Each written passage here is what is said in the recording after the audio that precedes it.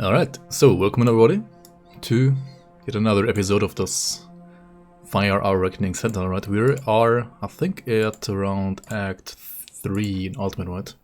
I think I just killed Waldrak last time. So Act 2 is basically done. Act 3 is where we're gonna start today. Which Our Reckoning do I feel like is the strongest endgame? Honestly, I haven't played Our Reckoning endgame in a long time, and I have a Chaos Our Reckoning Sentinel, which is really nice. I have people seen play Aether, which was horrible in the past, but got a lot better now. But it's not super good still either, I think.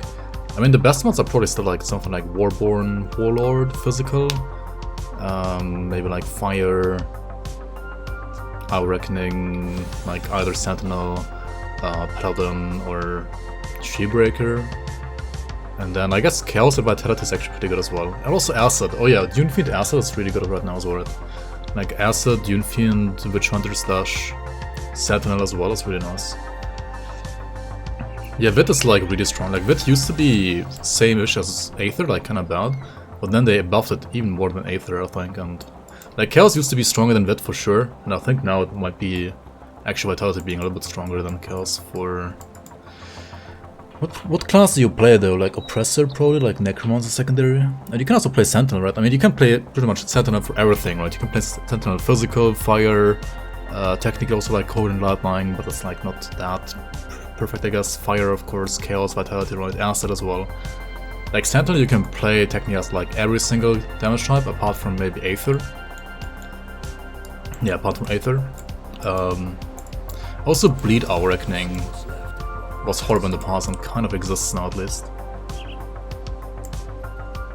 Yeah, Oppressor is probably a little bit stronger because you have your resistance reduction. I mean, as a Sentinel, right, you have to press Curse of Reality, but you have to not cast Solaris Witchfire, right? But as an Oppressor, you have to cast Soul Harvest, you have to cast Bone Harvest, but you have your resistance reduction passively. That being said, I guess Soul Harvest adds more flat damage than Solaris Witchfire and second right does, right? So I guess basically Soul Harvest flat's too high compared to what Sentinel provides you, right? Yo, Flames, welcome on. Skulls and Suits, Salvor, yo, Salvor, hey man. Someone asked what Our Reckoning is the best? Yeah. Do you have any insight? Well, if it isn't my old friend from Devil's Cry, I haven't bet it. Dune Fiend does more damage, Chaos is tankier. I came upon... Yeah, that sounds about right. The Chaos Our Reckoning Sentinel that I had felt very smooth to play, I would say. Not maybe the fastest, but very safe and overall. Strong with Blood Knight's not. Oh yeah, you have Blood Knight support, Blood Knight set support as well on Oppressor, that's true. Your Sentinel died. Would have left to get it to use Dune Fiend. I mean, just play another one, right? It'll be fine, right? Just don't die.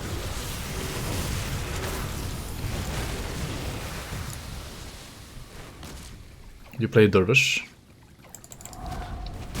Yeah, I think Dervish is probably more damage, right? I mean, Dervish also has the same Fizz Rest though, right?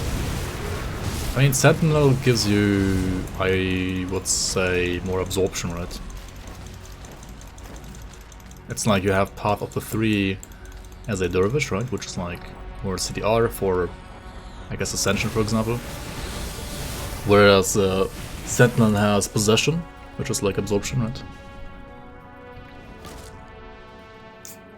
I think Chaos is still fine. I think it got buffed twice and then nerfed once again, so it's maybe a little weaker than when it was at its strongest, but overall still totally fine, yeah. Best place to farm Basilisks. I would say Ancient Grove, but actually those Chaos and Aether warped Basilisks that you have in the Ancient Grove, they don't drop their medals, right? I think. So Yeah, Basilisks are kind of a rough one. I mean, I would just say Ancient Grove if those like Chaos and Aether versions also dropped the medals, right? Did they not fix that? I mean, maybe they fixed that yet, but I remember like somebody in chat like telling me like some weeks or months ago that like they didn't drop them. AG vendor? I mean, yeah, just farm the vendor, I guess, yeah. Just farm the vendor says it anyway.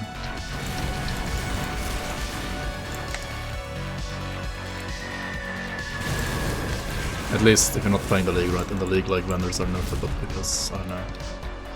But like, were at least last season. How do you feel in general about like vendor farming Room Dawn? Doesn't it like reduce the gameplay to like doing nothing? I don't know.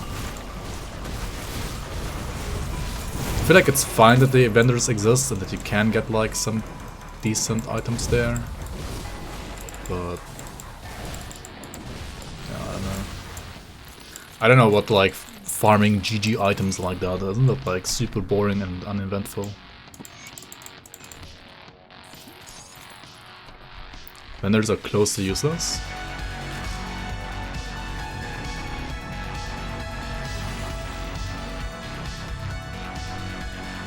Vendor farm in Lost Ark Monka.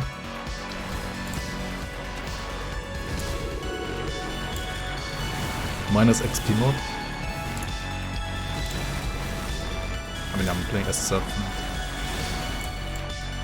He was not a fan of nerfing vendor farming for one reason: it makes the Miter easier to world farm, stronger in comparison.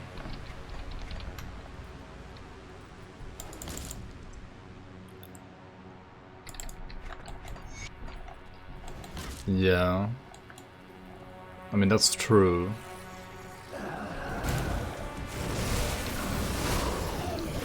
That is true, but like, for which item is that a problem? Like, is the game less balanced because of that?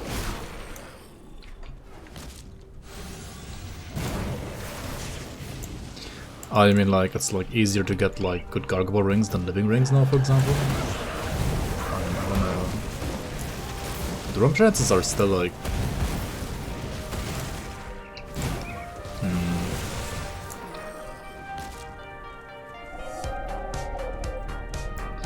Nerfing vendor farming pushed you to play Blitz, because necessary mines are easier to farm from bosses. Yeah, that's true. Like the Wendigo Glare isn't getting sold by the vendor anyway.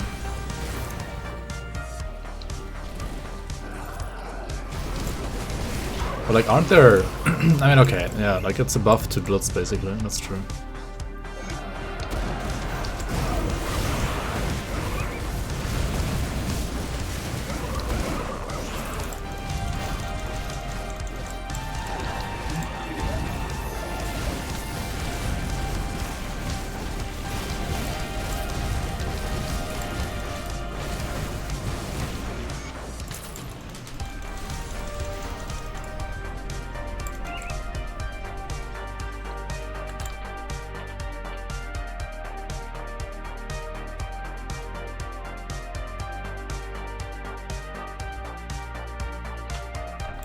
Vendor farming the same as in all games.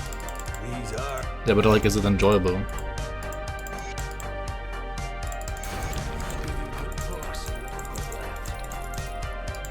Like, is it the same and enjoyable in all games, or is it the same and not enjoyable in all games?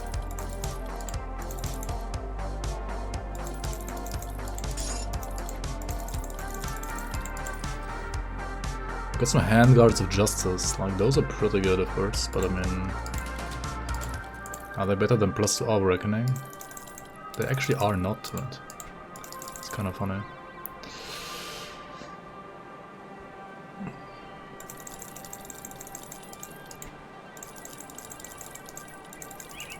Okay, what do I even look for right now?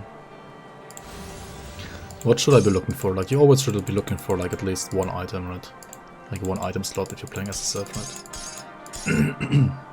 You should always like look at your gear. Like if you don't know what to look for, like look at your gear and like decide what is your worst item right now, and like trying to find a substitute for that slot. Like for example, I think right now it's probably Dude, I don't even know. Oh yeah, it might be pants, like we should like maybe farm some new solar pants, right? Honestly, I mean for this level the gear is fine though. Like, it's not that bad. What was I working on over here though? Oh yeah, Soulfire I think.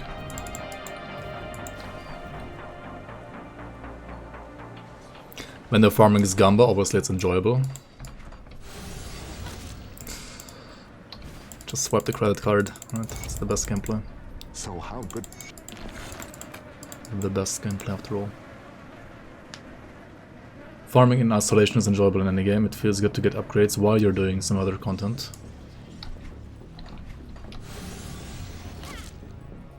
I hear you. Yeah, for sure. I'll skip the Legion is split. For sure, for sure.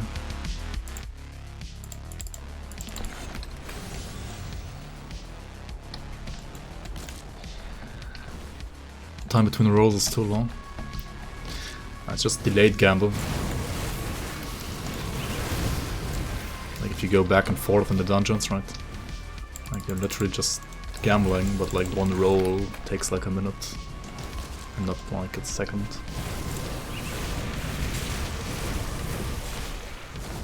Paying slots for in-game items, Pog.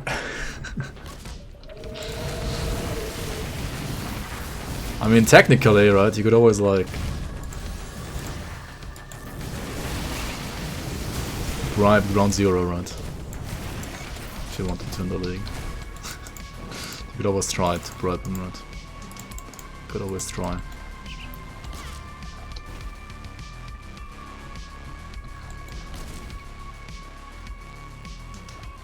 No, like big no, as in not enjoyable. Do you reckon? Grasping Vine's vitality damage. Or trash. It's good with like one set, like the White Blood set. Otherwise it's pretty bad.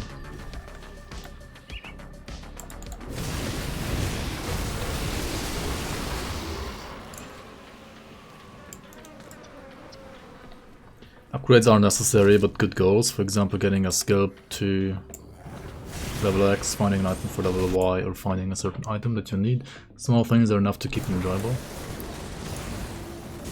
Yeah, and I mean, the vendors, right, like in the league, right, the nerf vendors, you can still get like a GG, like double magic FX item. Like they're not useless at all, I think. I mean, like, getting the item itself is still just as easy. And getting the GG like double magic roll is even easier than before. And it's actually like a buff when it comes to that.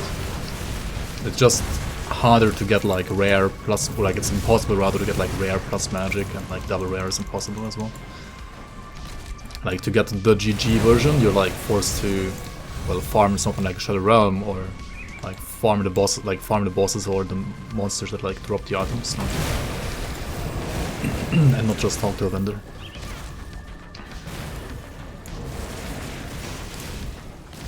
But I mean, double magic items can in many cases be like, I don't know, have like 80 to 90% of the power of a double, like a triple rare basically. Right?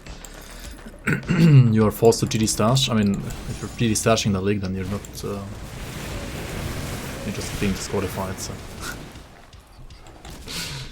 We're not forcing anybody to GD stash. We're actually banning people that are GD stashing from the ladder. So.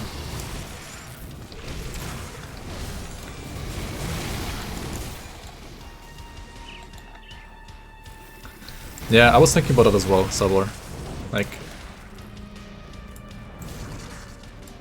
that sounds annoying to be honest, bad nerf.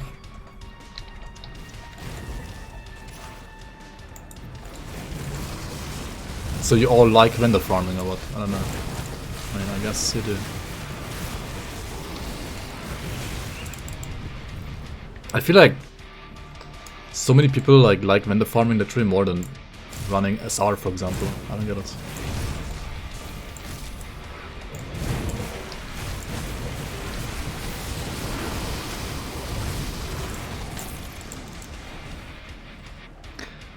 Yeah, I like having the option to vendor farm as well, but not for literally the best gear in the game, which is like better than all legendaries.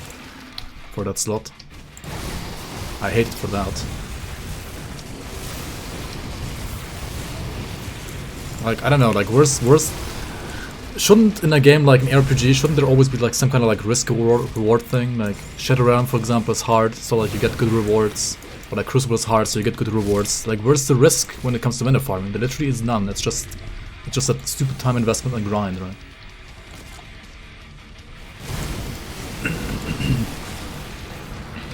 It's a change of pace, but like, what pace is like vendor farming? It's like you're role playing a bot, right? It's like botting in a game like Lost Ark, and you're like literally role playing as the bot. I mean, that's my opinion at least.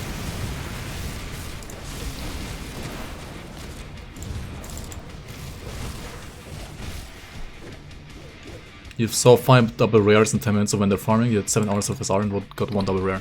Yeah, exactly, that's why it's too broken and OP, and that's why we nerfed it. Because it's stupid. Like, that shouldn't be a thing. The game's like the game is not hard, really, like... And that just makes the game like unnecessarily easy on top. In my opinion, at least. Press G, yeah.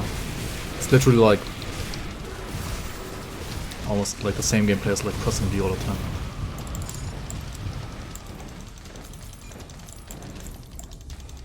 Get the vendor behind something hard.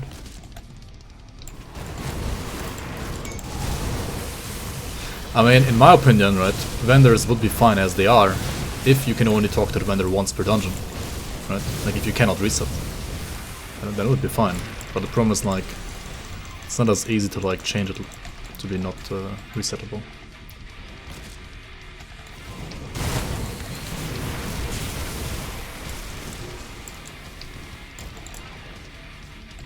Because then there would actually be a cost, right? Like, you would always have to, like, pay a skeleton key as well every time. And yeah, like that would be the other option, I think.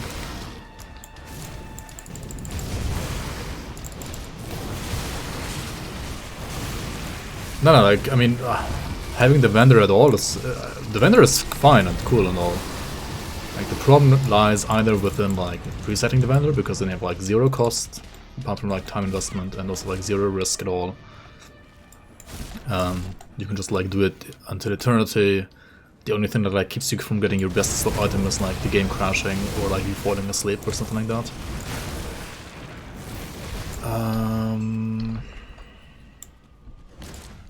But like if you only had like 1 chance per dungeon, then you would at least have to like clear the dungeon every time up until that vendor, which is usually not really hard to do either, but at least you have to like do something, right?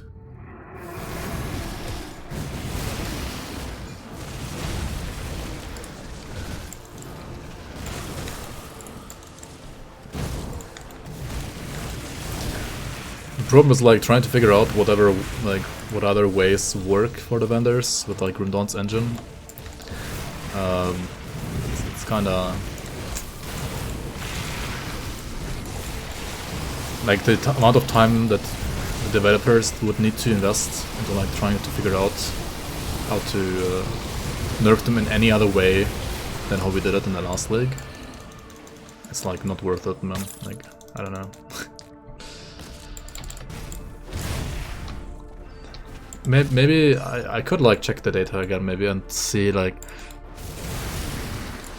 if you can change the reset timer or like distance on every vendor individually, or if it's like global.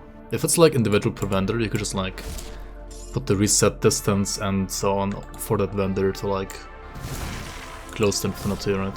So like it never resets unless you like wait 10 hours, basically.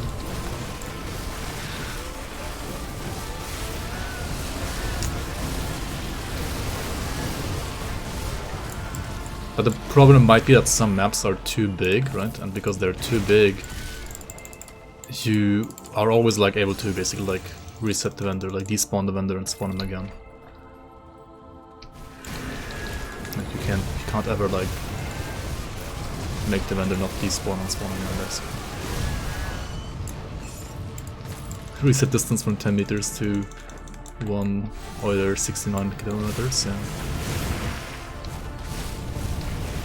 Wait, not Euler, what am I saying, dude? Math is so long ago, man. When did I last do math, man? What's it called? Exponential just? Natural exponent. Do we have a vote on vendor farming? I don't know. I don't think so. Or wait, was there a feedback for last season? Like a feedback? Oh no, there was not actually. I think it's still like on stands to do. Or like our to do, I guess. We didn't do a like proper like feedback poll or whatever you want to call it. Like which vendors have OP items? I mean Vinylton for example. Vinylton has living rings, that's like enough already to make him OP. And then he has like all the Basilisk marks, like for Promise Strike has like the GG gun, right? Like Promise Strike Druid is really good. Vinylton farming.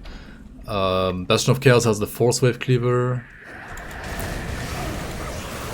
SLT I guess has like Spectral Longswords and Spectral Battle Axes.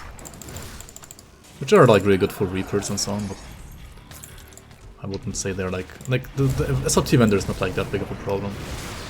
Tomb of the Heretic has like Sand Spitters and so on, right?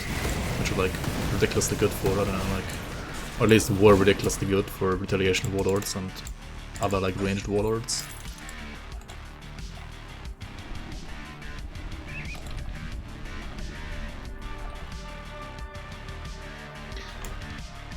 Some of the others don't have the equivalent, like Bloodsworn Rings. That's wait, Bloodsworn Rings actually drops in VOC.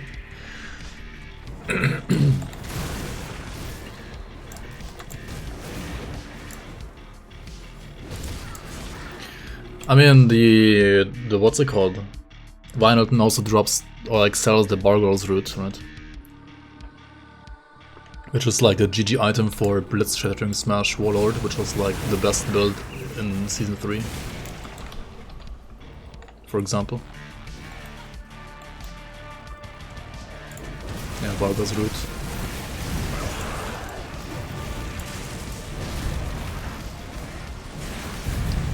Like imagine having to like farm SR or like farming Bargoyle in the main campaign instead of like vendor farming.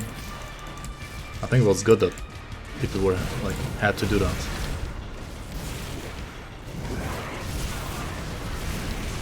Only needs double magic to be nuts.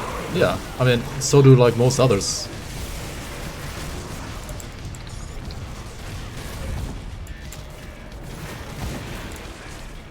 But if you have like double rare, it's even better, right? Like that was the entire point. Like you can still get double magic, you can still get going.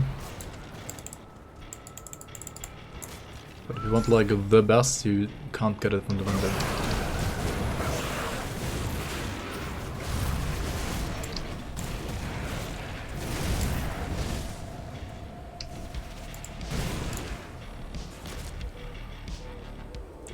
Blood Grove Guy has Kaiman's Vigil Amulets. Oh yeah, true. Kaiman's Medal and Vigil Amulets. The Vigil Amulet is like really good as well. Like really good.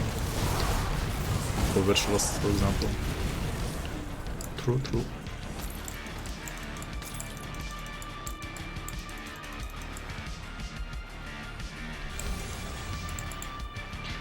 Yeah, I mean, you can't balance it as well, I mean, you could, I guess.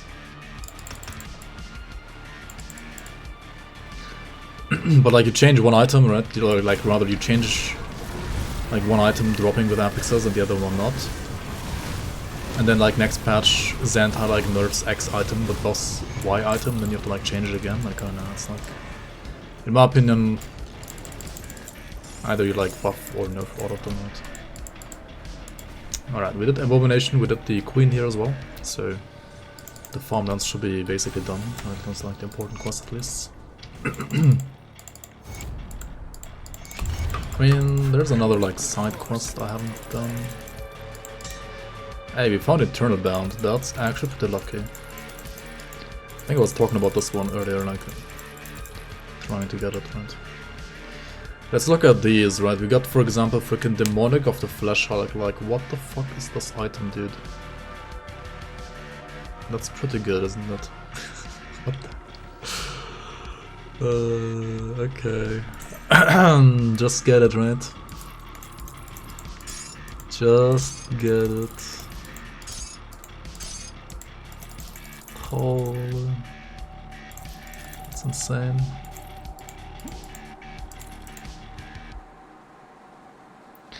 How many resistances do you want covered? Yes, yeah. Pierce Rush, Wit Rush, Chaos Rush, Ally Rush, and 50% Stun Rush on top as well. And I guess less armor than my current one, and also like no physique, cunning, and spirit, but I mean, it's still pretty good, isn't it?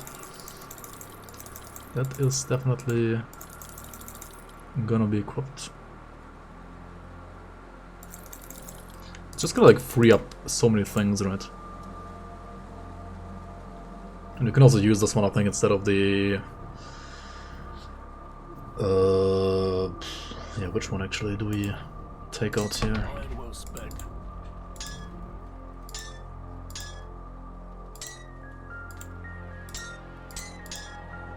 I think we're gonna keep the living ring, actually.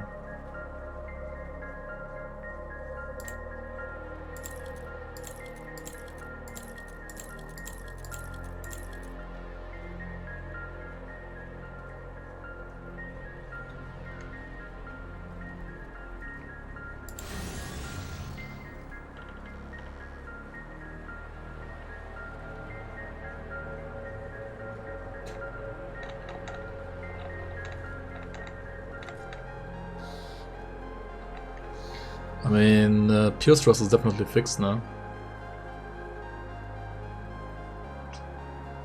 It was before as well, but like with less, or like rather with the need of more augments. Now we can use like I think triple Survivor's Perseverance, right? Fire Reckoning Paladin good? Yeah, I mean. In general, you can play Fire of Reckoning on many different classes. Should be also good in Paladin.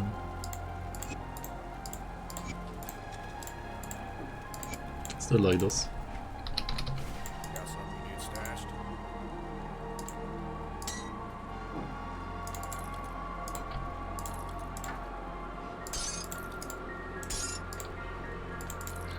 And what else here? I mean, I want different pants, right? Yeah, I wanted to like farm these a bit. Get an upgrade there as well.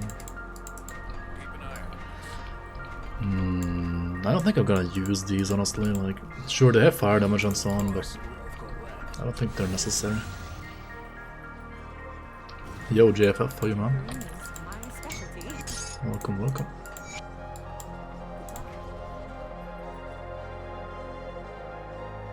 Okay, we need to be revered with these guys, right? The Black Legion, to get like Aether Resistance Ordnance. Until then, I can just like put dual Pierce. Actually, it's only one free slot, right?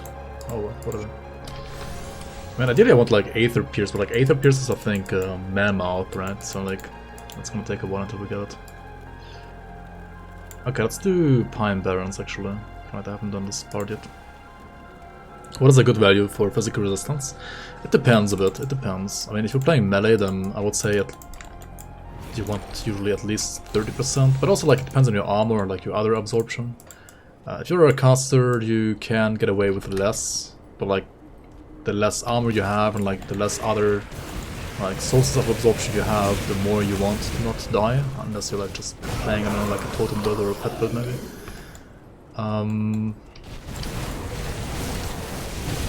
And if you're a melee, like, I mean, the more you have, the better, really. My Physrus is 23 right now, which is generally, I would say, for melee, rather low. It's not really that high. I mean, it's still like not endgame, so like it's fine. It gets more important later than right now. Like while leveling, you can always like kind of try to make up for having no Physrus by just having higher armor values. Right? because, well, armor is gonna mitigate physical damage as well. I should use an arcane spark somewhere, right? Like on my amulet, for example. I think. I really don't need the ward stone anymore. Except for maybe for movement speed. I mean 2%. Hmm.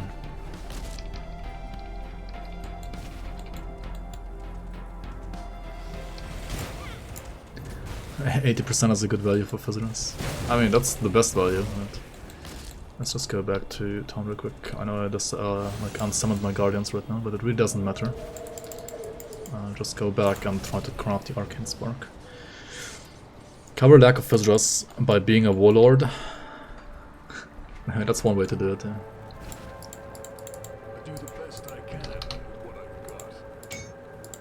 Okay, so this thing I want to use on my amulet because it gives me energy leech and offensive ability as well, which is pretty nice. Usually I want to put it on your medal, but I already have like Aether Soul there, and I really don't want to mess with this right now. I'd rather...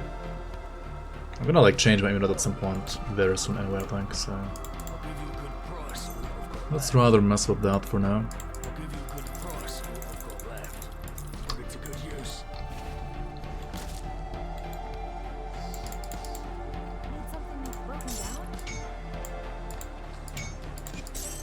That was close. Almost destroyed my item, what the fuck. 1, 2, 3, 4, 5, 1, 2, 3, 4, 5, okay.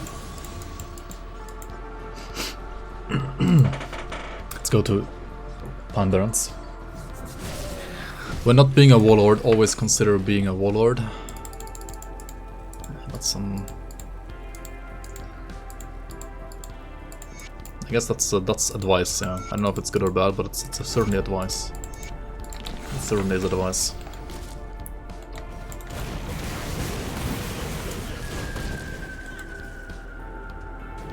Yo, GM Chaos, how you man?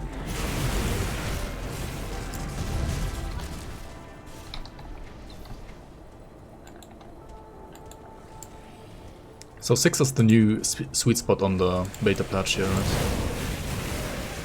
Or like on 1.1.9.6 whenever it comes out as well. Which should be very soon, honestly. Like, and they've been saying like soon since like 2 weeks now, I think. But it should be actually very soon, like basically now, right?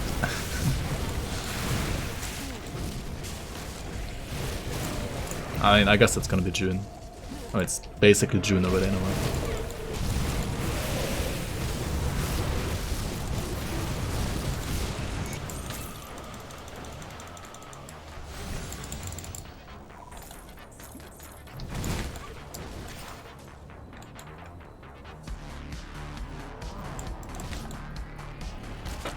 If you die again, you're just gonna roll a warlord.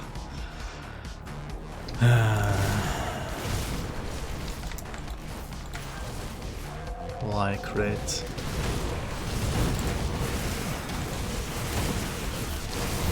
I mean, you can also die in a warlord. Like, it's not that you can't. I mean, I guess it's really hard to die in a warlord though.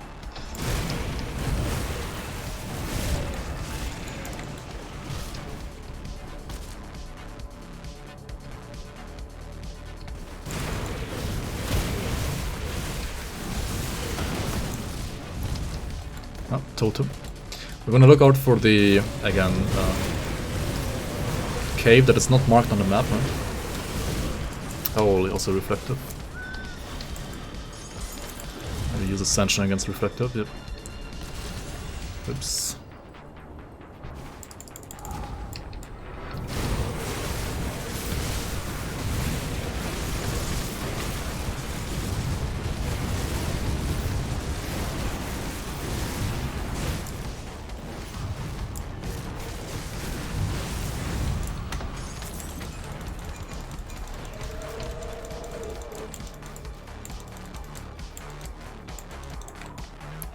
Warborn Oppressor does fine tanking Karl as well.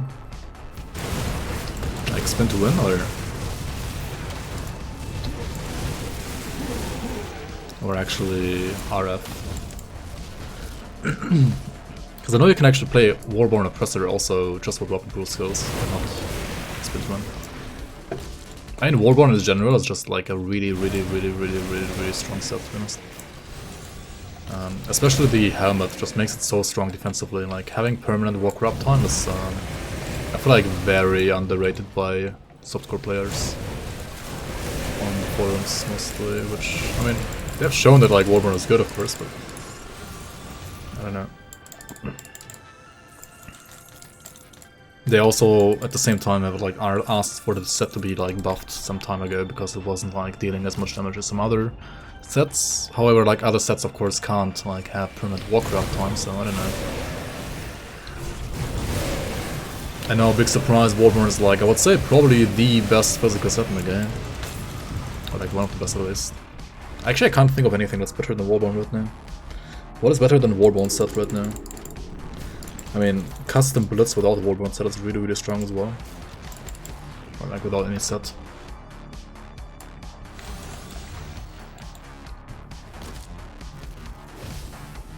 Like permanent Warcry is not only permanent damage reduction, but it's also like permanent 40 RR or something like that, right, on Break Morale, because you get like 22 points as well on Break Morale usually if you're playing Warborn. You still like Avenger? I mean, yeah, Avenger is also still good, of course. But even like Avenger of Water, I would say you want to play with Warborn Helmet, right? At least I would play it with Warborn Helmet. So like it's not only Avenger. You can also like play Archon, of course. Then I guess you can play the Blood Reapers. Is it Blood Reapers? No. Blood Ragers helmet, right? And you can also play Blood Ragers helmet on Water.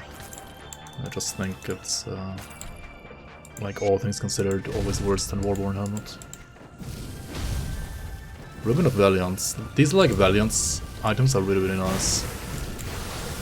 I mean, if I didn't have this like dual wielding relic right now, I would definitely probably use this one. It's really nice. Or like once you especially have like a couple of pieces from the set, you can make your character so tanky, right? Like all the armor that you get, all the percent health and so on. If you have all 4 pieces, even like +1 all skills, like it's really good. Really good like leveling set. Level 65, right? Yeah.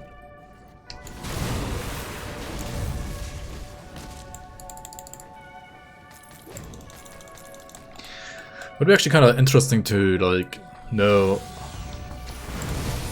how like good or bad Warborn, I mean Avenger Water would be if Water, if Avenger, what am I saying? If Warborn Helmet was worse than it is right now. Right? That'd be interesting. Like, what if, for example, the Warborn Helmet's like Warcry cooldown was not on the helm, but like on the 4-piece set, or like on the like no, on the weapon, right? What if it was like that? I mean, I guess you would just play the green, like the green Warcry helmet then. But like then you lose +1 all specific soldier as well. Right?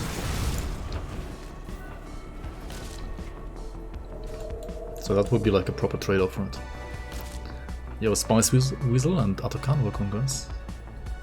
Welcome.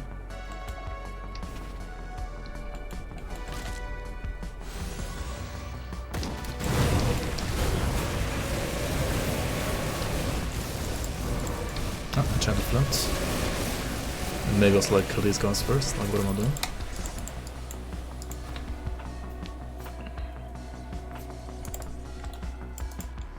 I'll give you a good price on what I've got left.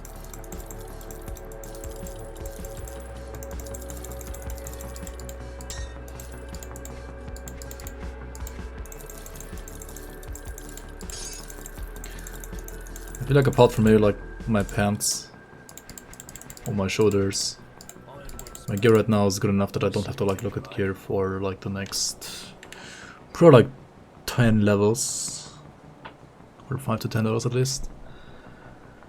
Are there even any shoulders here? No shoulders. Okay.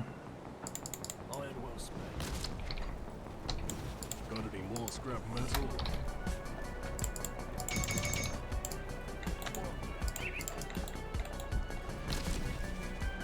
What does UR stand for? It stands for Eye of Reckoning.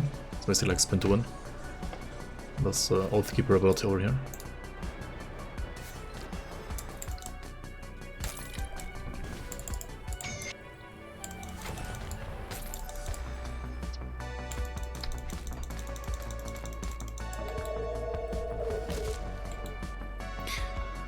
Granil Hala is asking to become your Steam friend.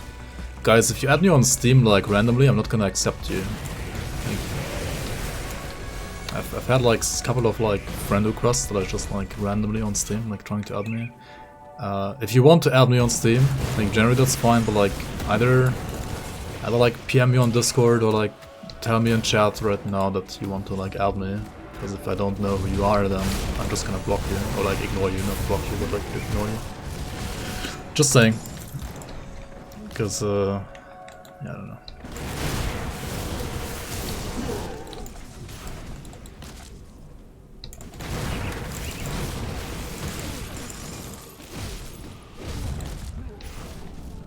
I mean, I'm basically always offline on Steam anyway, like...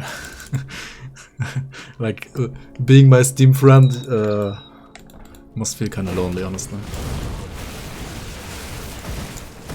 I mean, you probably have other friends as well on Steam, and I'm like the lonely guy, not you, but... Yeah. Toxic streamer blocking people? I'm actually never blocking people. Unless they're like bots. But I mean, the bots aren't people, so... But I usually just like press ignore if like don't know if it doesn't do this or that is, right? FF is out for testing? Wait, like actually beta? What? Like open beta? Ah, it's out for closed beta. That I know.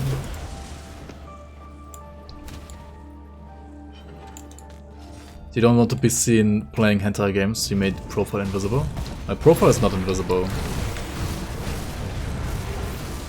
Just my online status is like invisible.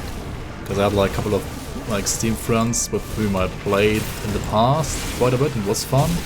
And at some point they just like started spamming me like every second day with like random ass bullshit and I was like getting tired of it. So I just like went in this mode like whenever I was online.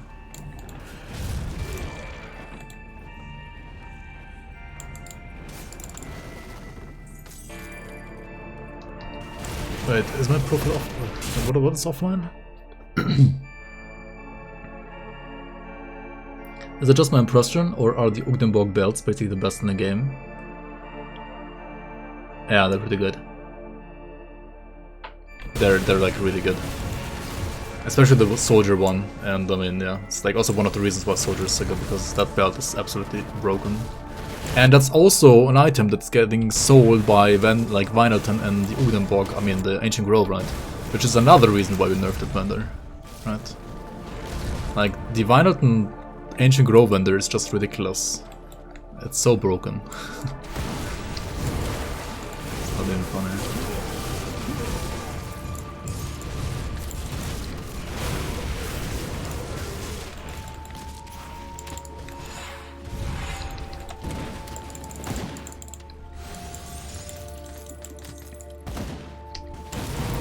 402. Era 402 offline. I don't know. I haven't heard anything about like open beta,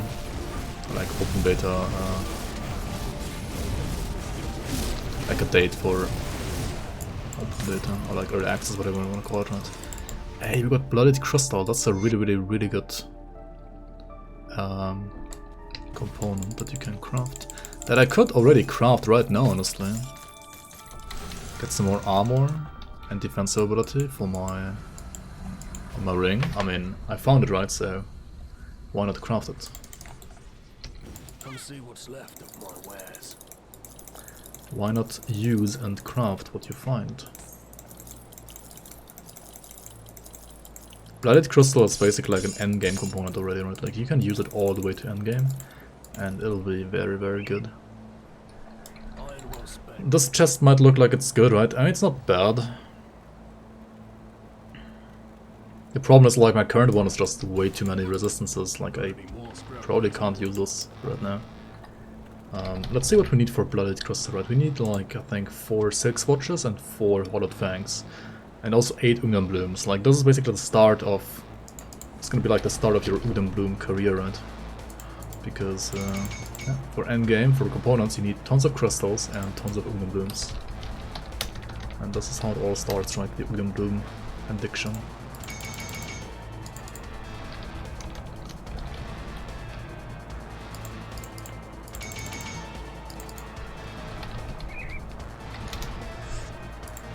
But yeah, I mean, these are really good, right? They give you like 75 flat armor.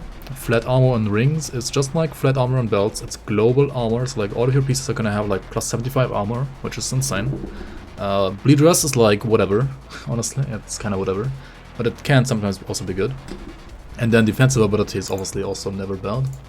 So, like 75 more armor, more DA. And it's really, really, really good actually. Like, the amount of armor you get from this is just ridiculous. We got a couple of quests to hand on actually, like, what am I doing? Let's go back here. Between Living Ring and that belt, sounds like Valentine is really only broken for soldiers.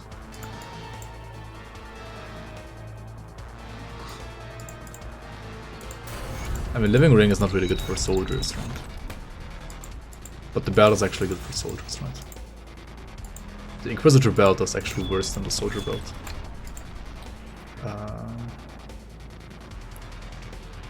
I didn't slay Lutra, what am I doing? Oops. Now Living Ring is the HP and the elemental damage one. But yeah, you can also get the Vine Ring, or whatever it's called, like the Retail Ring in there as well actually. Yep.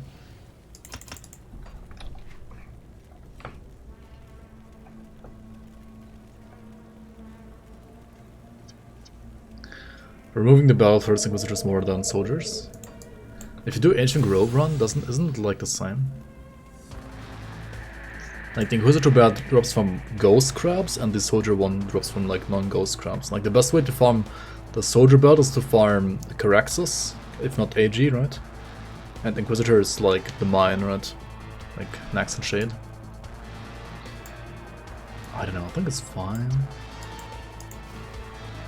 I'm not sure. Let me actually run one... Oh no, never mind. No, let's just proceed here for now.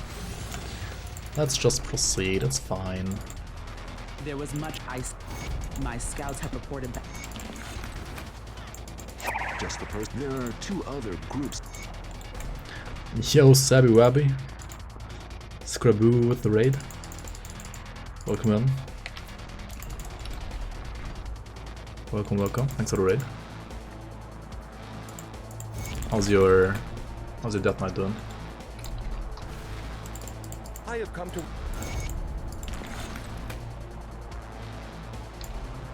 Raid icon? The cat is scary? What? I always had a raid icon, I think. Question mark? I didn't change it at least.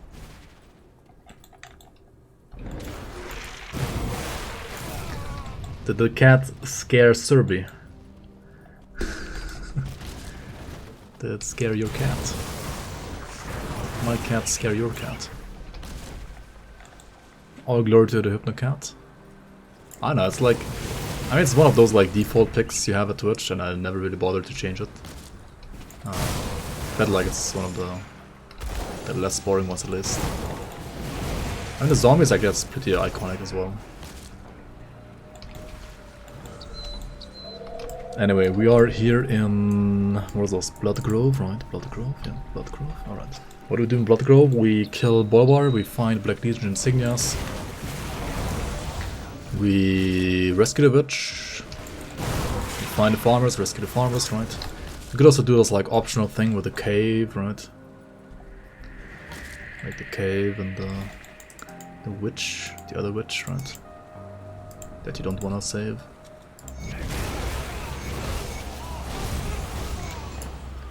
All glory to JavaScript and Monk. JavaScript raid. Let's max out Soulfire, right? Still haven't done that.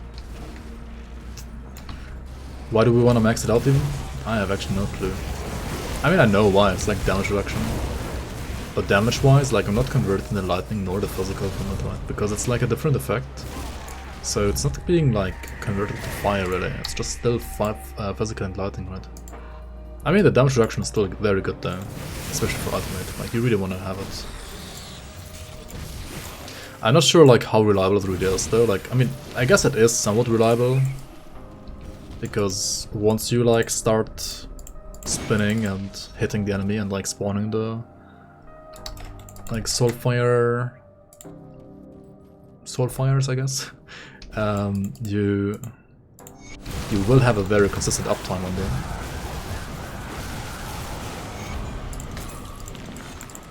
But I think against like some bosses it might take a while until like you hit the first time and like the boss might slap you until then a bit.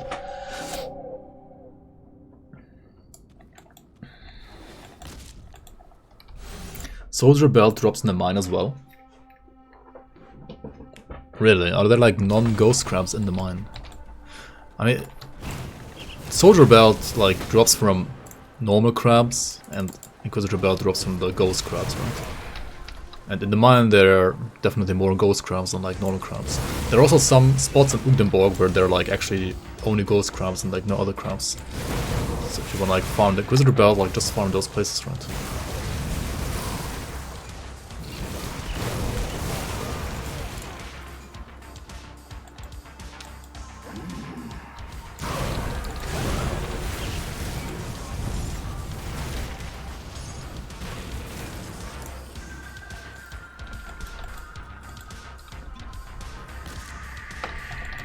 You farm the mine for Soldier Belt? What? The boss there, like, correct, like, Connection Shade, he doesn't even drop the belt. Why would he farm the mine? I don't get it. Like, just farm Caraxes. Like, Carax should always be more efficient, shouldn't he? At least I think so. And also, like, I think people who have also played the build haven't done that usually. I think just get the portal first here. Caraxes and the mine. I mean, fair enough. We speak at last.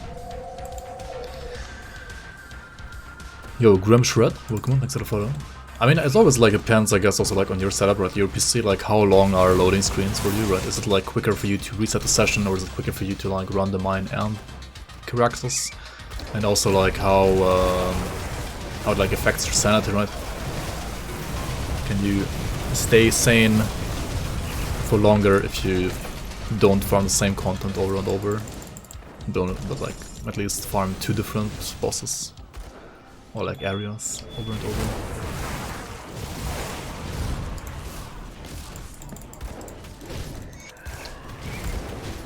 Alright, we're just missing the farmers, right? You love Nightblade builds? This game rocks. Glad you think so. The build is, I mean, the game is awesome, and Nightblades are really good as well, like really fun. I used to play lots of Nightblade in the past as well. I mean, I was gonna say not so much recently, but I actually played a Trickster as well recently. The problem is like Trickster is, like at least the Trickster that I played was not really like a typical Nightblade. So it wasn't like dual wielding, shadow striking around and so on. It was a little different. But yeah, like those Shadow Strike dual wield Nightblades are, I think, one of, if not like the most fun playstyle in general that you can play in this game. Not necessarily the best, but certainly the most fun.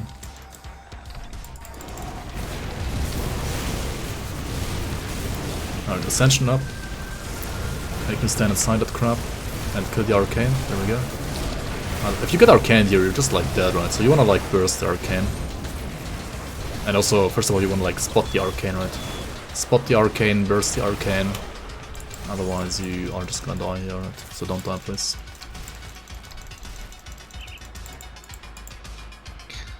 Mythical Menhirion. I mean, if I was playing physical, right, it would be good, I guess. But I'm not, so it's not that good. This is Demo Occultist. It's Occultist and Oathkeeper, actually. Does Hardcore mode give better quality items? No, it's the same. Hardcore is just for I don't know. It's like for bragging rights, I guess, and having Twitch content whenever you die and like people can laugh at you. It's literally the same game. Everything is the same, just like when you die, you can't play your character anymore, right? You have only one life.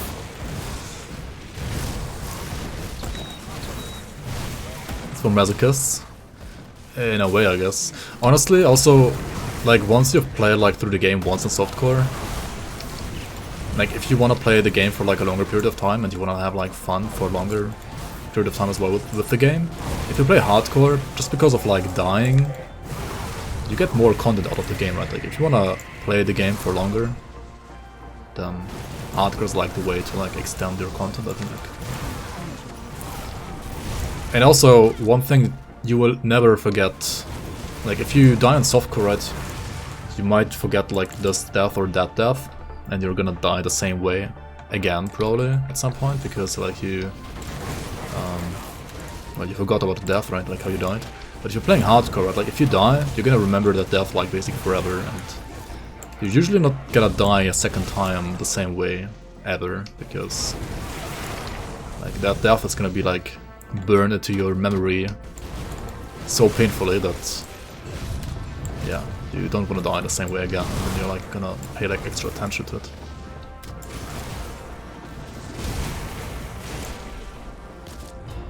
And also like hardcore, especially like when you're starting out on hardcore, like it's always like the thrill, I feel like a thrill of losing everything when you die.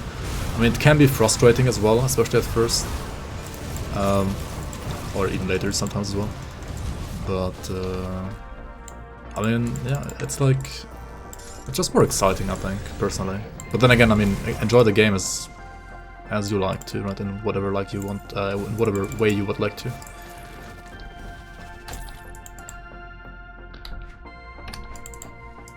My first hardcore character death was you staying away from the game. After your first hardcore character, what I can't even show you, I can't read either. My first hardcore death made you stay away from the game for like a week. Well,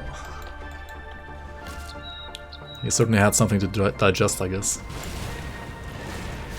But I mean, yeah, I feel you. Like the first time I died in hardcore as well, I was in shambles, and like I went back to softcore for like another month or something like that before I tried again.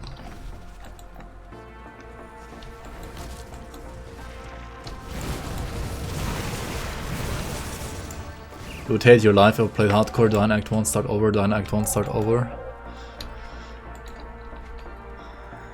I mean, yeah, what can I say? I mean, hardcore is not for everybody either, of course. As I said, like, play the game in whichever way you would like to, in whichever like way you enjoy the game more. Only create made our reckoning animation start a bit faster. Yeah, it is a little. I feel you, man. Like our reckoning, it's a fun ability and all, but like the radius is a little small, and it sometimes feels a tiny bit clunky compared to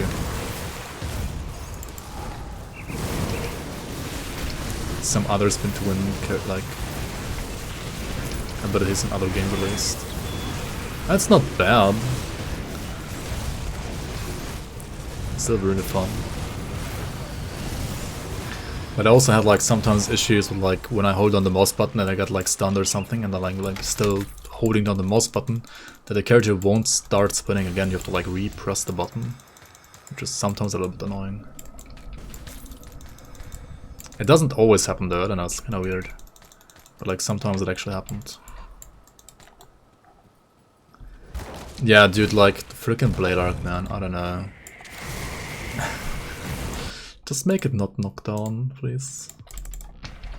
And then have the knockdown be on the cooldown on the transmitter, right? Ah, that would be so nice, in my opinion.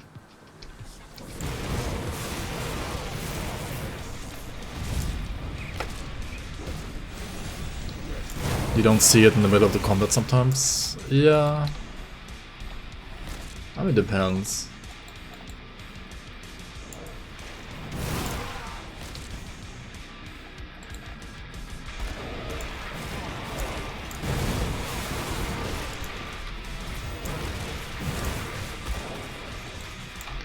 You know what Nemesis spawns in basically the same spot all the time? The unending doubling menace in Udenborg. Seems like it has just a few spawn spots, which is why you always come across when you're farming Udenborg bells. Just wish you would pop some better gear. Ah, you mean Kubacabra? Kuba has actually quite a lot of spawn points, I think, but... I mean, not as many as like Benjar or Valderon, but still quite a lot, I feel like, compared to some others at least. It's just, you're in general, if you're playing this game, farming the Borg quite a bit because of, first of all, blooms, right? Then like living rings or like ancient grove vendor farming sessions and so on and so on. You're generally like gonna, if you're not playing SR or other dungeons, you're probably gonna be farming the Borg, right? So you will encounter Kubacabra quite a bit.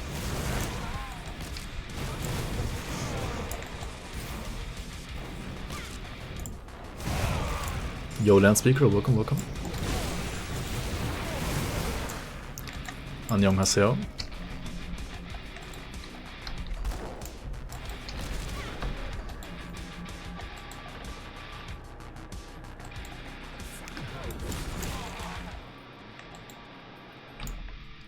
The mother and her children is already pregnant and they are pregnant too.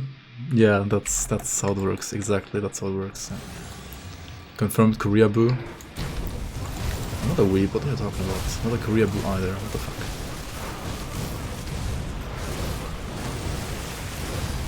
What the fuck?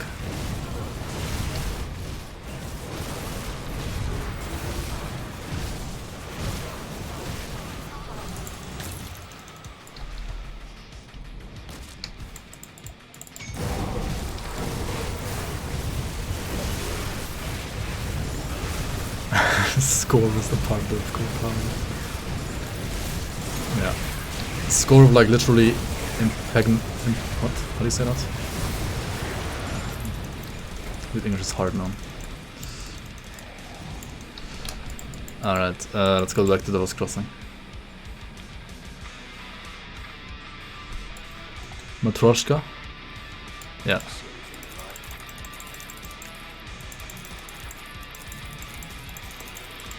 Clipped. Fuck off.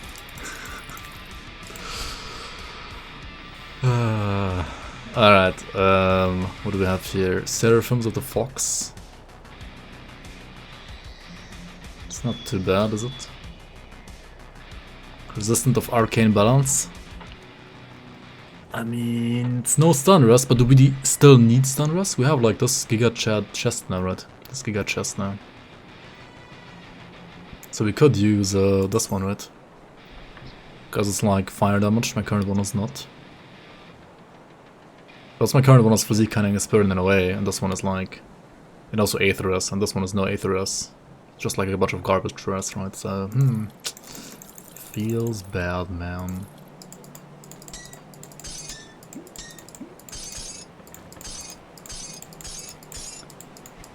Yeah, some people call it like Copacabana. Or Kubacabra or something like that. I don't know, like the Nemesis has lots of names, I feel like. I rarely see them like write name correctly on Reddit, for example.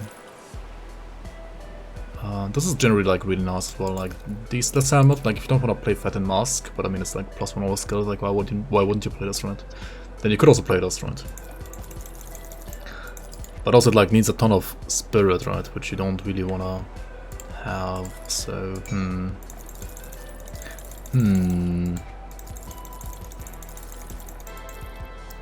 What if here, Merciless of Readiness? I mean, it's no Aetherist, right, so...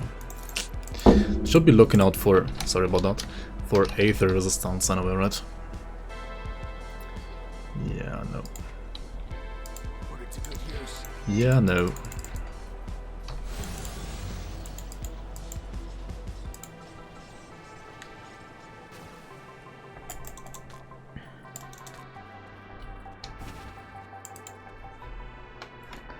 Matrushka Turkish as well. Oh.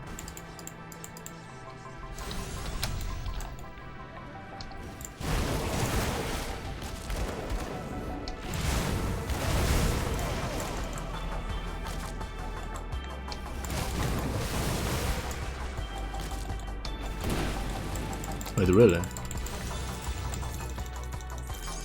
I mean, the figurines, I guess. Not the actual mother. Right?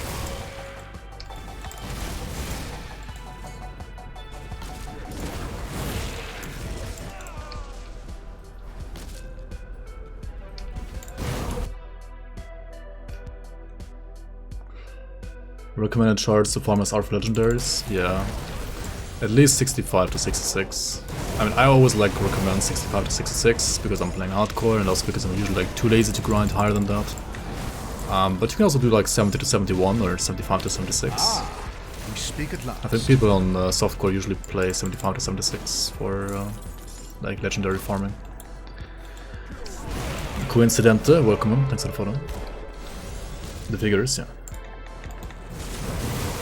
Yeah, I mean, it's just like the Russian word being like Turkified, I guess. It's the same in German, like you would also just like use the Russian word for them.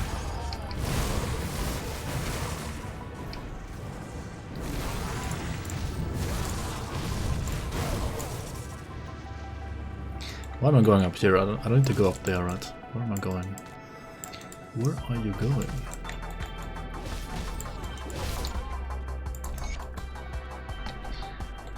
Okay, where am I going though? I need to go over here.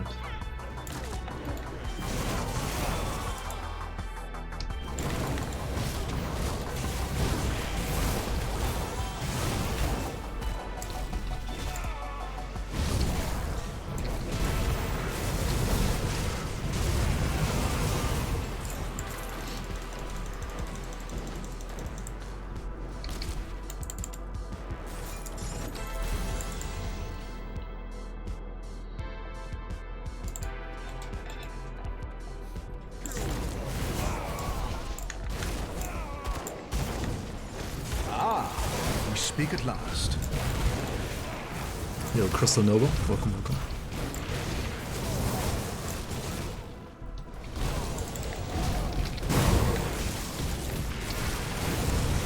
Hey, what is this totem? It's like one mob. Oh.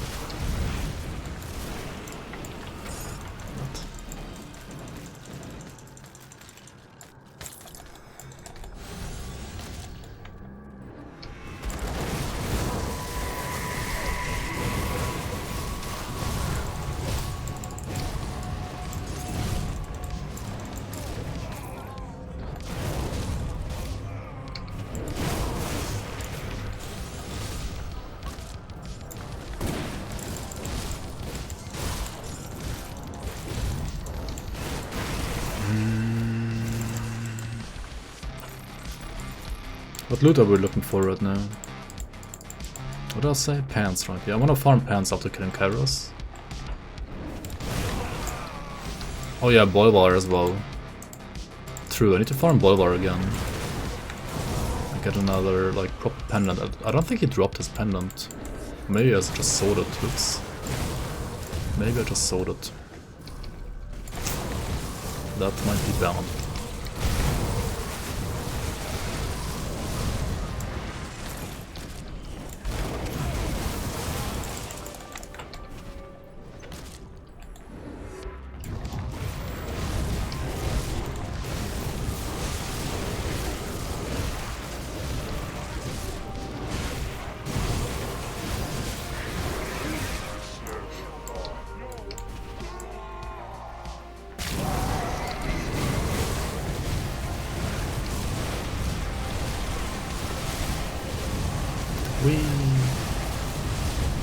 Alright, I mean this boss has mechanics if you don't have damage, right?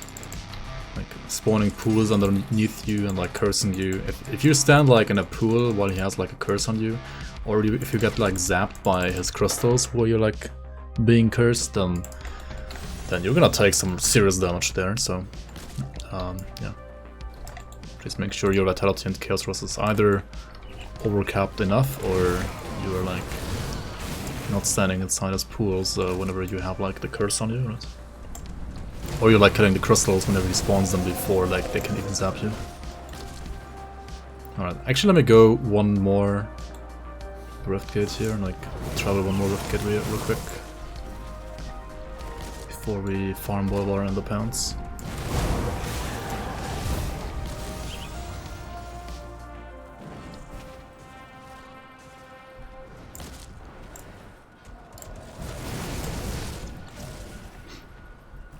I feel like Blade Arc knockdown is, I mean, it's especially annoying for endgame when you're like trying to kill stuff in Shadow Realm quickly, or like in the Crucible it's like, I guess, the most annoying.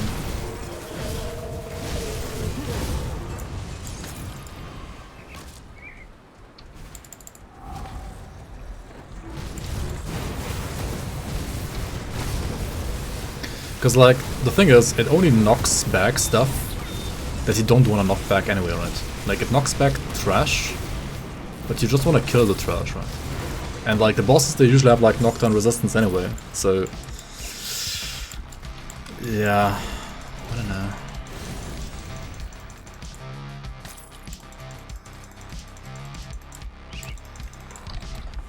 Farm Bolvar, that depends. Then depends, not independs.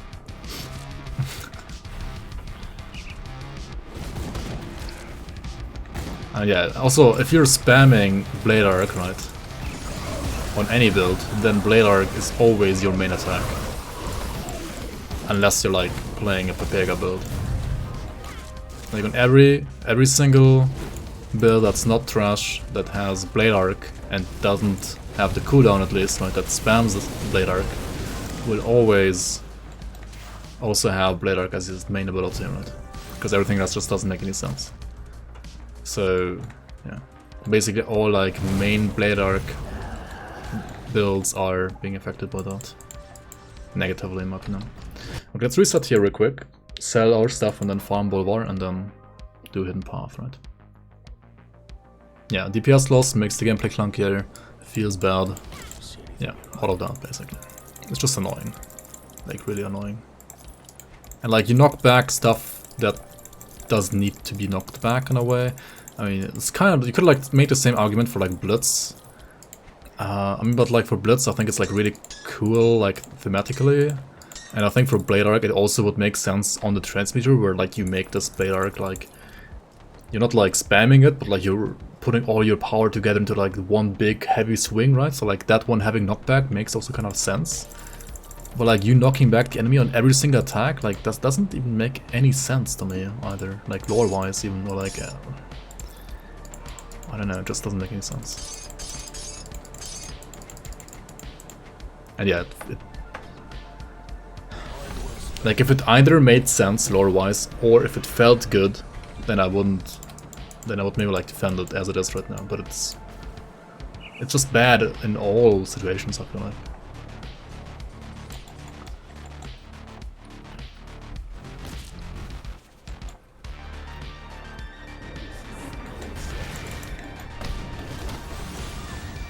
So you can all walk the way you're going.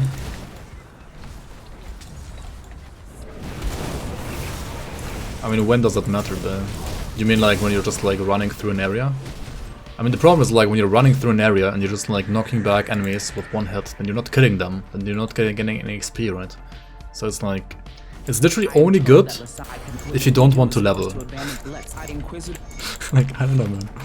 It's literally only good if you don't want to level.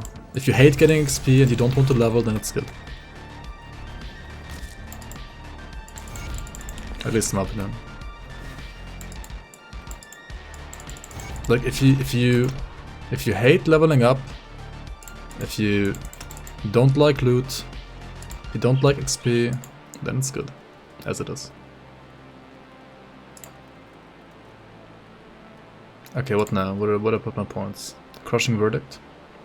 I could put more points to Crushing Verdict, right? Or just like put base points here, or get more points in Second the Right. I kinda wanna try maxing out Second Right because I have like full wit to fire conversion. Not sure if it's like worth it or not, but I'll try it out, I guess.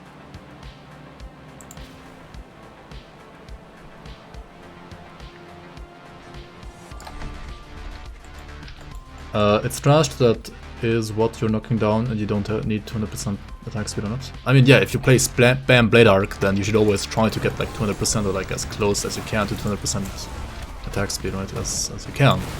Like everything else also doesn't make any sense. Like if you spam, you have 200% attack speed, or like you're trying to get there. If you don't, then the build is like, I don't know, then like your build has a conceptual error somewhere. And if you're like playing cooldown, then it doesn't matter, but also I think on cooldown the knockback makes sense, like thematically and also gameplay wise.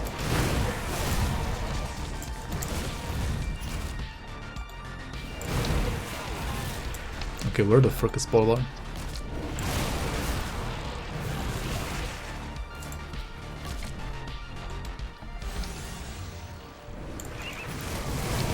Bolvar,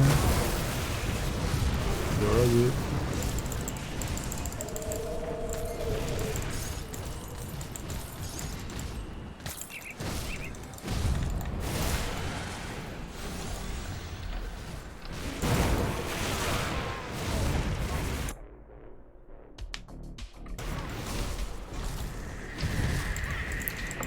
Yeah, I mean you don't need 200% attack speed for trash.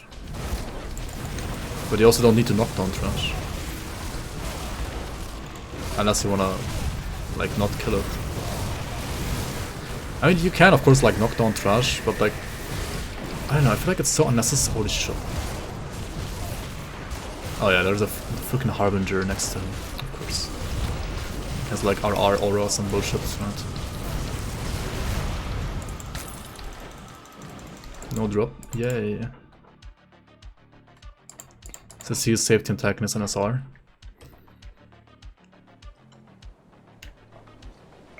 It's like the only place. It's like in the non-boss rooms, right? When you're like charging into a big pack and you wanna see that pack. That's like the only place where it's actually good. I agree, like it's good there. In the boss room it's useless because bosses are immune to knockdown anyway, like it doesn't do anything. I don't know. I still think it's kinda annoying.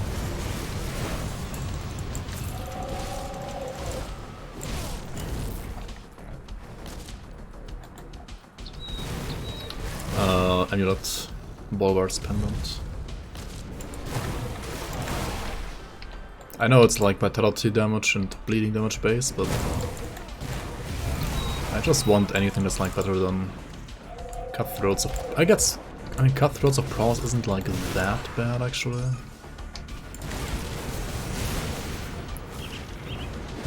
But even Decaying Prefix would be better because like I fully convert Wit to fire and I don't convert Pierce to fire. I mean partially only. 46%.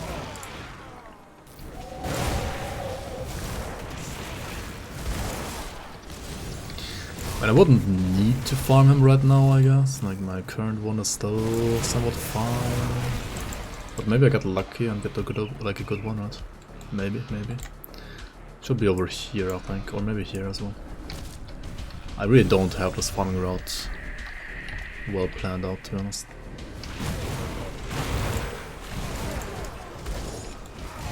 I don't think he can spawn here, right? He also spawns here, though.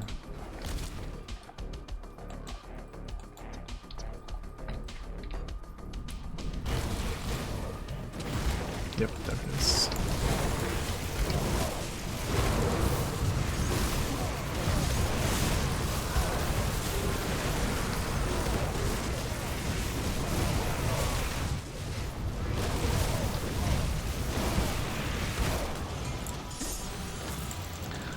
Still no pendant, Surge.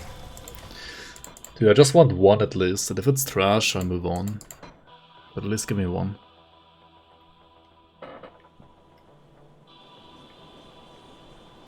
Yeah, that's the next thing. Like it's like it says knock down in the description, but like it knocks back a lot as well. And then you have to like walk. Like you can't like keep on attacking the enemy, you have to like walk to the enemy. Like it's a DPS loss basically.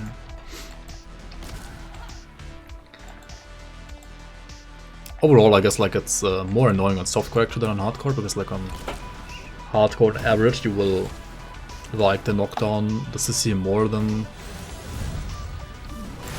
the DPS loss. Or like you will care less about the DPS loss in hardcore, I guess.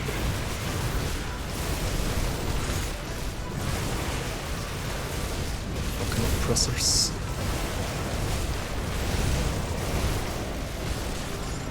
No need to farm this totem really. Just, I don't know, like whenever I see a totem I'm just gonna farm it because like in general it has like pretty good chance to like give you blueprints, like this one for example. It's a trash one for our build, but it's at least another blueprint.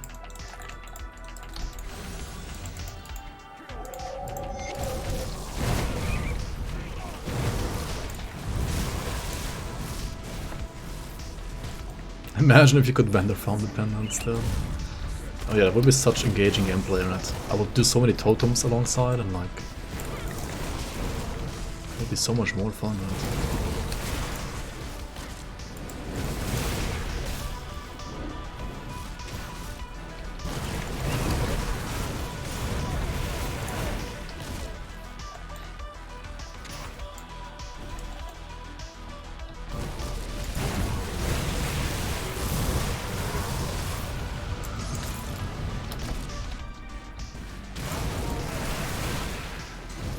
Is he spawning the same spot again as last time?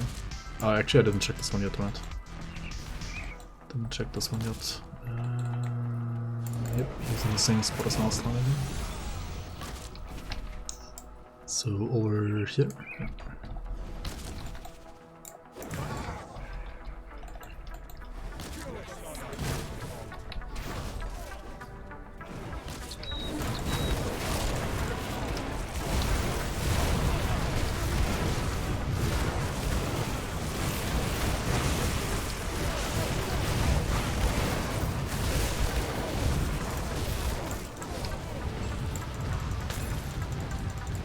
There was a pendant, right? Unyielding of prowess. It's Aether Rush, and better slow rush and higher stun rush. It converts physical to vitality, but I really don't care about that. And the prowess is like... there's some cunning, right? I mean, it's whatever. The prefix is at least better than what I have right now, I think. Like defense-wise at least. Not too bad, level 84 though. Okay. I'm, I guess, somewhat happy with those for now. Let's do some hidden path then, I think. Like at least up to Solal. Get some Solal pants.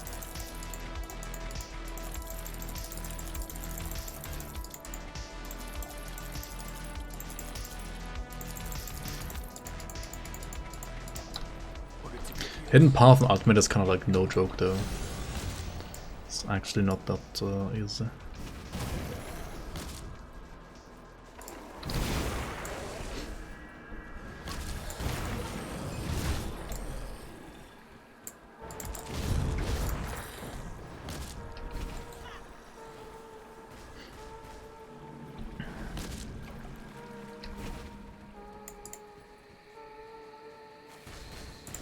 You decided to make a pet build, you're already regretting it. Wait, why regretting? Abysmal Conjurer. That should be a very good build on it at least.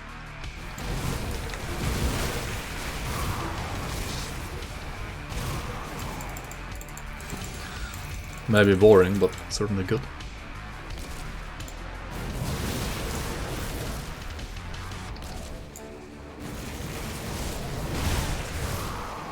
Brain off, no input required. Yeah. If you want like a chill after work build, then pet builds are, I guess, pretty good. But other than that, they are very unengaging, I feel like. I mean, there's some where you have to like actually press buttons, but...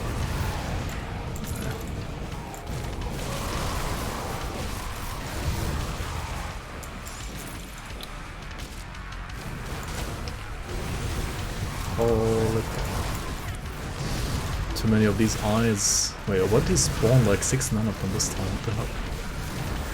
Usually they're like less than that at least. Bit aggressive of spines, I mean that's like pierce suffix, so... Not really what we want here. But I mean, I want Solar Pounds anyway, and not Rig Pounds, right? You love pets?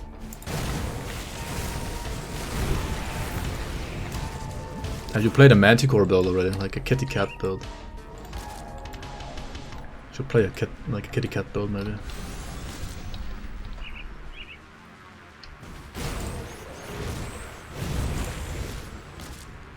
Haven't found that farming the individual hidden path bosses does not pay off. You have found that farming them doesn't pay off unless you're unlucky after completing the quest. I mean, they don't change their drop chances for the pants.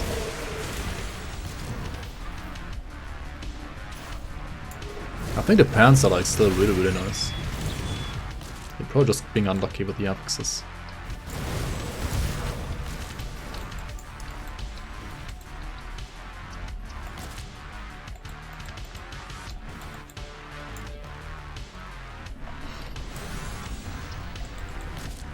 Especially solar pants, like with the lifesteal and the Aether Rest and so on, like it can be really nice. And Driga are honestly really good as well. And Bismir, like if you're playing a pet build, like if you don't have your like best in slot pants yet, like you can always just wear Bismir pants after that, right? It's totally fine. And Solar dropped, I think nothing, right? Nothing, Org. That's kind of unfortunate. I guess we reset and farm him again. Wasn't there a skip to farm Solar? Yeah, there's some like Shadow Strike skip for sure. That's true. That is true indeed. Should I do it?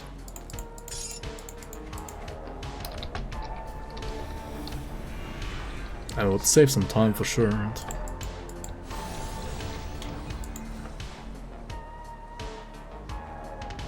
Was hidden path part of the base game before DLC? Yes, it was not there on release, but it was like one of their like post-release patches. Just like Podwebbery. Like Podwebbery also didn't exist at Grim Dawn release actually. It was like a post-release patch, but before the first expansion.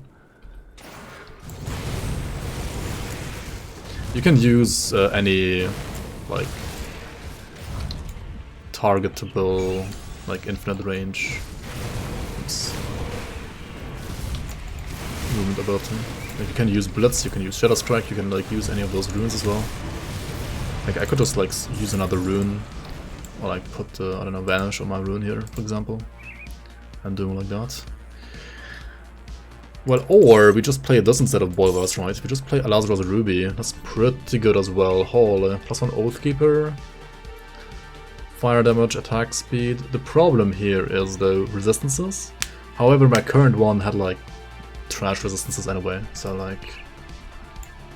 yeah, I guess we just play this, right?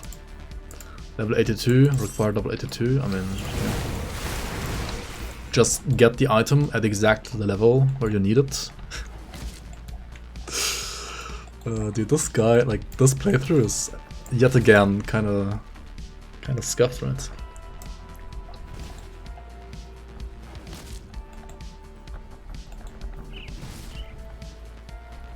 Just get all items you need whenever you need them. Now let's just get like good survival pants. Okay, Starved of the Untamed aren't really that good, right? It's like pet stuff. What the fuck?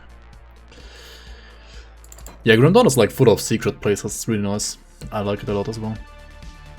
Like especially the first time you're like playing this game, it's really fun to like check out, like try finding like all those spots. And then even when you like think you've found all of them, there's still at least one more that you haven't found yet, right? It's pretty cool.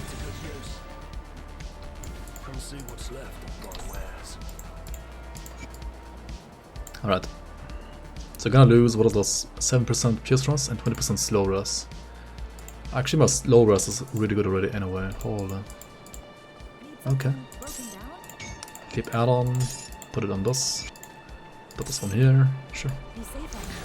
We should have another DPS increase. Definitely.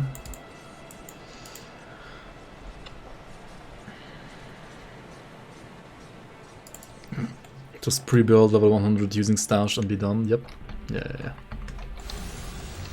Just play the game by playing GRIMTOOLS and then don't even start the game at all, right? Also, why did I not kill Lutra? Like, what was I doing the last, like, 10 times I was here? Did I? Why did I not kill Lutra? Like, killing Lutra on ultimate is actually important. Well, like, on every difficulty, right? Because, like, she gives you a... Like, completing this quest gives you an attribute point, right?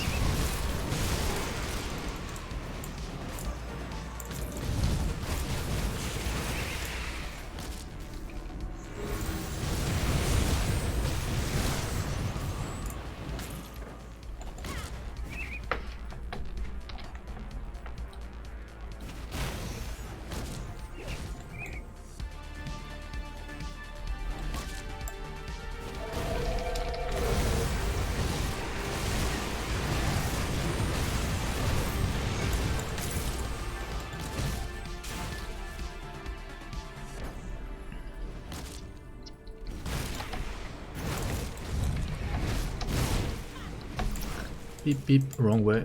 Over here, alright. You're having peri-peri chicken kebab and you can feel your ass is gonna suffer later.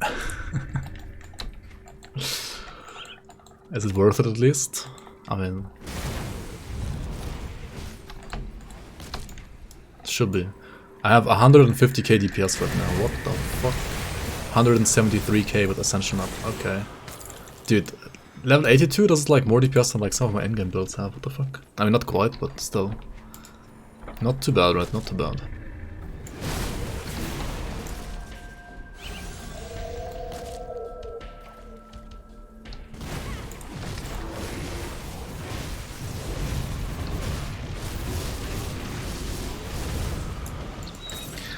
What did we get? We got another ruined armor of Ignafar and no pants. Pog. Isn't UR sheet DPS pretty crazy? Yeah. But that is true as well. Like, our reckoning DPS on the sheet is generally pretty high and should maybe be taken with like a small grain of salt at least. At the very least, a small grain of salt. It's a good use.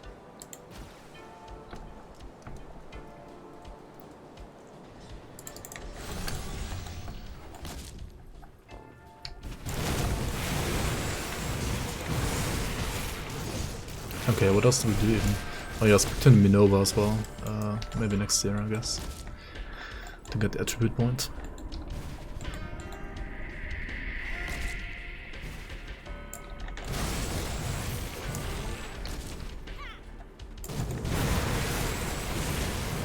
Let the spice flow.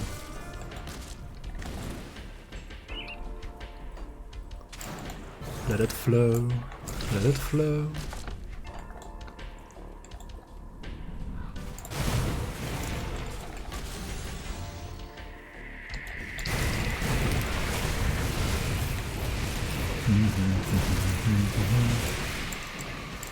Where's our reckoning, dude? Where's my pants, rather? What the fuck? What am I saying? Give me my pants. I need my pants. At least I have components on, otherwise I would be shitting my pants, right?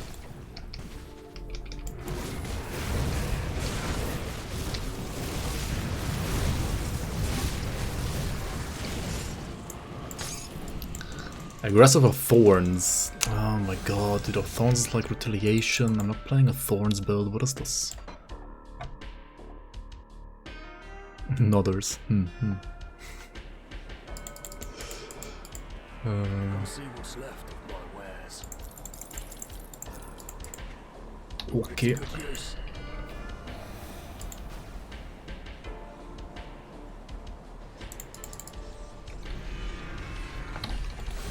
Alright, let's talk to Minova here. Pants are out the door. Pants are sold to the vendor.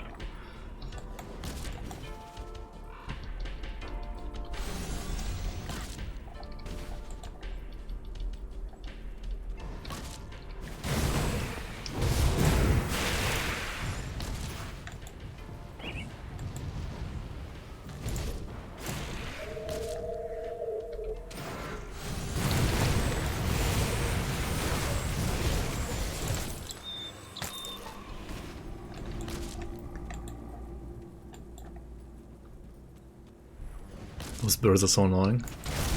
I mean, they are, but they also like just die in like one hit, I guess. It's whatever. Endgame plan for this build? It's kind of like what you see is what you get, I guess.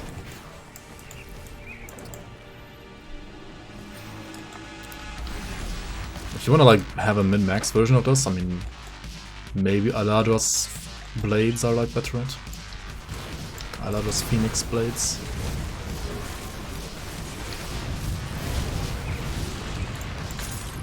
Okay, stanching of Maven's Wit, 99% bleed rest. I mean, that's quite a lot. I mean, they are obviously better than the ones I have right now. But really, I don't need, like... I mean, are they really better though? Because I feel like aggressive and of readiness is like... I mean, they are better. Just like... Not really. Infinite hour reckoning to 400k? Yeah. You can actually do that, it's true. I think Chaos Hour Reckoning also had like 350 or something like that. Like with all procs up at least. But yeah, Doomfit should be more, because like, it's dual wielding, right? And like generally I would say Hour Reckoning scales better with dual wielding than like 200. And it's not bad on 200 either. But like, it's really good on 200 as well.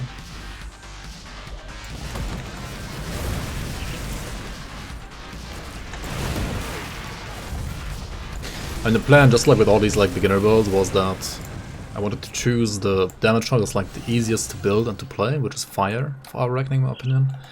And then also choose a class that's like the most flexible when it comes to like damage types, right? You can play, as I said, like Acid, Fire, Physical, Vitality, Chaos, even potentially Lightning or Cold on Sentinel, right?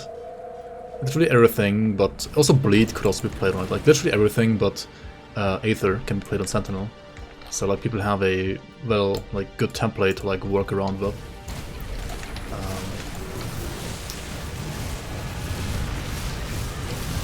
And then they can like transition to whatever they want to play in endgame with and stuff.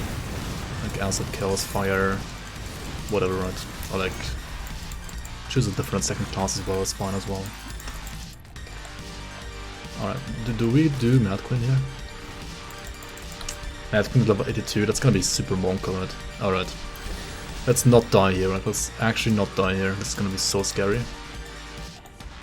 Whenever she screams, right, we have to run. Because our fire threat is gonna kill us, right? Yep. There it is.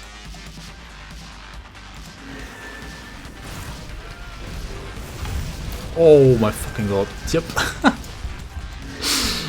Yep. Don't do this in hardcore, like, please don't. Holy fuck. Okay. Okay, how do I even do this? I'm kinda committed now, right? I need to bait her aura first of all, right? There it is. Then her aura is down, right? Then we use Ascension.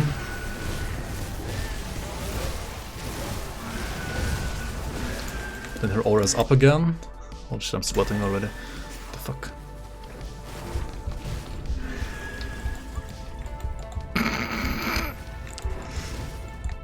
Why was she like still proccing so many spikes too? Are you kidding me? How?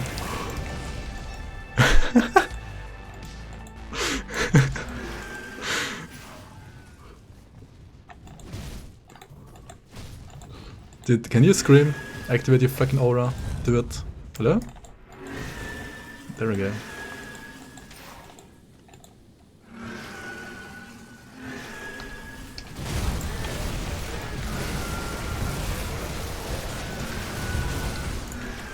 Alright, aura's up again. Alright, like look at these spikes, like. I mean, if yeah, like Virus Might and like the fire trait of Virus Might rather is just like so deadly. I'm gonna wait for Ascension here, really. Like without Ascension I shouldn't even fight her.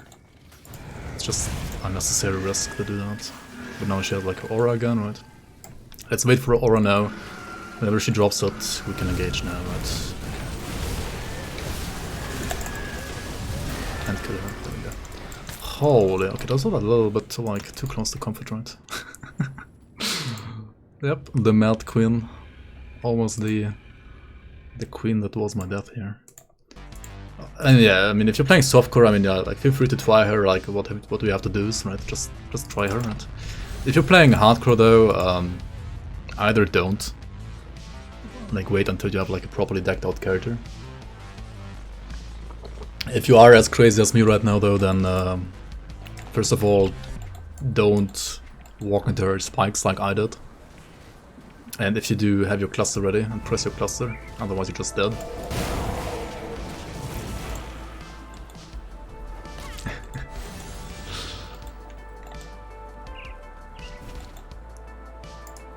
(101 HP, yeah. Yeah, our reckoning doesn't proc your aura anymore. I mean, what you can also do is, right, you can like... I mean, you would have to find something else to like trigger this with though, but... You can like take out, like go to the Spirit Guide, right, and take out Volcanic Stride, right? Because Volcanic Stride is like literally killing you.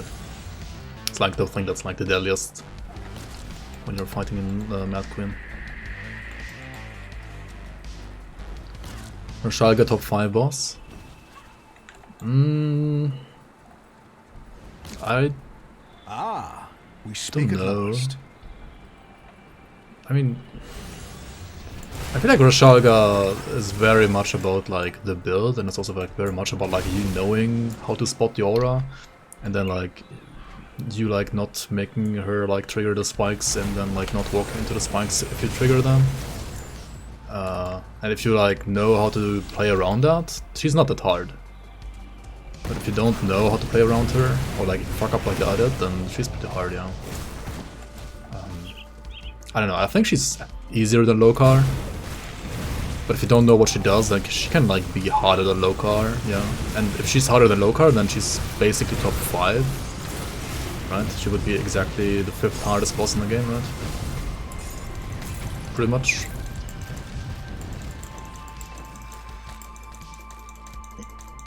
Right, because I would say like Kratos is the hardest, right? Kalagados the 2nd hardest, then Ravager, then Logdrogan. So those are like top 4, right? And then you would have like Lokar in number 5 usually, or like Burman, like yeah, Lokar and Burman clones like in spot number 5 and 6.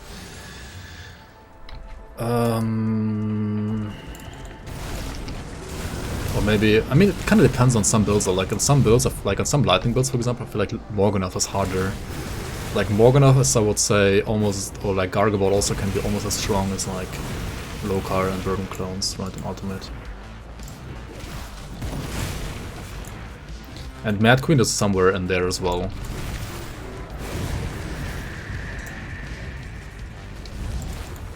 Reaper of the Lost.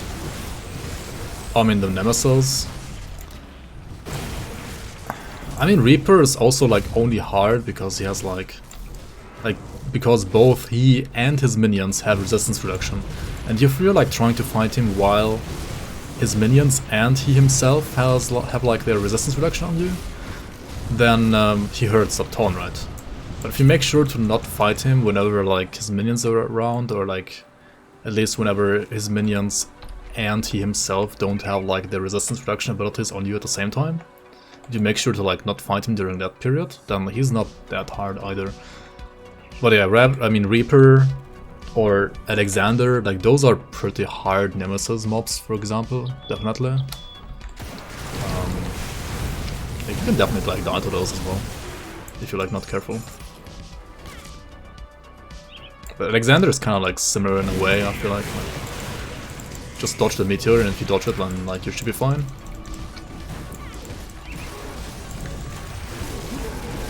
I mean that, and some of his like crystals spawn like annoying barrages and have like resistance reduction as well. I mean, I don't know, what would you say is like your top 5 hardest bosses in the game, guys? What would be your top 5? they create maggots. I mean, if you don't know how to handle them, they can also like literally be harder than something like Monk Drogon, right? But if you know how to handle them, then I mean they're not a boss after all, right? They're technically only a trash mob. Dude, like even these Yetis like hurt a ton right now. Though, like as I said, like 23% Fizzras is not that much for a melee build. So my DPS is very good, but my tankiness really isn't good now.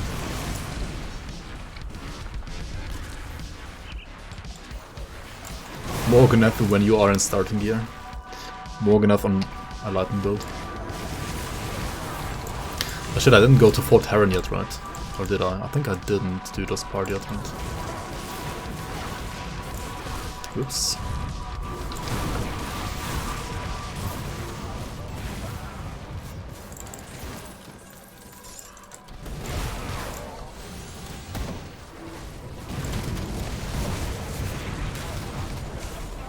Reaper is only hard if he is in a hectic mob boss situation of his Iron Crucible.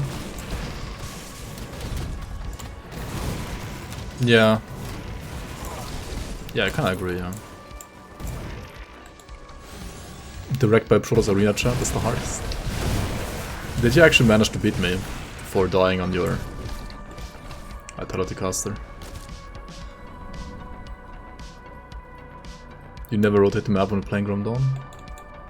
I mean, there are quite some people like you out there, I think. Many people don't rotate the map. I like to rotate the map. I mean, I don't think playing like this all the time is fun. But like, rotating the map sometimes is pretty nice, yeah.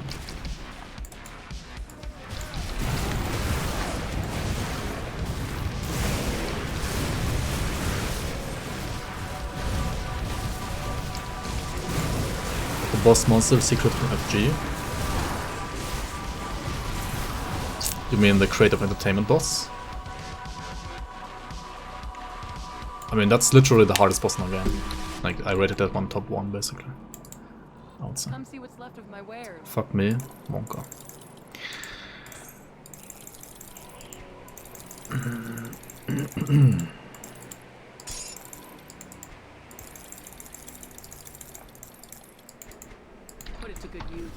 Good. You betray your sights.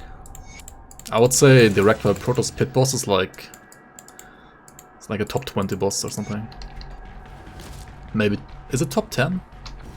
I don't know. I mean, when you consider like how early you meet him, he's maybe top 10, right? But in general, I would say maybe like top 20. The Aldrich boss is actually even harder, I would say though. The Stunjax Aldrich one. Certainly even harder. The Totem Aldrich one is easier, the Stunjax one is harder. Moneybags Martin is top 10. What about Nicholas Balthazar? Like Nicholas Balthazar, if you don't have like good Fizzras or Sunras, he just like force waves into Blade Arcs you and you're like basically dead, right? Like, he can actually be very scary as well.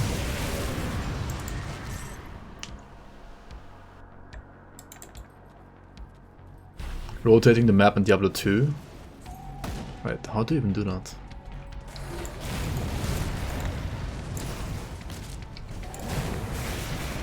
Balthazar is top 11.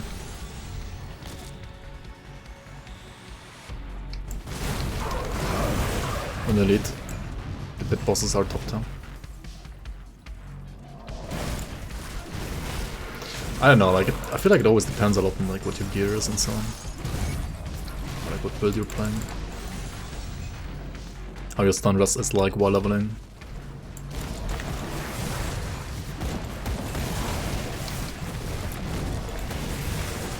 I guess that was a joke, right? Like rotating the map in D2 is the boss move. Like whoever can do that is like literally a hacker now. But yeah, you can't. Unless you're a hacker man, I guess. I don't know. I mean, you can rotate the camera in Diablo 2 if you're like playing the Grim Dawn Diablo 2 mod. I guess. That's basically Diablo 2 with the rotating camera. I mean, it's certainly different. It's certainly not the same game. Have I done an all achievements run? Could be fun. You mean like as a SSF thing? I mean, I haven't, I guess. Actually, didn't I do that on the Vitality Conjurer?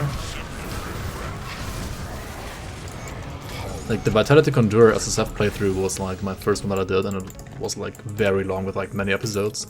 And I think I basically did everything apart from maybe like the like activate 5 shrines at once in Shadow Realm bullshit. I think apart from that one I did basically everything.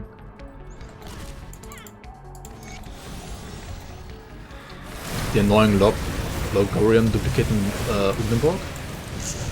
Yeah, he's actually pretty hard as well. That's true. He's not easy.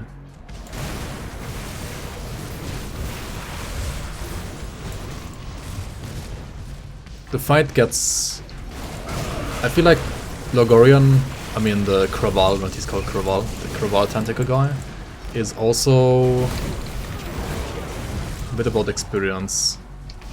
Because like the arena is so small and there's so many effects there at once, if you're like new to the game and like you're not used to the fight, then you will feel overwhelmed like very quickly.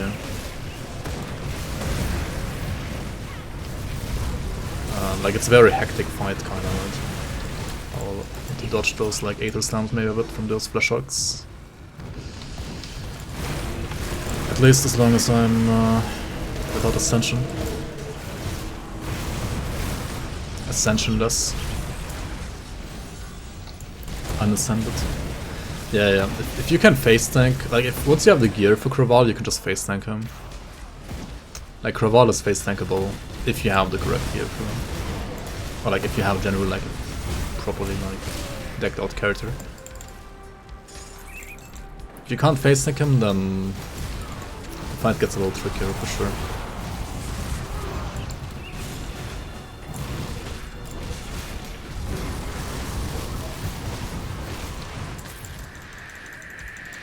Yeah, if you panic in Kraval, then you just die.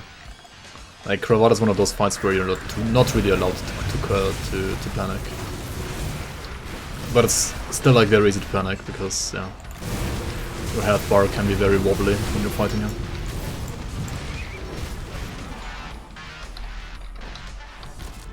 Dude, energy issues are never gonna go away, are they? Feels bad, man.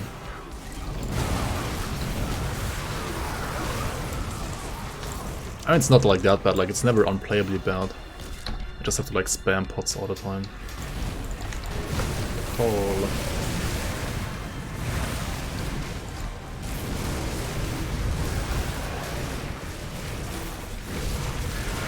Honestly, like our Reckoning in Grim Dawn feels like a Lassie Pop build. Because it's like the only build where you like actually run out of energy, I feel like. And Lassie Pop you like run out of energy all the time, right?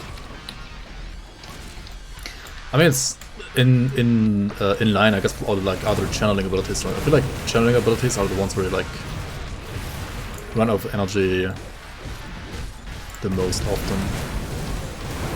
Right, like Rain Essence, Aether Ray, and so on and so on. Which usually gets fixed at some point. And also on this build it would be like easier. Like easily fixed if I just like put more points in Spirit. But I really don't want to put points in Spirit, like into Spirit on a as an Ocultus second class, because like Ocultus should give me enough Spirit already. And Ocultus doesn't really give you that much HP, and Physique gives you more HP than Spirit. So like I kinda wanna get like raw HP from attributes as much as possible.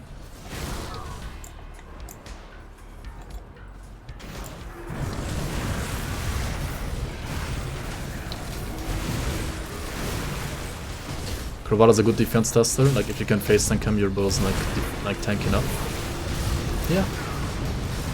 It's kind of like a mini Ravager in a way, because like many people also like use Ravager for exactly that as well, right? Like if your build can face tank Ravager, then it's like it has like a good enough mix of like defense and leech basically. Especially when it comes to like mitigating physical damage. Kraval is obviously easier, but I guess serves a similar role in a way. And you can, of course, like defeat both Ravager as well as Kraval by like kiting around. But like Kraval punches kiting more. Right, Karl is actually like harder. And you can also kill Karl by like not face tanking, of course, but you have to like dodge so many things around you. Yo, Loboto, welcome, man. Welcome. Doing good. Scales, yep. Yeah, I mean you could play Scales, right? But like I don't know, I don't like going 8 yellow if you're playing fire. If you're playing like physical or Pierce Our Reckoning or something like that, then yeah, Scales is great. But fire devotions, I really don't like Scales that much.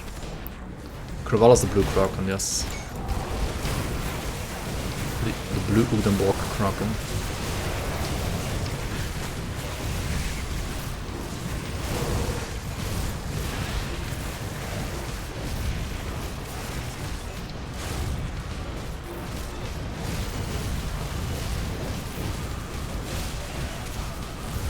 I mean, same thing on Acid though, right? Like, would you play Scales on Acid? Like, you wouldn't. You can play Scales on Vitality and Physical, right? Basically. Like, you can't play it on Chaos, you can't really play it on Acid, you can't really play it on Fire. I mean, you could, but like, at what cost, right? You're a Scales addict. Ah, it's good. Oh yeah, also, Pierce can just play, what's it called? Harp, technically, as well, right? Dude, if Elemental was able to play Harp, and you can also play Harp, I guess. What do I have 9 purple right now? I got Throne, Stunrush. Do I still need the Stunrush from Throne? I could drop Throne right now, right?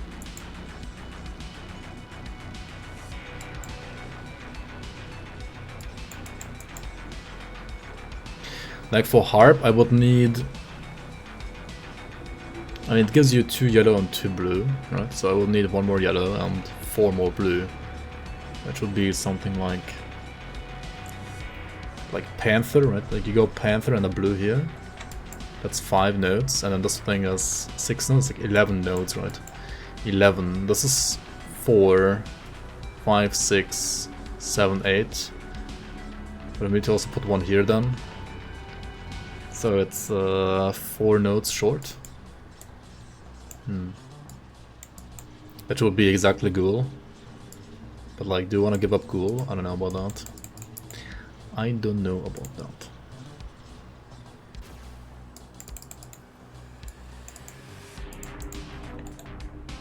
You tried Scales on the Leviathan DK because it was a 100% conversion. Oops, sorry. But like, I mean, do you need it on Leviathan even there? Like, do you run out of energy on Leviathan or what? You can just like equip 1 Arcane Spark and it should be fine, right? And like for resistance reduction, you just have Warborn, Warcry anyway, right? Like Scales should have very low value on Leviathan, I feel like. And you kinda have Gladiators for free on it, so like it's free sustain. It's not too bad, I guess, though. Still fine. Doesn't need to, doesn't seem to need more sustain. Yeah.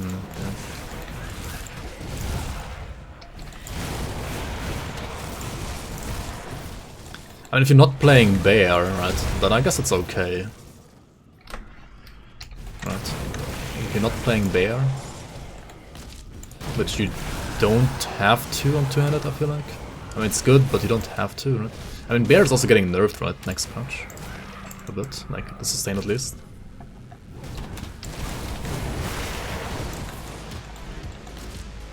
I mean, Bear is amazing on 1-handed or like dual wielding, but like on 2-handed I feel like it's not that mandatory. Like, you can skip it.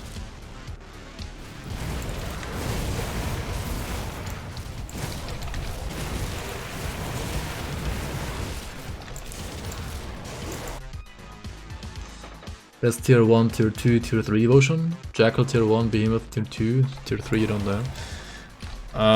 Jackal tier 1 I kinda agree with, I guess. I mean, my personal best tier 1 is still Eel. Because it's 3 points for 5 blue. I still think Eel is the best tier 1 devotion. Best tier 2.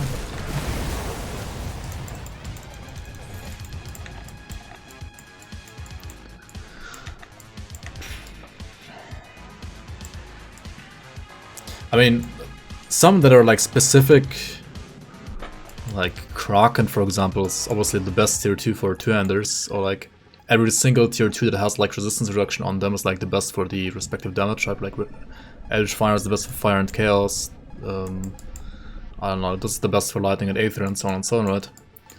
But if I had to like pick a generic tier 2 one, the problem is like tier 2s aren't really that generic, apart from like Harp or, I mean, Harvestman Scythe or Lantern or Behemoth. I mean, even Lantern and like Hydra are just like Kraken, right? They have a requirement. Revenant is, I guess, pretty good as well. I don't know, like Watcher is... I mean, Watcher was like the best, I feel like, for a long time. But it got nerfed a bit, and now it's like... It's still great, but it's not like auto-include in every build anymore. Yeah. Like, Watcher's still good generic. Not like auto-include, but like very good generically. But I feel like Turtle is catching up to Watcher in a way. It's a tier 1 though. Dryad might also like be one of the best tier 1s in my opinion. Like Dryad is really nice right now. Really strong. And like best tier 3. I mean best generic tier 3 is obviously Korvac, right? Like the best tier 3 when it comes to like generic devotions. Because none of the other tier 3s are really like generic, apart from maybe like the 3 nodes in Menhir.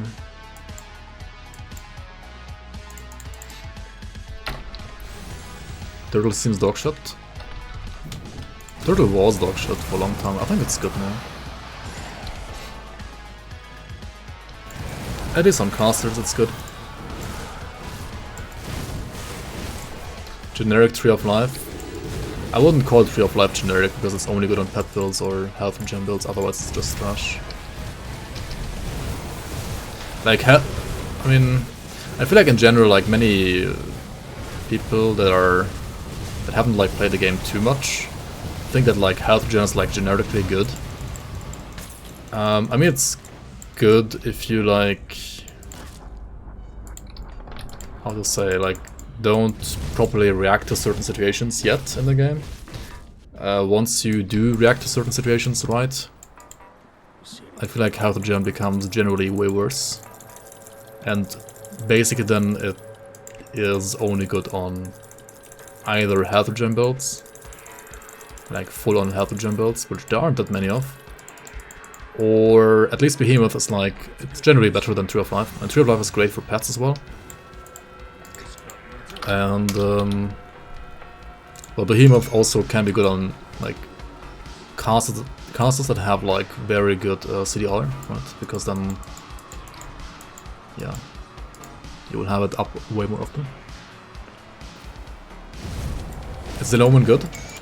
Eloman is good for damage reduction. Like the damage reduction debuff is good. Or if you have like anything, like any skill modifier that like gives it resistance reduction, then it's also very good. Like damage-wise, Eloman is kind of a non-factor, apart from maybe like the first 10 levels in the game or 20 levels in the game.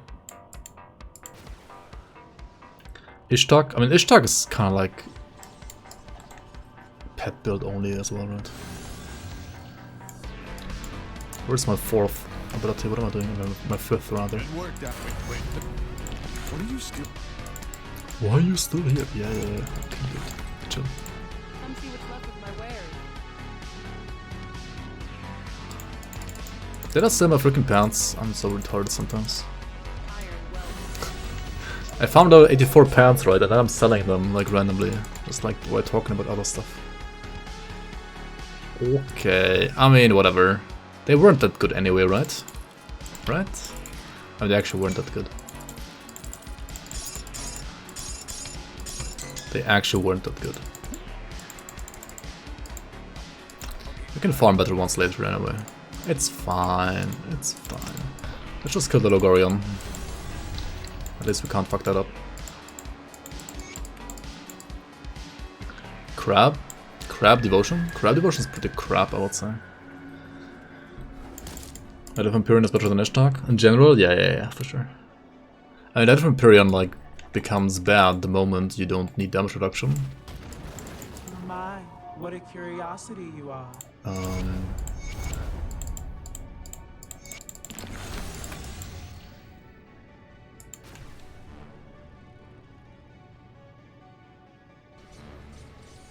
But yeah, It and it's very defensive as well. It's kind of like Watcher in a way. I mean, Obelisk rather, not Watcher. But like Obelisk only has like 3 nodes that are like universally decent. Light of Empyrean has like a little bit more. I don't know. I would still say that like Korvac is just better, like the best generic tier 3 devotion.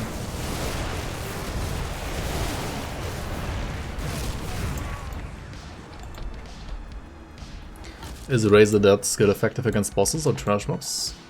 Yeah, I mean you pick the Raise the Dead devotion for resistance reduction, right? Because the small skeletons are gonna, well, also attack bosses and then like with their attacks reduce the enemy's resistances. So yeah, they're good against pretty much everything.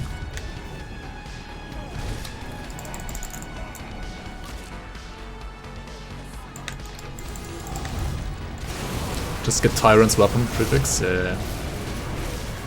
Holy fuck, dude. What is happening? I should be focusing, dude. Oh my god. Freaking Chthonians, man. Or rather, like, Oppressors, like, reducing to 6k HP and then, like, double slapping me, right? These Tyrants. With their physical damage. And, like, my Ascension not being up. Like, oh my fucking god, dude. It's getting a little sketchy right now, not gonna lie. Whoops.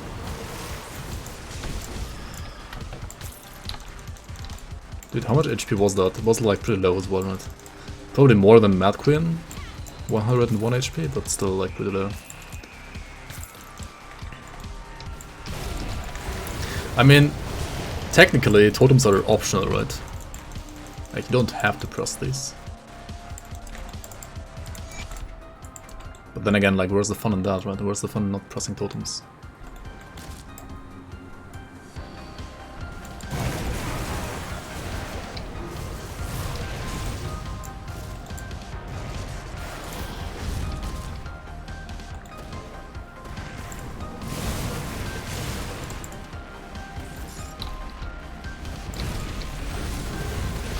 Dude, I need to check the rolls on these guys. Searing of Ruin, I mean that shouldn't hurt there. Okay, this one hurt me. Holy fuck, Relentless of Ruin with 560% more physical damage. And also like a 10% chance of extra physical, like flat physical damage on top, which is like more than the weapon itself. I mean, if he hit like just 10% when he hit me, that explains why he almost like one-shot me. That explains it. That was not normal, dude.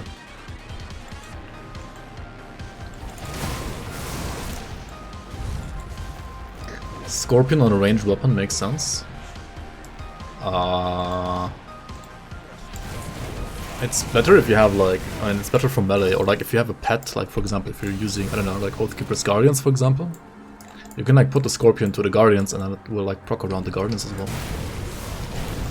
Not sure what build you're exactly playing.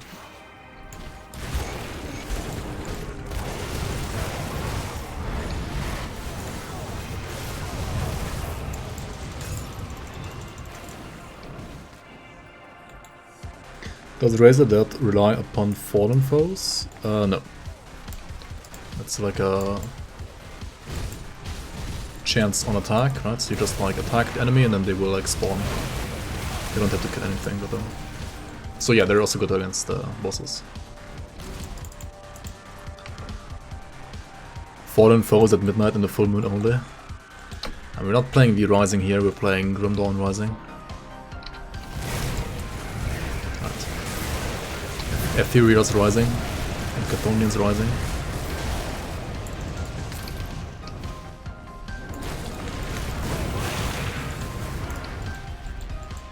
So there's like no full moon mechanics here. Or like red moon or whatever there is in VR Rising. The Rising is pretty cool though, like, I don't know, I still haven't bought it or played it, but it looks pretty cool. Maybe I should play it after all at some point, I don't know if I have time. I should just like mod less, delay the season, right, and then like play the Rising instead.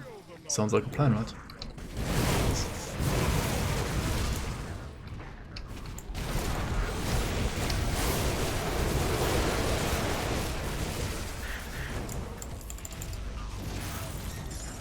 Yeah, this summer, delayed to Christmas because of the Rising. Summer has been delayed until Christmas.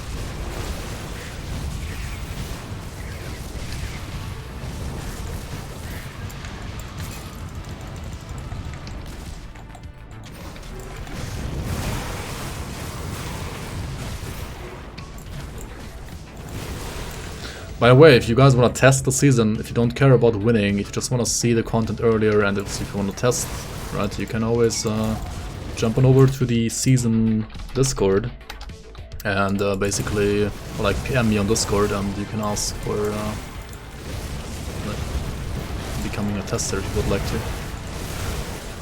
We have quite some stuff to test if you guys are interested.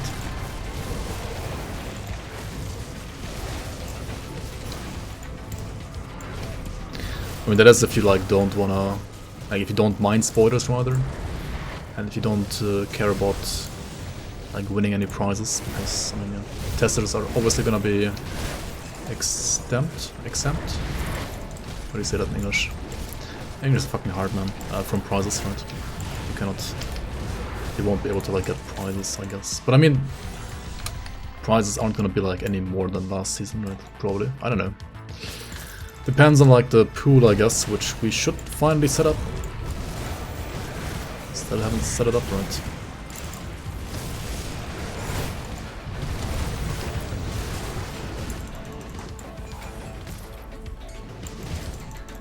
It would compete for the top, but then turn down the prizes.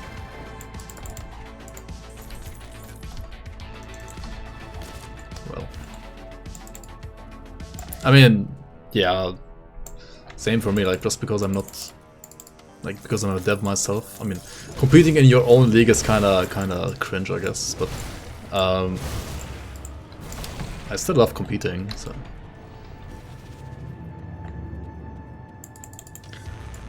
is there a website that can plot your course devotion point wise to achieve the end result for your final devotions? I mean, you just. Do you mean like something that's... Oh, so, yeah, it exists for crafting, I think, in Grim Dawn, right? But I don't think it exists for like devotion pathing. I mean, when you... It shouldn't be that hard though, right? If you need like more of a certain affinity, like the generic rule would be choose your tier 3 devotions last, and pick like 1 or 2 like tier 1 devotions that are just like giving you the colors on top, right? There is actually, I mean, feel free to link it.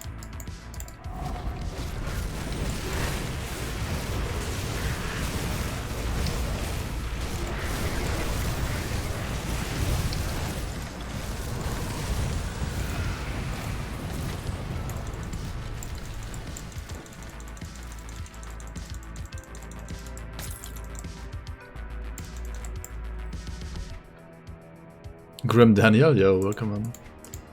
Yeah, I guess you found your game when it comes to your name at least. Welcome, welcome. You love the name. And hope you love the game as well. If you didn't buy it yet, you should probably try it out at least. If you are into like RPGs. If you are especially like into a little bit more, how do you say that? More like old school RPGs maybe. This game is a lot more like Diablo 2 or Titan Quest than say Path of Exile, I would say. It's not quite as zoomy as Path of Exile, it's a little bit slower paced. Kind of like Diablo 2 or like Titan Quest. Yeah.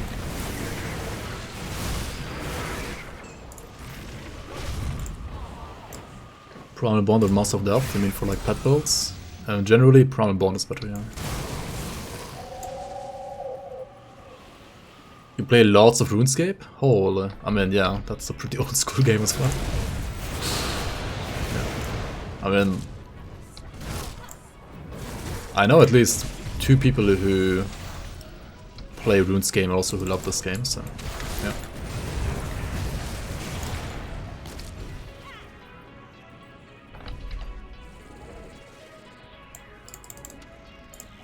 I also like the game, like if you would like to buy the game, right?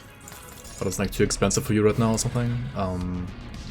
It's on sale like every now and then. You can also like just buy the base game first and not buy the 2 expansions later. For like a proper game experience though, the expansions are basically mandatory. Like it's kind of like playing this game without the Ashes of Mammoth and like Forgotten Gods expansion. It's probably similar to like playing Diablo 2 without like a lot of destruction, right? So it's kind of like, yeah, like who does that, right? Who plays Diablo 2 without expansion? I guess with like Diablo 2 Resurrected, you can't do it anymore, but yeah. But there's a definitive edition out there, right? Which just has like all the important stuff included already anyway. You can like check out whenever like that one is on sale, maybe. If you would like to scam the developers, I mean, save yourself some money. Thanks for the photos, well, come on now. I mean, the developers are, they're like an indie dev, right? Like, this game has been basically made by like 15 people, something like that, more or less. And the quality for that small company is just amazing, to be honest. Like, I don't know, in my opinion it's like the best ARPG, like I don't know, over 5,000 hours on this game right now. It's not gonna be any less in the future, I think, so yeah. It's pretty good. Totally not a shield for this game, by the way. And it's also fully moddable if you are into that as well. But I mean there's some pretty good mods out there, but I'm playing like unmodded right now, and you don't have to play mods until like, I don't know, you have like some hundreds or thousands of hours in this game. You play, oh yeah, okay, I mean yeah, everybody has like that one game, but like you're just playing too much of and you don't have time for everything else. I guess it's this game for me. For example, V Rising, right? I like to watch people play V Rising right now, and I kind of also want to play it, but I don't know when. Like, I'm just playing this game. I don't know.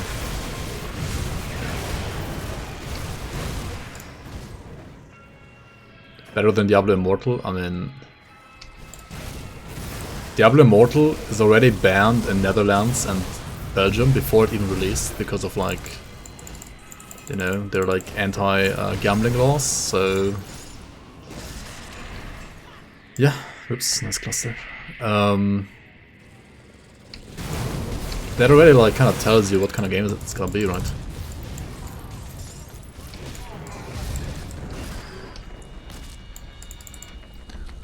That already kind of like tells you what kind of game it's gonna be.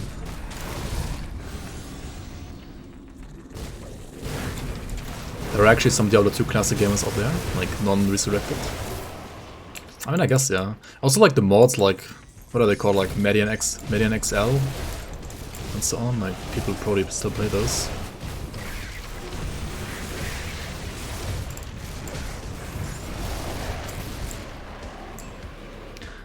Immortal will be better than Diablo 3. I mean, that's not a very high standard. Yeah, I mean, it's free to play, right? The only thing you can lose is like your time and maybe your sanity, I don't know. It's probably just mostly time. I might actually like also download it and like play it for like one day, just like see how bad it really is. Just to like have it played myself. Maybe it's not even that bad, right? Maybe it's like actually good, just has like bad monetization.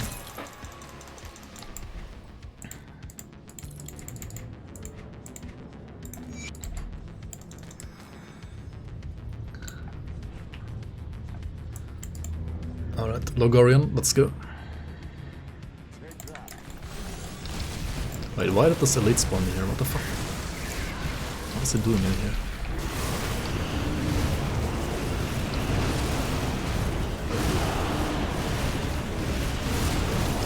In ultimate, you kind of want to like maybe dodge the acid shotgun that this guy does, right? At least when your ascension is down, and also when he like spawns these guys. You also certainly want to like kill them, right?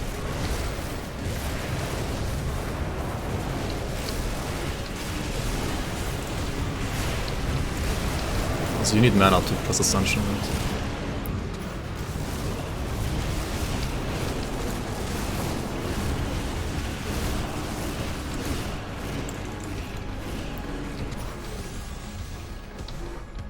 Okay, energy is a little bit of a problem here because like there's not enough enemies to like leech off with energy leech. It's kind of painful, not gonna lie. There we go. Alright. But yeah, as long as, I mean, the only ways you can die here really are you trying to face tank his acid shotgun without ascension up, your Blood of Druid running out, or you running out of energy and not realizing that you're out of energy and then like dying because you don't, like you can't press Blood of Druid or that other ability, ascension mode.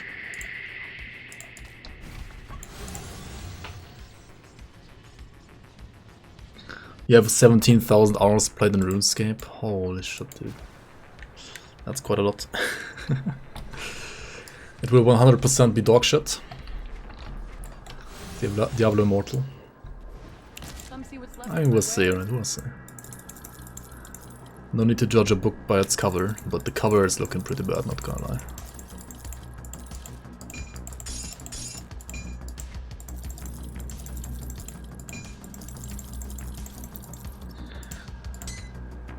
I mean, Blaze Cross is a good medal. The problem is just like I can't switch off this one because this one's like even better, right?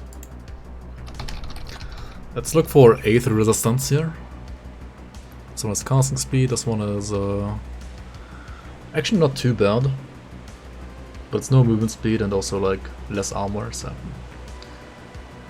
Thunderstruck of Ruin in the pants. I mean, I'm just gonna like farm these pants again, I think.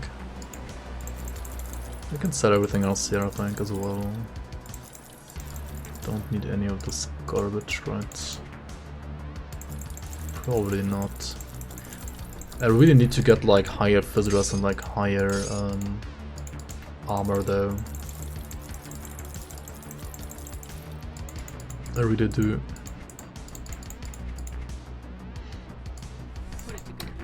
You've returned. So are great. Good, you're back. I struggled. You see the Luminari. Excuse, my father and I were part of a... Judge a bad April's Fool joke by its cover, I think you meant. A bad April's Fool joke, yeah. Yep, the April Fool's joke is actually happening. Indeed, indeed. It is actually happening. Honestly, you think Diablo 3 gets shit on more than it deserves. It's fun for a bit. Yes, fun for like a day. Every season, that's true. And also, it is actually very good as a like entry-level ARPG, right? Like if you wanna enter the ARPG genre, right, and you've never played an ARPG before, then Diablo 3 is pretty good for that. Like, also my first ARPG ever was actually Diablo 3, so yeah, it is actually good for that. Like, it has like a purpose, you know. I'm not sure if Diablo Immortal has a purpose, so we'll see.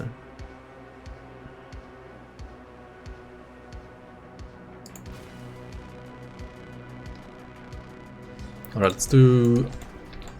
I kind of want to do Hidden Path, the last part. But the Sentinel boss is going to be pretty sketchy, at least with like my armor and Physrus. Oh well. What can we do? Apart from killing him. And hopefully not dying at the same time. Early Reaper of Souls D3 was pretty good. Yeah, that's also when I played. I played basically at the Reaper of Souls release. Imagine your first RPG being Volsung. I mean, apart from the bugs, like, it wasn't even that bad, I feel like. But the bugs were pretty freaking bad and definitely, like, made the game horrible to play. Or, like, basically unplayable. Like, if Wolcen wasn't as buggy, it would have been actually not a bad game. It would have been, like, a better Diablo 3, to be honest. Like, without the bugs, like, Wolcen was really, like, a better Diablo 3. With, like, less class identity, like... Yeah, I guess, like, the fantasy part and, like, class identity part was still, like, better in Diablo 3, but... the gameplay and so on was, I feel like, actually better in Wolcen. And the graphics were as well, of course. And this, like, Passive 3 was actually somewhat interesting, at least. Better than, like, the... like, interchangeable runes you get in Diablo 3. Also, fuck, dude, my energy, what is this?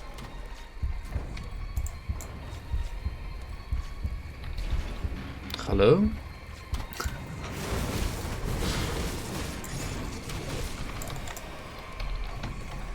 Holy fuck, dude. I didn't want to cluster there, but I kinda had to in the end. That's so bad.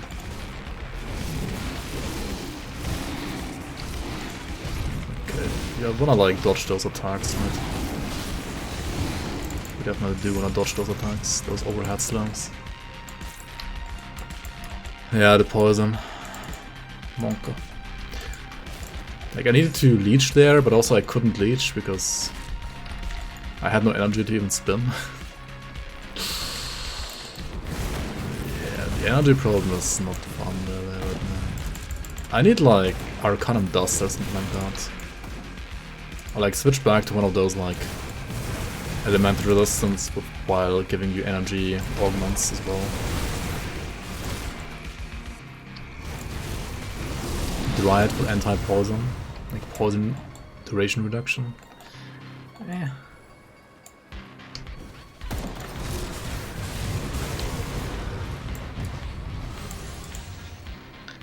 Wait, what? What? I have 68 element. What? Wait, what happened here? Oh no, that's like resistance reduction. Dude, what is happening? Was that guy reflective? Maybe he was reflective, right?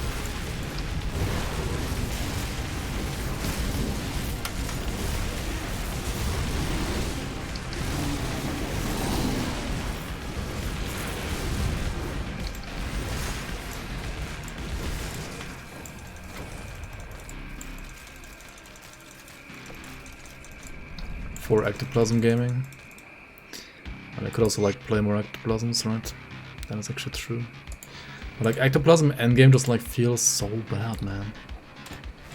I know. I definitely need to farm like the pants again though, but I need better pants.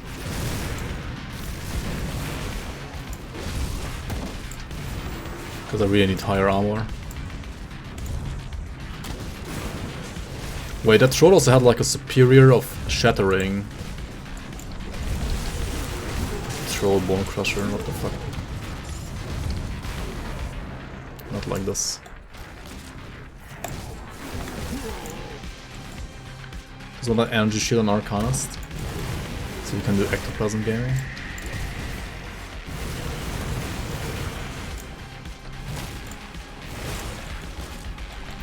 Would be cool, yeah, would be cool indeed.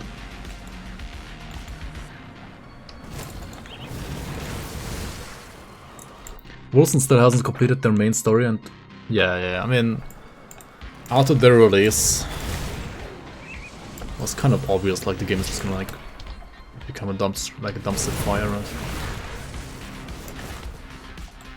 But didn't they say they actually like hired more people after release? Like, what did they do with those people? Like, what did those people do? Like, they hired more people, right? Like, what did they do? They made the Bloodlines season thing? I don't know, dude, like the Bloodlines season thing was also like so garbage. Compared to like what they could have done. But oh well.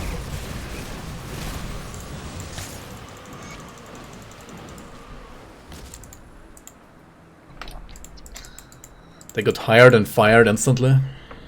Probably. Have I heard news for Titan Quest? Yeah, they're like getting in roguelike dungeons and everything, right? Like Titan Quest is actually getting like huge updates, right? Titan Quest is like getting more updates than Grim Dawn right now.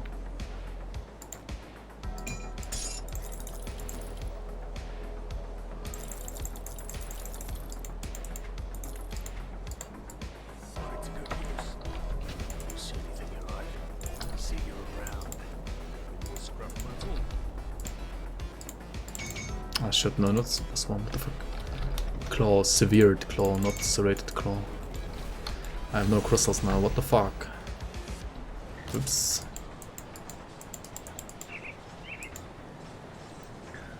If they change the loot system in Titan Quest, do you mean like crafting system, it will actually be decent again? Which crafting system though? Do I even dare to do the Sentinel? Like, my build is so squishy right now.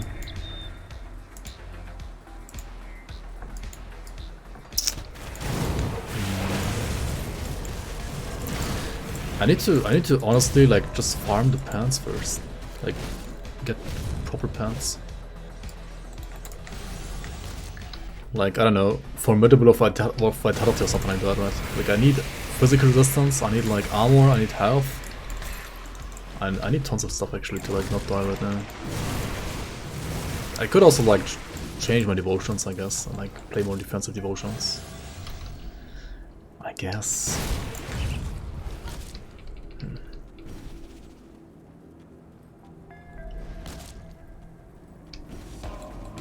Who is the stronger Sentinel? At least Sentinel like can't spawn with like a Relentless of Ruin 2-handed cleaver, right? Like at least that cannot happen.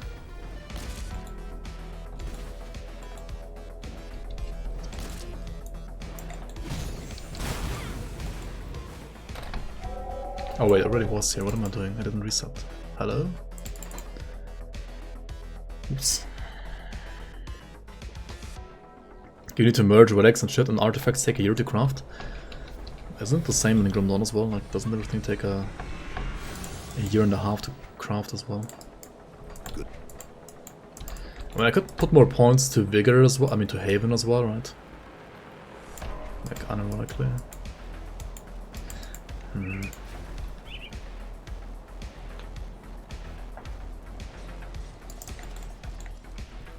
Wilson's proof God has a sense of humor.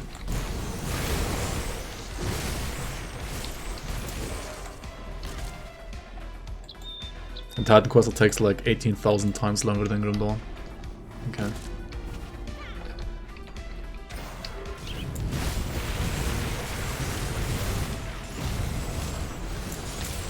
Are the recipes like that much longer?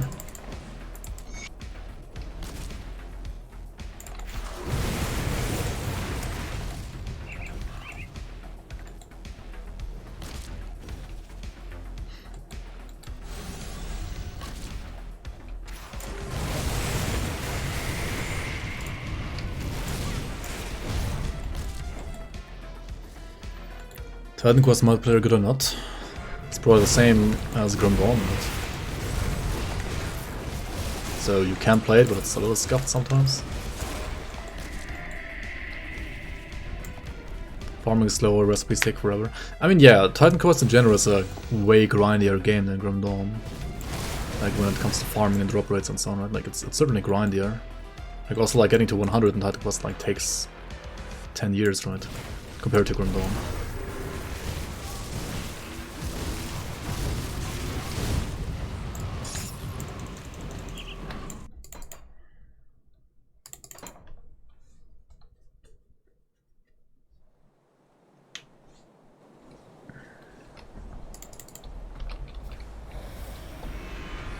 See anything you like?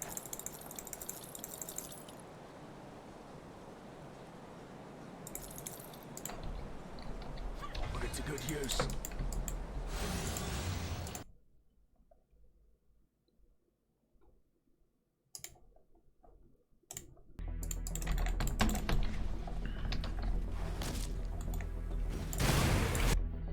Actually, let me also save that site. Like, it might be helpful to like link to people on YouTube as well. Because like sometimes people ask on YouTube as well, like, how did you get to that devotion page, etc, etc, etc, right? I can just like link them to this page now then instead.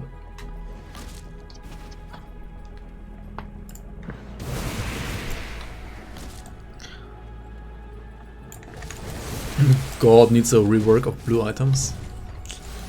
Dang. God doesn't have good blue items, he's bad now. Grundon rather. I mean, they buffed like a couple of blue items, and a couple of them are also fine, I think, as they are, like especially rings and so on. Mostly the ones that don't, like the ones that don't share a skill, like a slot with either a legendary set piece, or they don't share a slot with a green item that has a skill modifier. Like those are fine, right? Like rings, mostly the only, right? Or like belts. Or pants, or gloves and so on, right? But those can be fine. Or shoulders, I guess as well. But like blue items, for example. I mean blue weapons rather. They're pretty much all trash, are they not?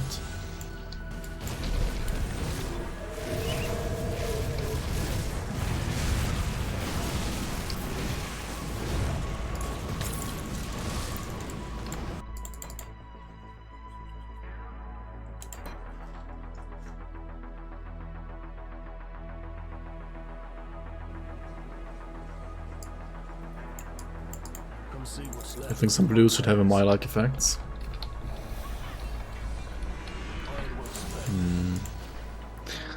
I don't know. I think they don't need that. If you like buff them in another way.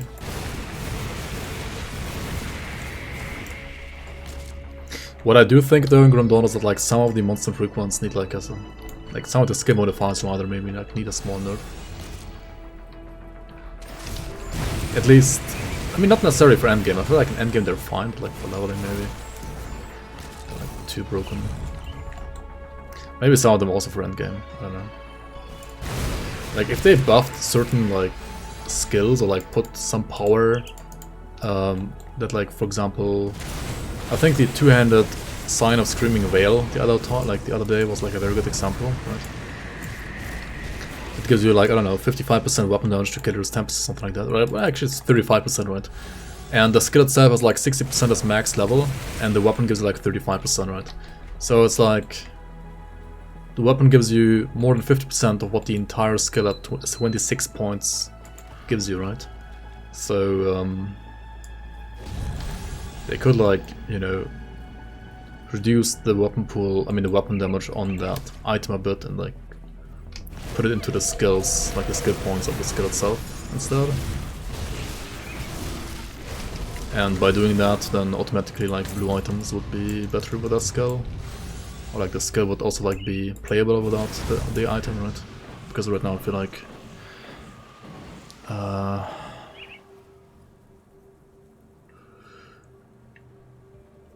the item, I mean the skill in question, right? Keller's Tempest is kinda unplayable without that item.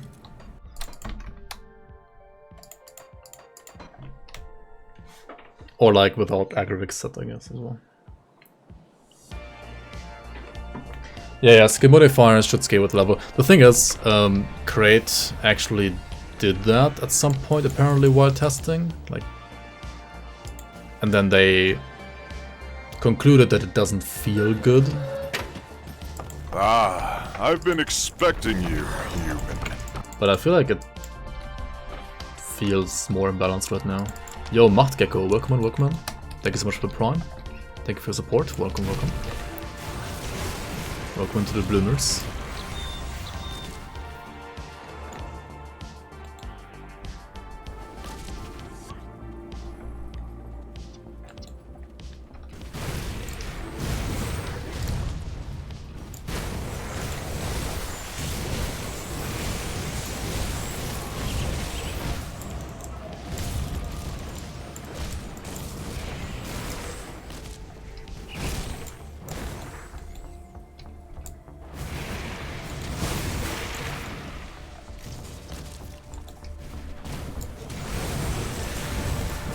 Yeah, I mean, when it comes to like MIs doing like conversion or like adding crit damage and all that stuff that like scales, or like that doesn't, I mean that scales like in a way or doesn't add any damage at all, like that's fine, but like flat damage and percent damage on MIs are just broken on no levels, like absolutely broken.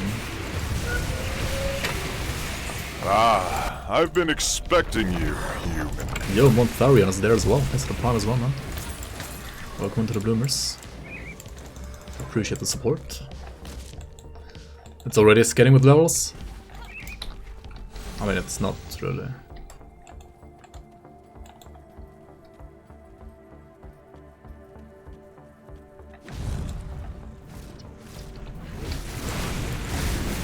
I mean, skating with levels in the way that, like, it's getting worse and worse.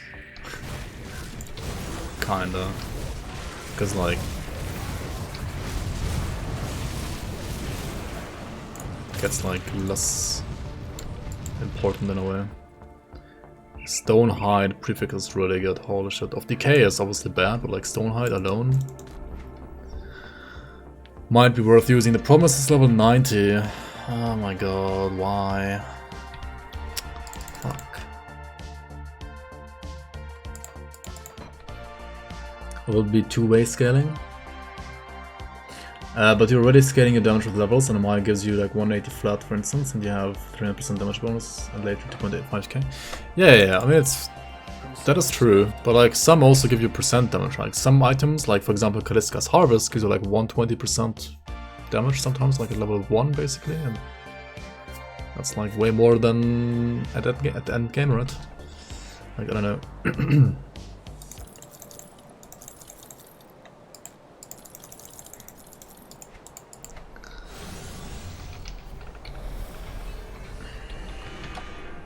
But it's a good use.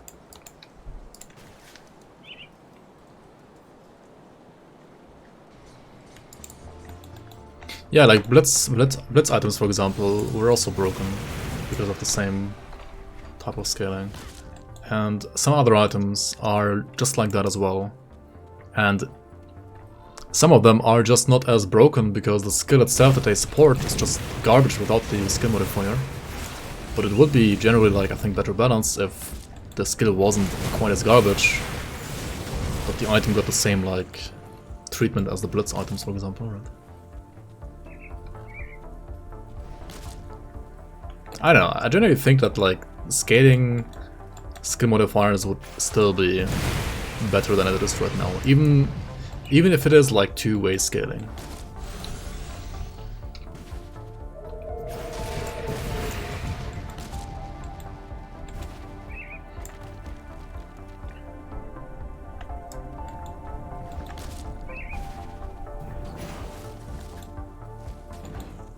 Yeah, like Kairos and Penetics, for example, they could like have their baseline, their base damage like buffed.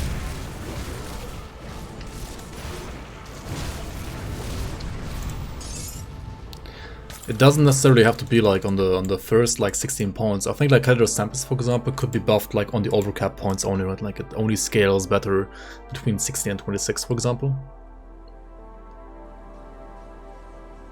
The other two had no scaling for years. And the other two also had like, I think 50% of skills just being unusable, right?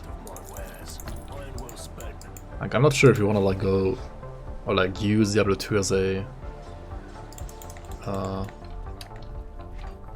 like a reference or a template or something to like look at when it comes to balancing, I feel like.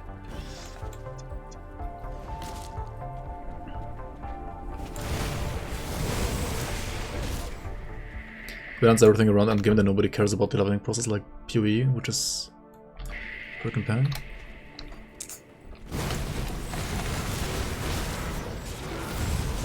Yeah, I mean, I think MIs are balanced for endgame. Like, I don't think they should be touched for endgame.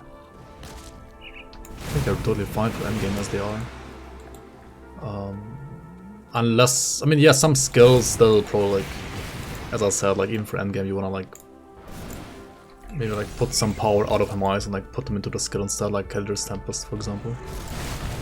Or maybe also Penetics. But other than that, like those skills and like those items are fine for endgame. Like the game is balanced, I would say, pretty decently for endgame. But like, I don't know. From my experience, just like for leveling, like some eyes are just once you equip them, your damage like quadruples or something like that, which is kind of stupid. Like, yes, it should be better. Like, it should be good. Like, you should have a noticeable damage increase, but maybe like not as crazy. Not sure.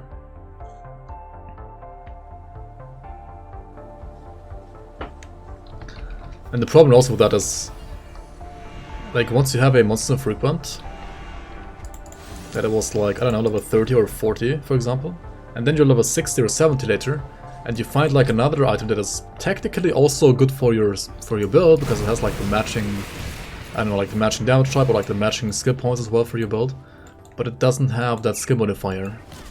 And then it's worse than the other item, which was like 30 levels lower, and then you're like still forced to like, you're not forced to, but you're like, if you want to play optimally, right, you're gonna still like use the 30 level old item instead, because it's still more damage, and that, I don't know, that kind of feels a little wrong, I feel like.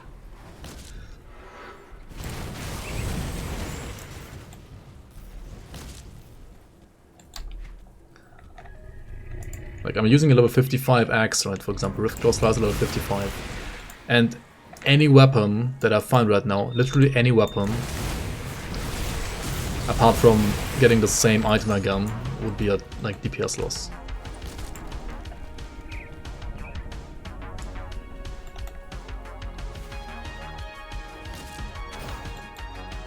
You can play like 95% of skills up to 150 GR. But in Diablo 3 or Diablo 2? Isn't GR like Great Rift? What does 150 GR even mean?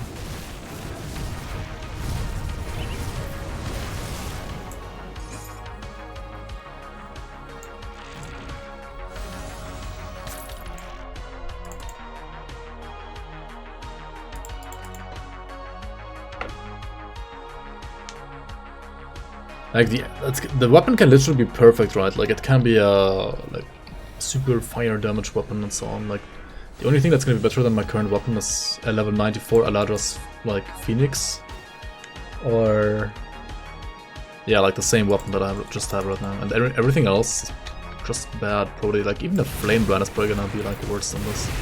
And like a blue Flame Brand, if you find like a level 82 or whatever it is, like 84 Flame Brand, I feel like that should be better than level 55 Rift Claw Slicer.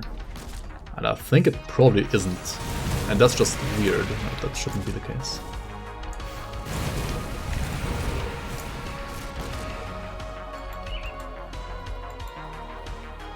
It's an end goal for seasonal achievements. Diablo 3. Okay.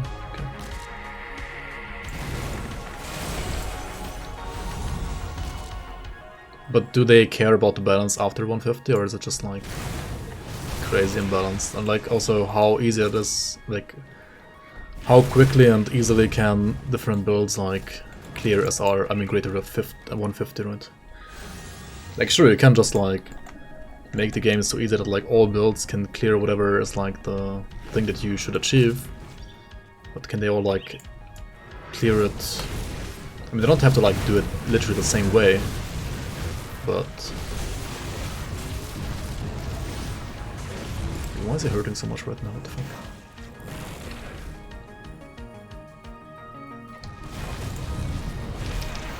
If like one thing does it like 10 times better than the other one, is it really balanced?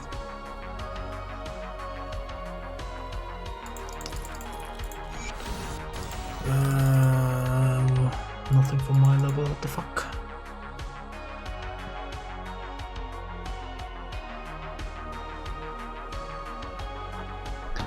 Cleavers are really common whip though. You mean my current weapon? Rift Claw Slicer?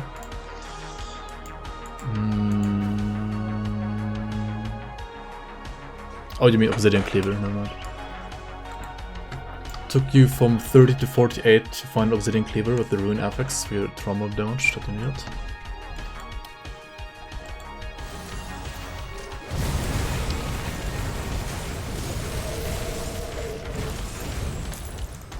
I mean, if the items are rare, then that's kind of okay, I feel like.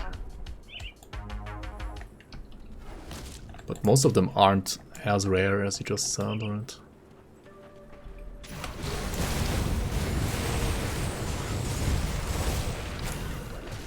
I mean, I don't know.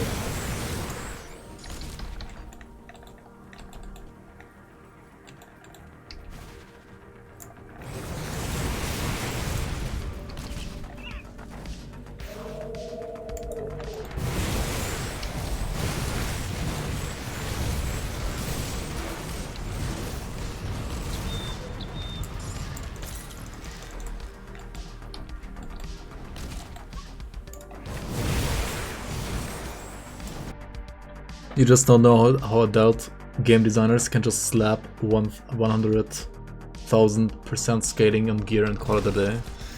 Like Diablo 3 does, yeah. I don't know.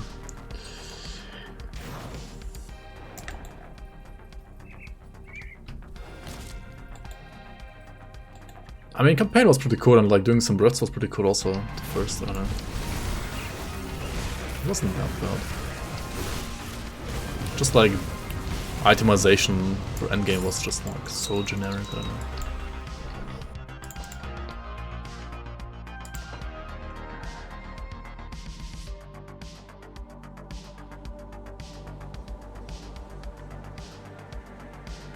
Oh yeah, if you don't get like, if you get like a physical to X prefix, then that's a DPS loss indeed. On the cleavers at least.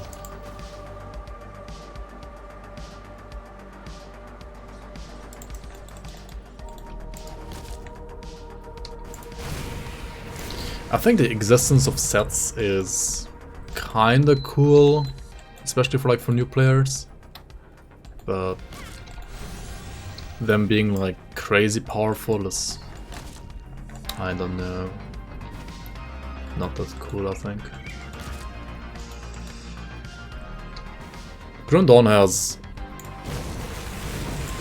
almost like the same problem in a way.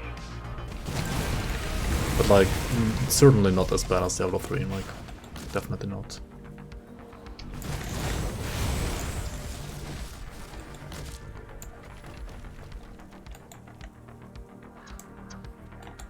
Like, sets are great, especially for like the more casual audience, or like, if you're like new to the game and you want like, I don't know, some cool looking item or like set item that you wanna like look forward to, and that's like easy to understand. Like what kind of build it supports and so on, like set items are good for that, I think. And if they're like also reasonably rare, then it's also balanced, I think.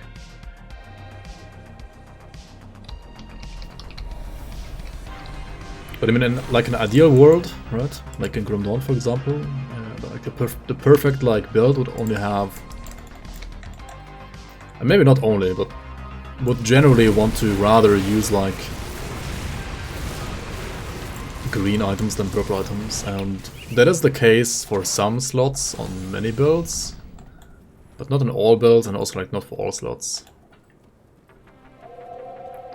And I mean, the current like balance between like legendaries or blue items or green items being the best in this like slot for specific builds is, I think, right now pretty good, like balance wise. It's not that bad, it's very good. But I still think that like maybe sets are like a tiny bit too powerful compared to everything else, just like a tiny bit.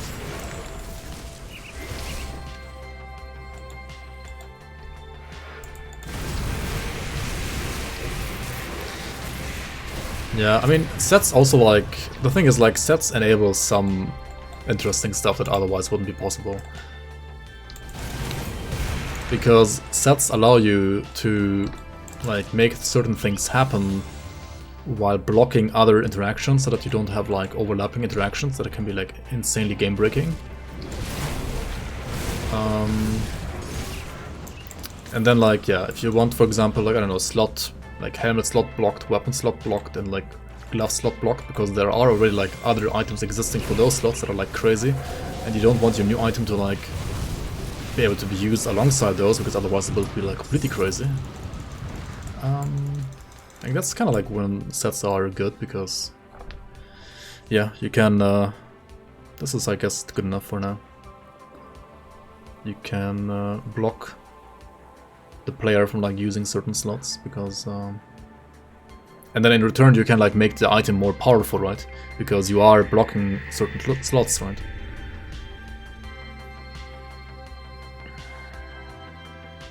And this is at least it's percent health again though. I don't really want percent health, do I? Fuck. At least it's like more armor, right? It's at least more armor. I guess we can use those. It's also like less away. Like 120 less away. Fuck, dude.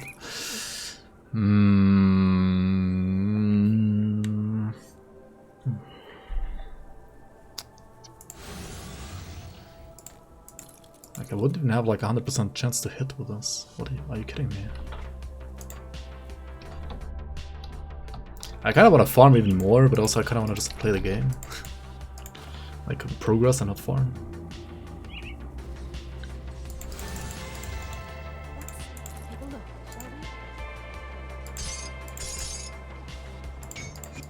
I mean, at the end of the day, right, the armor values of this is just, of the old one was just like not good enough anymore.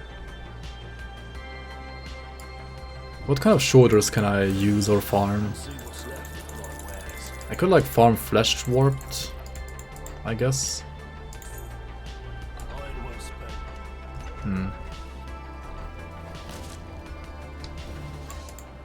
Safe storage, no questions.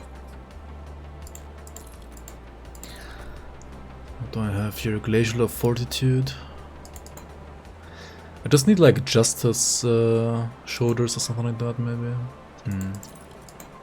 Just get like a random legendary, right? Just get it, lol.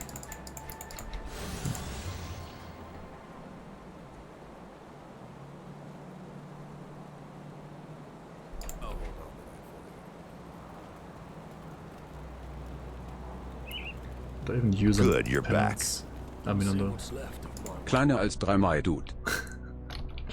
Yo, computer, welcome back. Thank you so much for the resub. Kleiner als 3 indeed.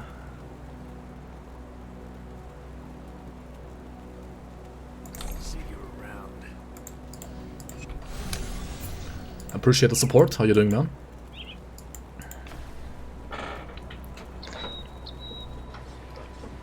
What the fuck is 4 times resistant screens? It's just cheese.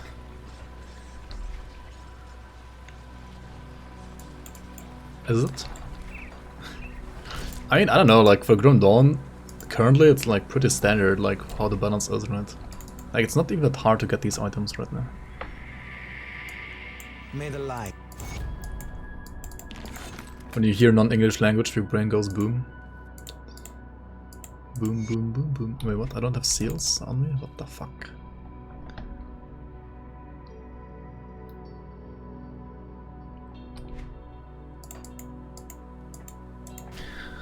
You don't like farming greens, just GG stash it and farm your purples. We're counting on you to find a way to mount.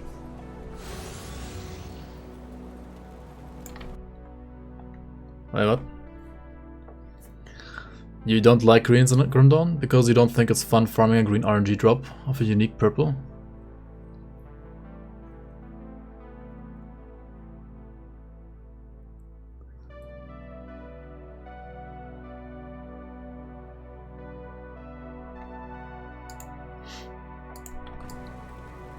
You run as R and farm your greens? Yeah. Safe storage, no questions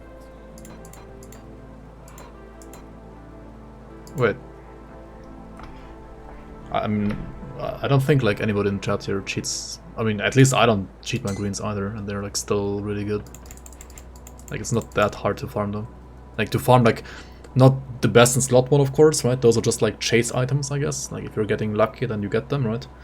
It's just like chase, but they're nowhere near, like you don't ever need them, right?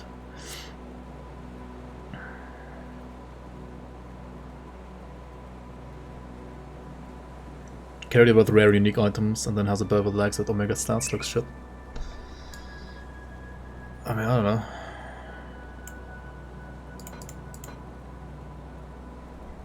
I think it's like better variety though than like just playing purple or like just playing blues and that's it. That's kind of boring.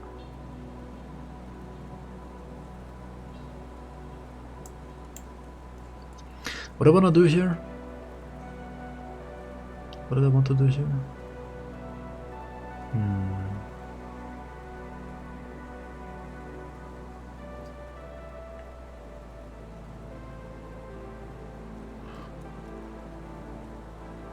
Right, I needed 3 seals. What am I doing?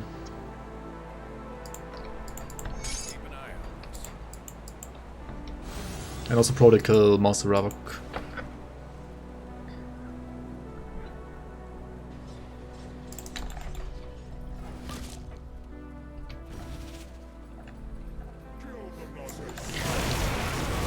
I mean, if Grim Dawn was like no green items and like only blues and purples, then it would literally just be Diablo 3, you know, like when it comes to like for how long you would play the game, right? You would play it for like, I don't know. And you would still play it like quite a bit because you don't get like random purple legendary blueprints that easily. So you still need to like grind for the blueprints, I guess. Also, like you're saying, green items are RNG, but like aren't purple items even more RNG? Like, sure, you don't have affixes on purples, like you don't have RNG affixes on them, but most of the greens at least are farmable. The purple ones are not, right? They're just like an absolutely random drop.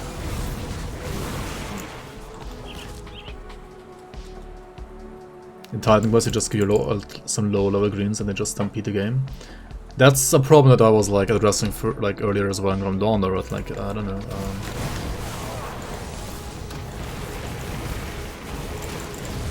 Like monster and frequent skill modifiers are pretty strong.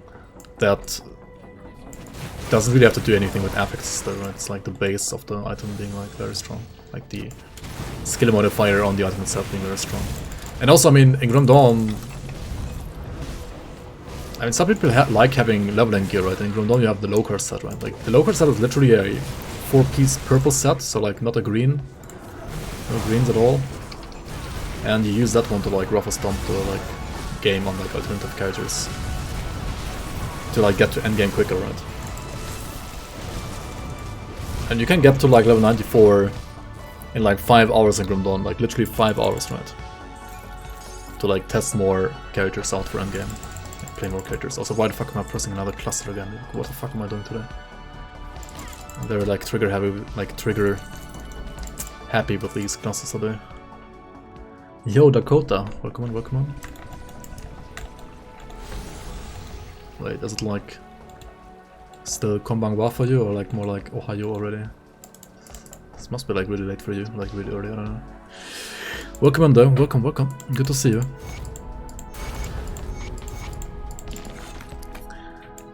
Are bleed builds any good? Some of them are good, yeah. I played, before this character, I actually played a bleed trickster as like a solo Saffron fresh start character. Was pretty good as well, yeah. There are some that can work. In general though, bleed is maybe not that easy to build or like not that strong in Grim Dawn, but yeah, there are some that are really strong. You can also do like Savagery or Blade Arc Water, right? Those are good as well. Like Water and Trickster, I think like the best bleeding builds, I would say. Like the best bleeding classes.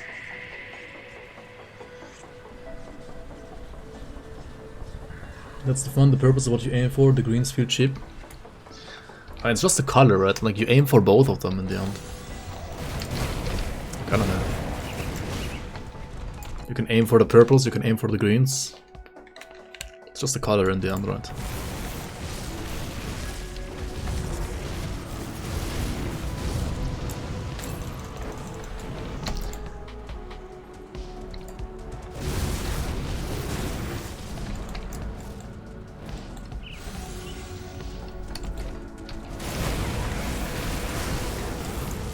And yeah, I mean, that's also kind of like what I think is good right now in the game.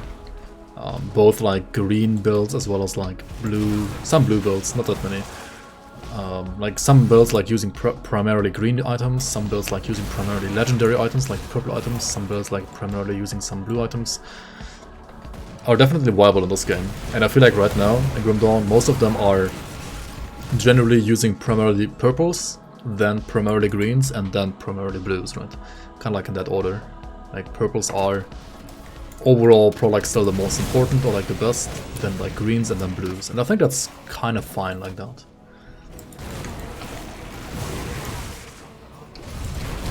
I mean, there are some greens though, right? If you like get the dream combination, that can be better than purples, like way better than purples. But even on some of them, right, like some of the builds rather, it doesn't matter what effects you get on the green item, like it's always going to be worse than a purple item. Or like because a certain set like blocks certain slots, you can like never break the set, right? Because like the set enables a certain playstyle or like enables like, a certain build and so on, right? So like no matter how good your green is, if it like has the wrong slot, right? It's like being blocked by the set and you just never can use it.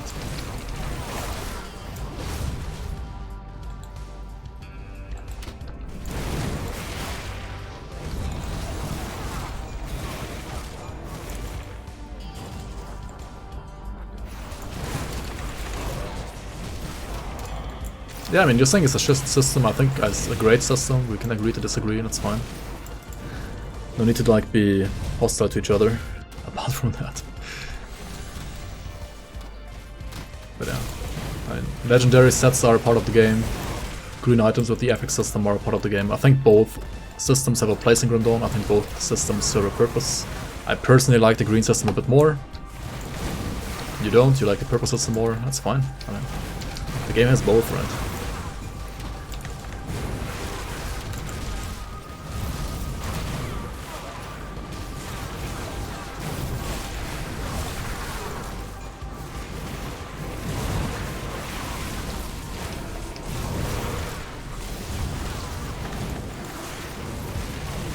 Speaking of bleed builds, will I be doing doctoring later? Sure, we can do some doctoring later, yeah.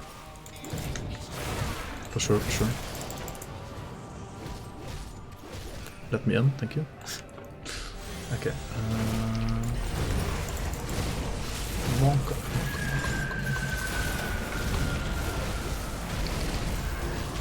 Are you gonna play some Grim Dawn again, Dakota? I think you said something about playing Grim Dawn again at some point.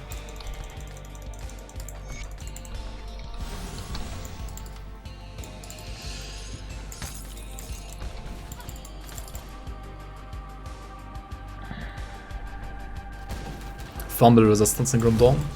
That would be interesting, yeah.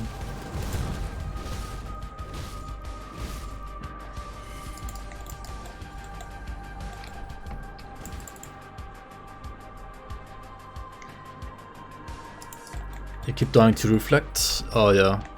Yeah, there are some ways to reduce that. For sure. Alright, are we gonna do like the final hidden path part at some point today? Revered with the outcasts. What did they actually give me? Let's see here. I have Solar Radiance right now, my weapon. I mean, it's holding nothing that's better than that. There's Outcast Inferno. I mean, it has health, right?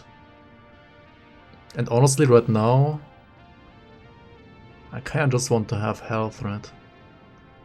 Not even kidding.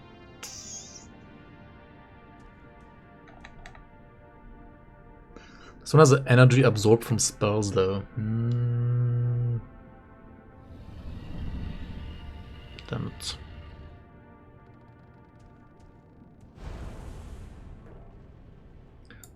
Aether resistance is pretty decent, though. That's not too bad.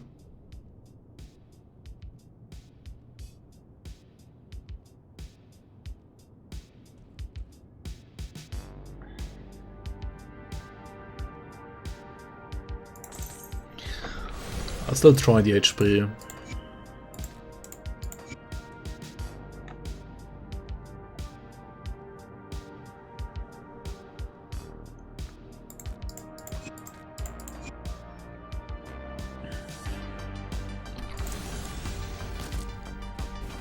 Yo, Crab Turtle, welcome, welcome.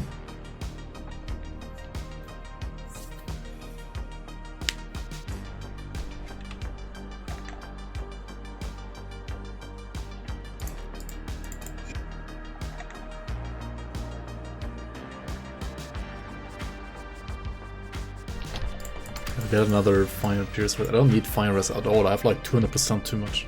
Like way too much. Come see what's left of my wares.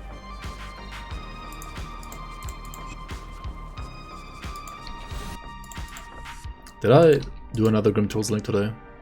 My build link is kind of outdated, right? Wait, 65 is there? What? When did I start today? Was it 77, I think, right? I think I started at 77 today. Yep, that's slightly outdated. Let me fix that real quick.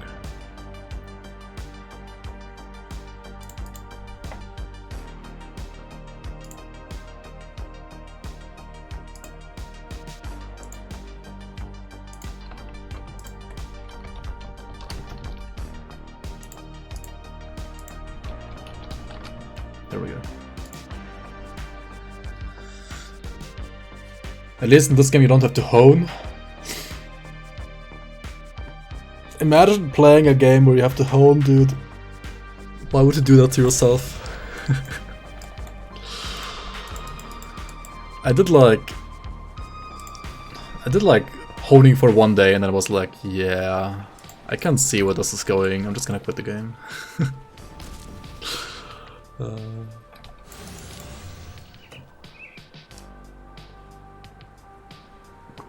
I honed for literally one day, and then I was like, yep. I pressed G for like 3 days to hone. I didn't do it for that, did I? Yeah, let's just not play the game anymore. I pressed G for like 3 days just to play honing later, like, why? Okay, what do we do? Should we do the side quest? I like doing side quests all over the place right now, I feel like. I mean, okay, let's just do it. Yeah, honing is like a way to like upgrade your gear in Lost Ark. I don't know what it's called, honing. What does honing even mean? It's like such a weird name. Yeah, what is hone even? I feel like nobody that is not a English native speaker has no idea what that even means. All Korean games are grindy as fuck.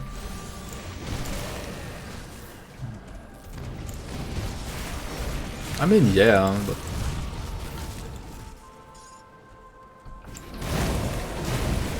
I mean, Lost Ark has some, like, pretty fun gameplay, like, when you actually play the game there as well. Like, it's not too bad.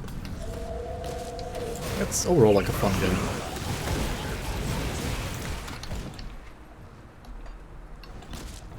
Shit, my energy is, like, even worse now, I guess. Even worse. Can it even be a thing? Like, even worse energy?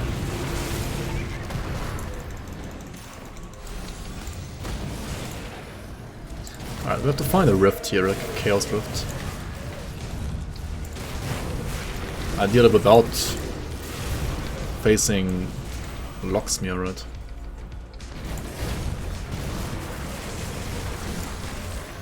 I really need to fix my energy, dude. Like, holy. It's kinda getting out of hand now. I switched out too many, like, energy regen stuff. Okay, there it is. There it is.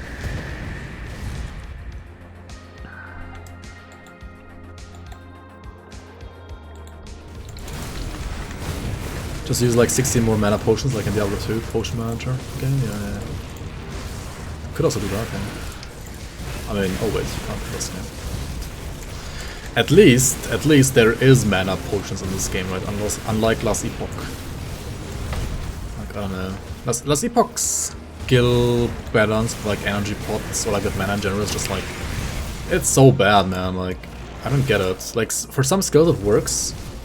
But like some skills need like 80 like the second you unlock the skill, right, at level, I don't know, 30 or 20, whatever. The skill like costs 80 mana and you have like 60 mana. Like, like you can use it once and then what? It's so weird, man. Yeah, you could put points to Spirit for sure. Build needs Harp. Yeah, maybe I should like actually also try to fit Harp. The thing is like, I could fit Harp, right? if I remove the points here, the points here, the points in Ghoul, which is gonna be hurting a lot, and also the points down here, then I could actually play Harp. Which I feel like, in general, should be a good fit for this build.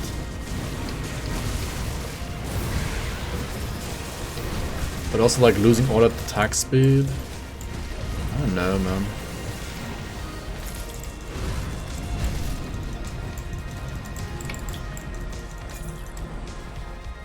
Like losing attack speed on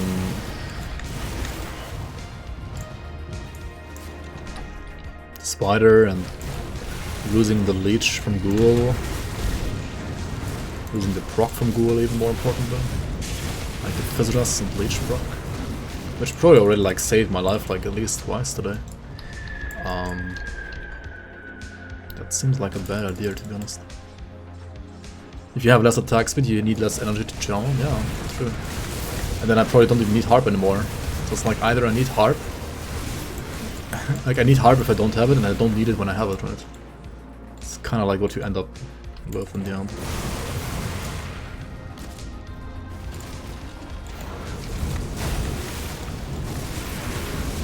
I mean, Grim Dawn was Kickstarter for like, I don't know how long as well. Like, just because a game is like a long time in early access doesn't mean it's like a bad game necessarily. I mean, some games are technically still early access, but are like very, very big and so on, and successful.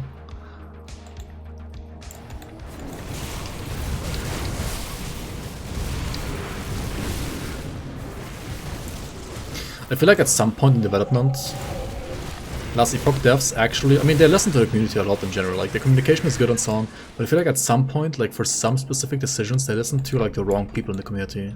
They listen to like people who didn't have any idea how to like make an RPG, and then they didn't have like, they listened to it instead of like overruling it with their like own experience and idea.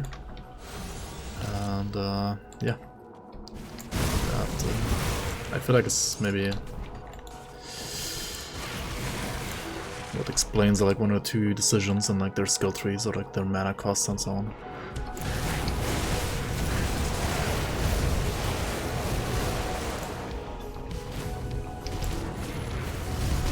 I mean, some things they do right, like really good, and then some others they just... It's like, what the fuck? I don't get it.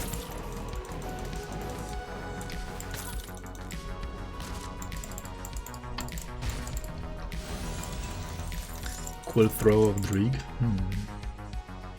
Do you think there's any way to make a Bloody Pox build endgame viable as a main damage? And if you play like Dark One, Conjurer, right? That one actually like supports Bloody Pox, I think, as well. Does it not?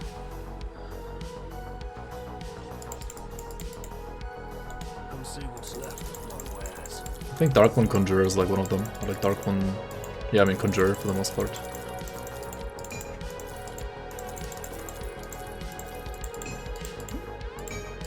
It's not necessarily like your main damage, even on Conjurer, but at least like it's a build where you want to like max out Bloody Pox and use Bloody Pox not only for debuff but also for the damage.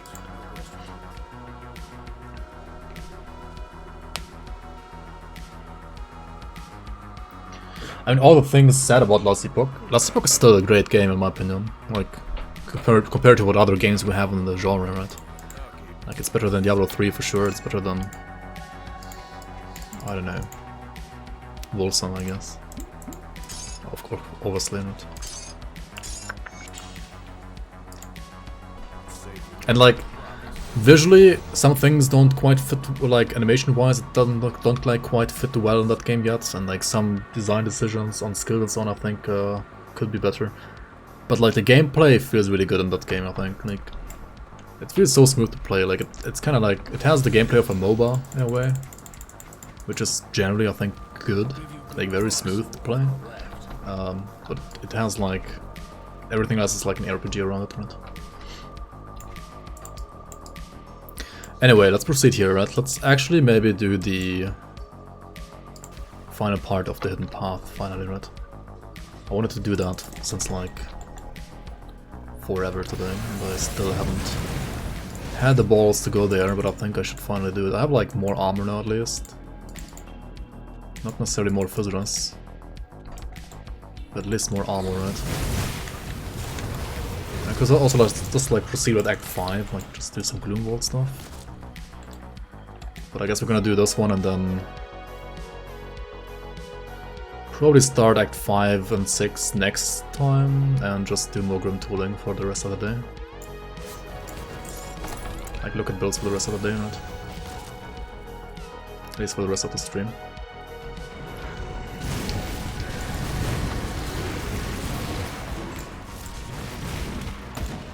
Which skill is the primary damage dealer? On Darkborn Conjurer? It's actually usually Sigil. Even though like Darkborn set supports Wendigo Totem and Bloody Pox. It uses Wendigo Totem and Bloody Pox also for damage and like for support healing and so on. But the main damage is usually actually Sigil. Like Bloody Pox as the main damage is kinda never a thing. But like Bloody Pox deals noticeable damage, like it's not like Sigil deals like 80% of the damage and you just use the other skills on top. It's more like Sigil is maybe like, I don't know, 50% of the damage, the totem is like 20%, Bloody Pox is like 20%, and like 10% is something else. Something like that, I think. Not quite sure though, I haven't played Darkborn Conjurer in a long time. I did play it, but yeah, a long time ago. Like 2 or 3 years ago. 2 years ago, I think, yeah, 2. Have I seen Torchlight Infinite? Do I want to see that even? Is that like the actual mobile version of Torchlight 3? I mean, maybe it's good, I don't know, I haven't seen it, I think. Not yet, no. I mean, Torchlight 3 was supposed to be already a mobile game, right? And then they changed it to be a PC game, and yeah, you can tell that they initially wanted it to be a mobile game.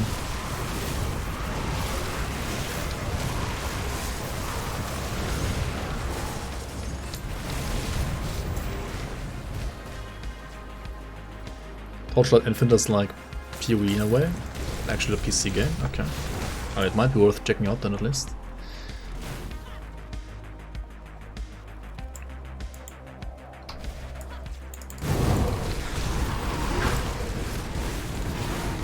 These totems, man.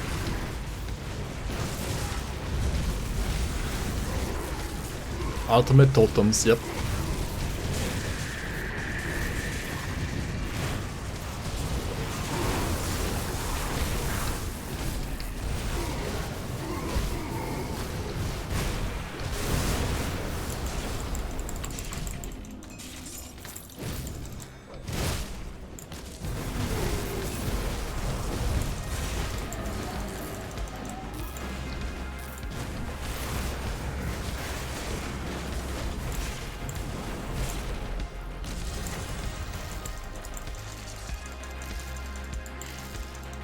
Torchlight 3 is disgusting.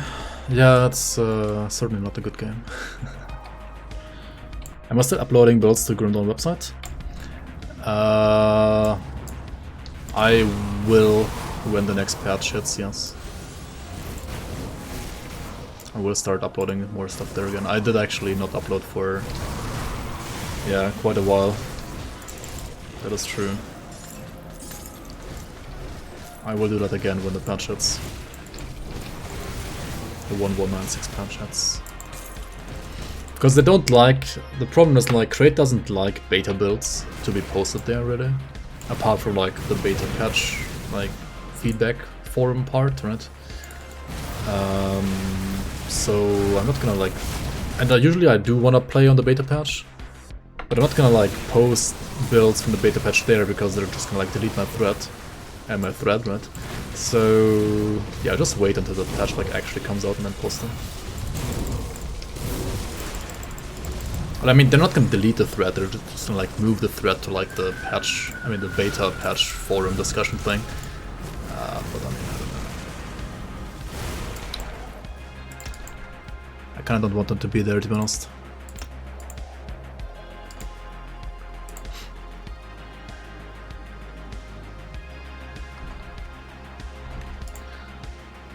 I really just should get more HP, right? Like just put Haven up again. Even though I feel like 6 is the sweet spot and you kind of just want to keep it 6 points there, but keep it at 6 points there, but Sentinel just has an HP problem in general, so you do want to get more points, I guess. When is the next patch hit? It should be at some point in June, for sure. Should be June. I mean, you can still like check out my builds like on YouTube as well, right? Like, you just check out like the endgame builds or beginner builds, like those two playlists, they have like all the builds in them. And like GRIMTOOLS, like GRIMTOOL links are gonna be like linked below all the videos as well. So yeah, if you don't mind like clicking the video first, instead of like clicking on the forum guide to like get to the GRIMTOOLS links, then you can still like get all of them there.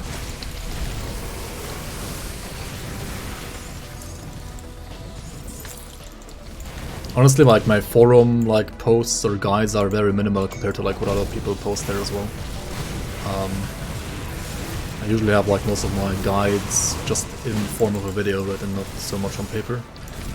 I'm actually thinking about maybe like doing some more like written guides though for at least some of the like beginner builds that I made. Not sure. Depends if I have the time for that or not. Because like right now, like before the season, I'm just like super busy with like the season, like modding for the season and so on.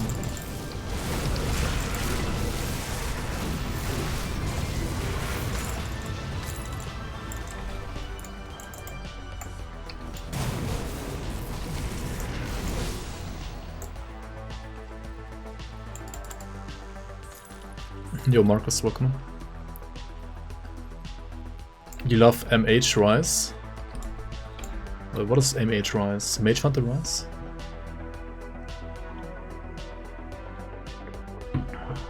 Yeah, I mean, I know how like important timestamps are. Like when I watch other videos, I'm like, this guy has no timestamps. Like, why the fuck does he not have timestamps, right? They're like literally the best thing on YouTube, timestamps. So yeah, I try to use them as much as possible as well.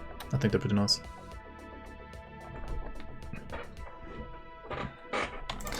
Alright, this guy, right? I was kind of afraid to fight this guy. And let's see if there's a good reason for that or not.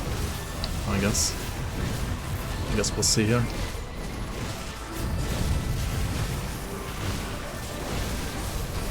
Try to not fight him next to the crystal, right? The crystal like empowers him with some like crazy stats and so on. Like you don't want to fight him next to the crystal generally. I mean, I guess he's easier than the Mad Queen, right? Like, I fucking killed the Mad Queen, like, why am I afraid of this guy? Like, what am I doing? He's easy. If you, like, don't stand next to the crystals and you, like, don't get hit by all the... Like, his ground spike attack and, like, his, like, meteors falling from the sky. Like, those abilities are pretty scary, right? But other than that, just don't stand next to the crystal and you should be fine. And we got a skill point, right? That's pretty nice. But these like 3 dogs hit me for 3k, what the fuck. Yeah, let's get more health, I guess. I mean, generally, right, you want like at least 120 health per level. I feel like in hardcore, usually like the sweet spot would be around like 150 health per level. I'm currently far away from that, and Sentinel is, yeah, as I said earlier, like a class where it's kind of hard to get to that level as well. But oh well.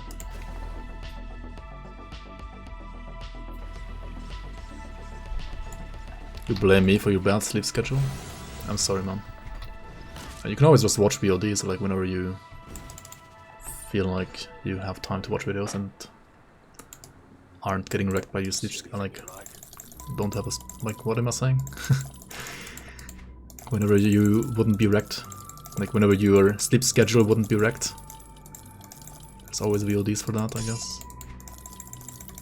I mean, but yeah, I feel you, like, watching VODs is never as much fun as, like, watching live, usually. I'm the same. I also sometimes, like, wreck my sleep schedule because I wanna, like, watch Ground Zero, for example, play Ground Dawn or something like that. Struggles pre-90, I feel like. Yeah, I feel like the levels between, like, 84 and 94 are some of the hardest levels in Ground Dawn, for sure. Like, once you're 94, and you can, like, easily farm, like, your 94 gear, then it's like smooth sailing again, because like level 94 gear gives you like so much power, especially like defensively, like armor rating wise and so on. Like you get so much power from level 94 gear. But yeah, like this gear is like, it's kind of a pain right now. Get Scales Devotion. Is there a way to sustain leech energy? Because you constantly run out of energy on single targets with Force Wave in Elite. With Force Wave. Wait, what class are you playing? See anything you like? Iron will see anything Like, which secondary are you playing? see you around. But yeah, physical builds can go for Scales over Karma. Definitely, like, it should kind of fit their devotion route as well. Like, it's 8 yellow, right? You need 8 yellow as well for Oil Run, I think. 7. Or like, you have 6 already if you go for Azrakar, right? And Scales gives you like 2 on top, so like it would be self-sustaining if you already had like 6 for Azrakar. Yeah, Scales is a good choice for physical in general.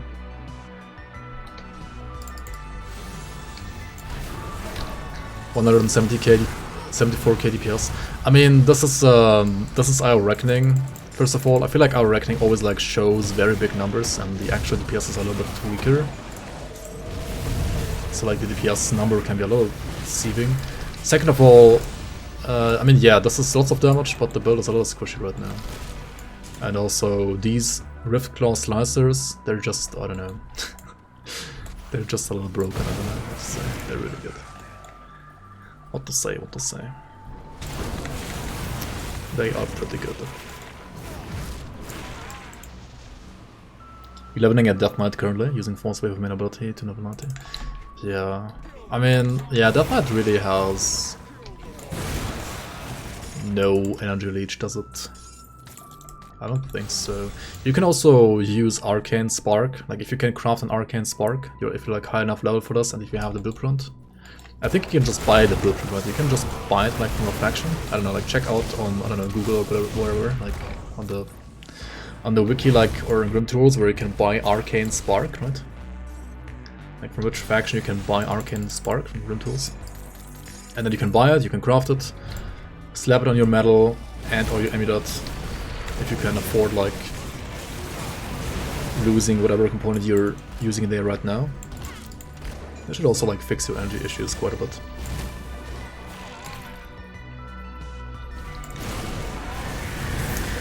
Yeah, you can get these weapons are from the Rift Claws, right? Rift Claws are those like Eldritch infused dinosaurs that you will find in not too many spots in Forgotten Gods actually. Like it's a little bit harder to get them than say the Sand Claw Slicers, right? Or the Molten Claw Slicers. The Molten Claw Slicers you can just get like in around here in Infernal Waves, right? Sand Claw Slicers you can basically like get anywhere here, like it's super easy to get. And these Rift Claw Slicers, right? I think you can get some of them like in some of the dungeons here. Or like the totems can like spawn those mobs as well, right? You can like get them from the totems sometimes. And then there's one, also like up here in the last final like dungeon, you can also get them here. And then there is one rift near Vanguard of the 3, right? If you're siding with Solar, right? There's one rift that you can open up here, and there's a boss inside of that rift, and that boss has a very, very, very high chance to drop the Slicer. And that's the boss that I was like farming basically on Elite and Normal to get this weapon, right? But now it's gonna be a little sketchy, honestly, to like get the weapon again, because I'm certainly not strong enough to like go there right now. What I could do though is I could go to Elite maybe and see what kind of level I get on the item if I farm it on Elite right now. I mean, at some point you're gonna like outscale the areas, right? Like they're not gonna scale with you. But level 80, 85 maybe should maybe still be like a level where you can get an item on Elite. Is the Cold dual wield Spellbreaker still up to date? Yeah, more or less, yeah. I mean, the build really hasn't been nerfed or changed much. Yeah. At least get level 70. I mean, this level, I have one level 70 slicer, right? It's just like of alacrity suffix and nothing else there. I mean, of alacrity suffix, I say just in quotation marks. It's actually really, really insanely good for our reckoning. It's also really good to like lose energy, I guess. So yeah, I wouldn't mind like just upgrading both of them, to be honest. It's gonna be quite a grind there.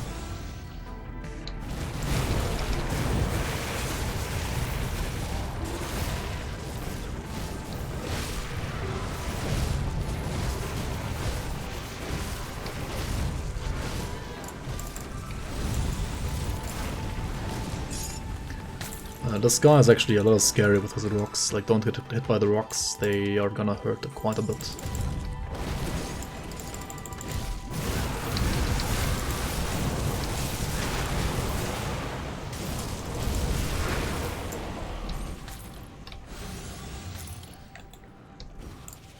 I can't open it.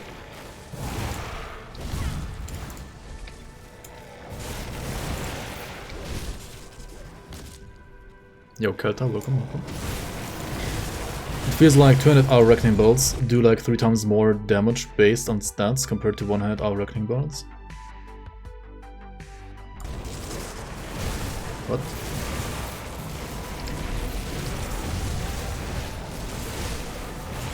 I mean, 200 first of all hits quicker, right? So you deal more damage with the base damage of the skill.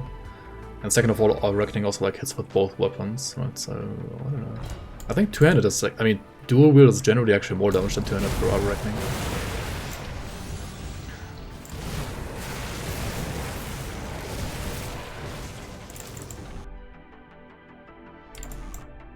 Compare this on that.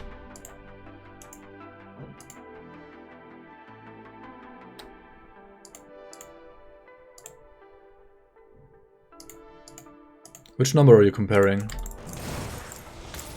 Are you just looking at the weapon damage number in GRIMTOOLS, or are you like actually looking at the DPS number in game?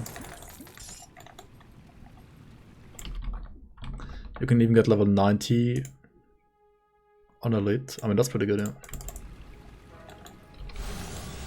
Just percent weapon damage and the weapon damage itself. Wait, how much does it have? I mean, the Vitality one is really strong right now, though. Like, really strong. I feel like the Vitality one is just broken, maybe. A bit oppressor. I think it's actually like one of the strongest our reckoning boss right now. Blood Knight and that weapon, yeah. Really strong.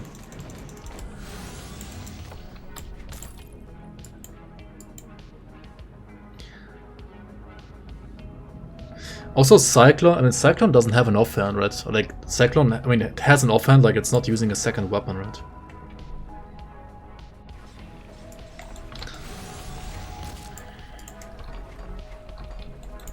Cyclone just deals damage from like flat damage in our reckoning, and also like because of Wind Devils. Like Cyclone is not necessarily a our reckoning only build. But like Cyclone has a lot of damage from Wind Devils actually. And that's what, 22 flat fire and 150 lightning on top on average, right? Yeah, it's yeah. Like Cyclone just deals more damage because of like 200% attack speed, which this build doesn't have. Okay, like I mean, I feel like Cyclone builds just need 200% attack speed and then like deal damage with their flat damage of the skill. It's just a different approach. Like you can't compare the weapon damage really. I mean, in general, like weapon damage on our reckoning is not doing that much, right? Like the percent weapon damage is rather low on the skill. So, like, yes, the 200 build has like double the weapon damage in GRIMTOOLS, but it doesn't mean it has like double the DPS, because Cyclone should have generally higher attack speed, and Cyclone should also have like higher flat damage on the skill itself, which won't show in GRIMTOOLS, right?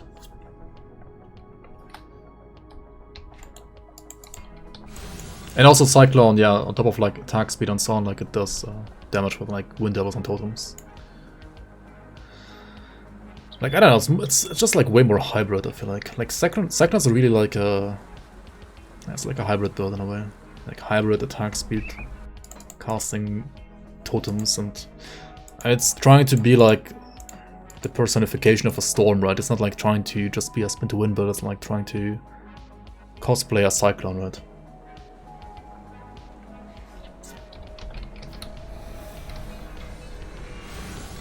Yeah, I know like the numbers are similar on those builds, right? But ideally I think you want like 200% on a cyclone, and I think 200% on cyclone is not like that hard to get. But it might also not necessarily be ideal, because as I said, like you want, if you have to like sacrifice damage on Wind Devils or like the totems for that, then it might not be worth it, right? Cyclone is a totem build that uses Our Reckoning instead of Chain Lightning. Yeah, I mean, kind of, right? Which, at least I think for hardcore, makes the set like very bad, like playstyle wise. Because why would you play a totem build and then still have to melee, right? Like, isn't the point of a totem Wind Devil build that you don't have to melee? But on Cyclone, you're doing that, and then you're still forced to play melee because of Our Reckoning. Like, what?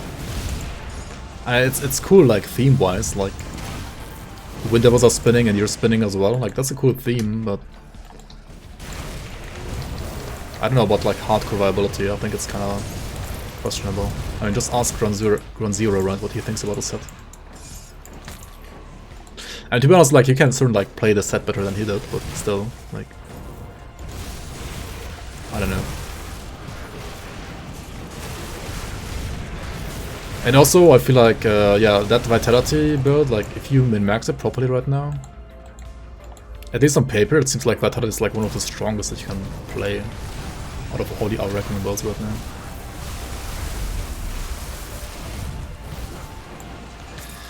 Alright, what do we get? Searing of Alacrity. Okay, that's already better than this, right? Like, just way better.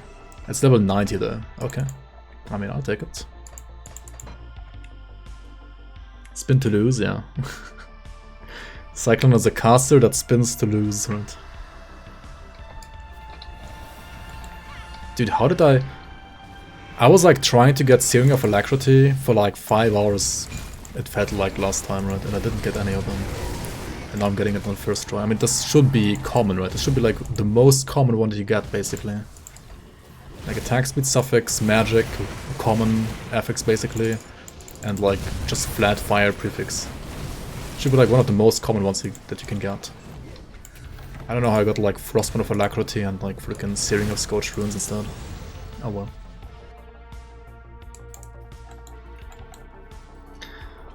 Is it invincible? I mean, you can always get stunned, right? You can always get stunned on Our Reckoning. It has 80% stun rest, I guess, or like 65 without Ascension.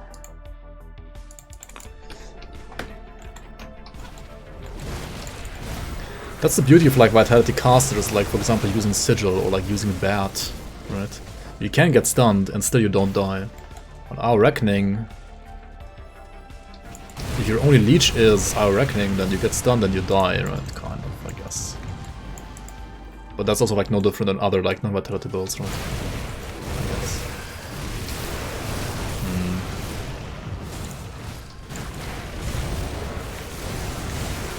I mean, yeah, in general, like that Oppressor should be very strong in my opinion. Should be one of the strongest like Our Reckoning builds right now, at least. At least right now, this very second. Incanters of Alacrity. Alright, let's see what this one is. Level 94 though.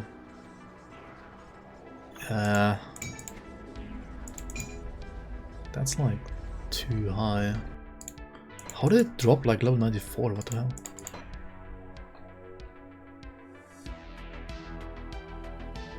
At 80% stun rest you don't get stunned. I mean, it's still gonna like stun you. Not for long, but you're still gonna like get interrupted, right?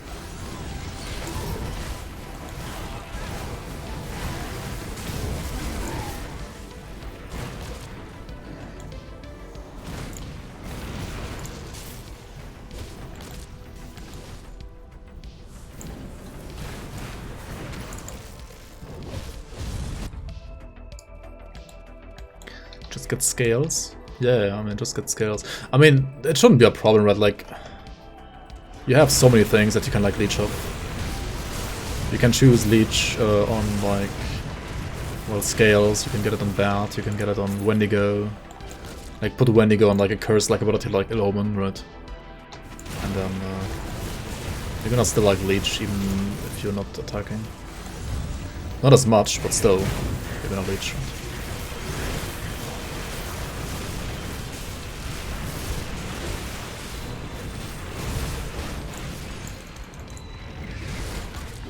I kind of want to try that build now, to be honest. Like, see how broken it is, because on paper it looks like really, really, really strong. Like, ridiculously strong.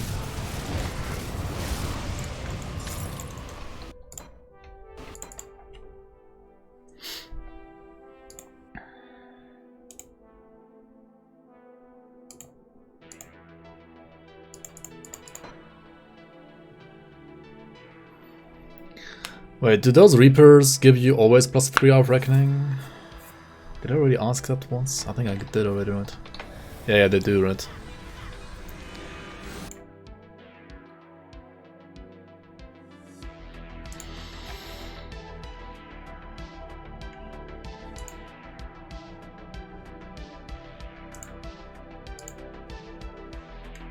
And it doesn't even use an Omen because I just use like using Soulfire, right?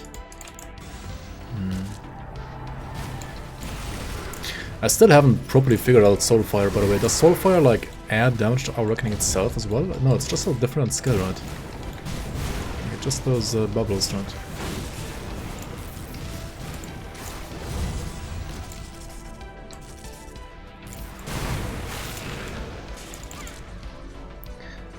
Which build was going through stuff? You mean like phasing and PoE?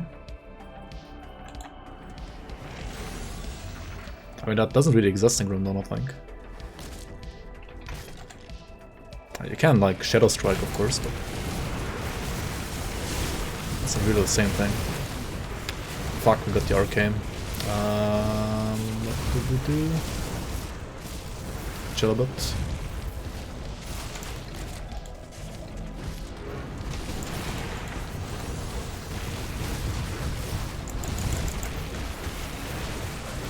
What am I doing?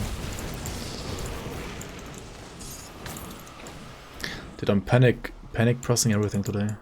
Off the Cabal. Oh, that's the physical one there. If you get off the Cabal suffix on the other Radak medal, it's so good.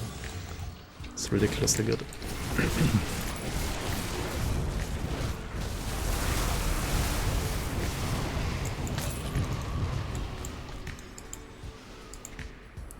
No drops, what the fuck?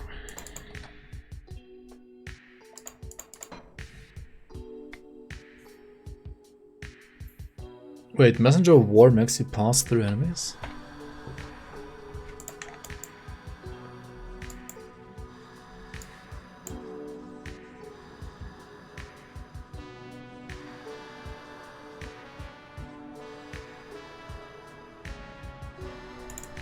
I mean, it just gives you like movement speed and slow rest, right? It doesn't make you like pass through enemies.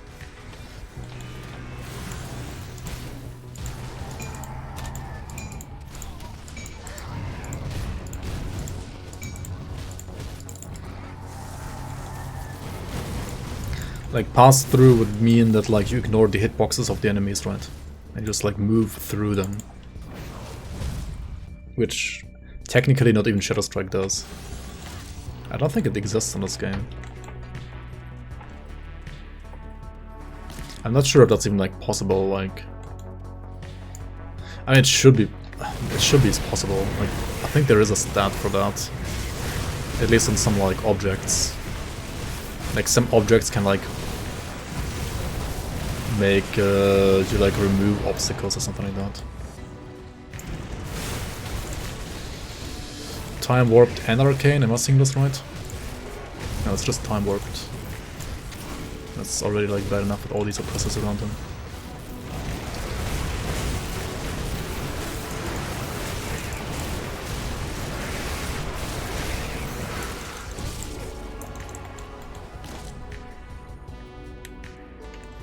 Our Reckoning has that?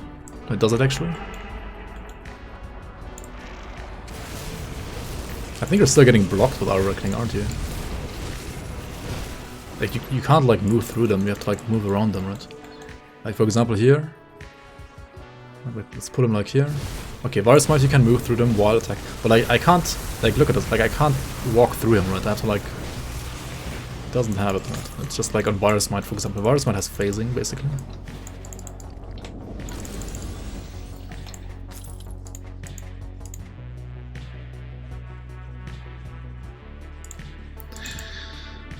I mean, these are all good, but why are they like so high level, dude? Holy...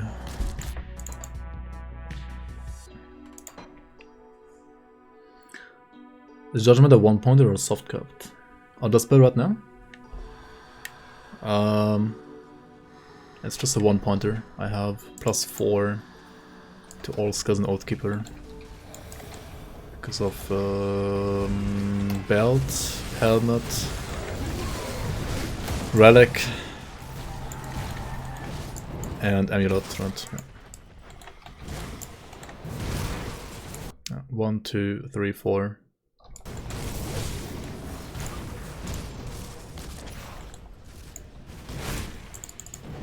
Got a farm in veteran, not even kidding. Yikes. I mean, maybe, yeah.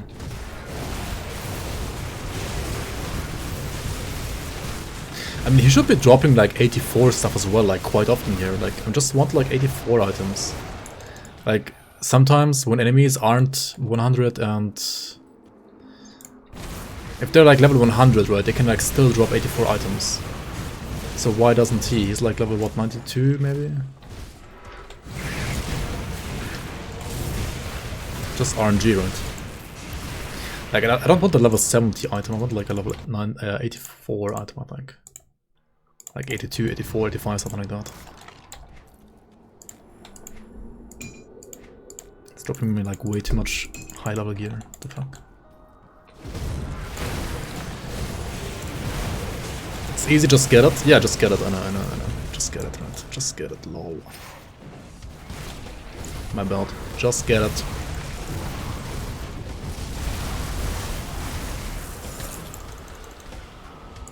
Oh. Normal 75 +1. Why don't I level to 90 somewhere? I mean, the level 90 weapon is fine, I just don't have a second one. The other ones are all level 94. Right, I would stop if I had one more either level 90 or 84 item now. But I have 294 and 190, like I need at least one that's 90 or lower, like one more that's 90 or lower, I think.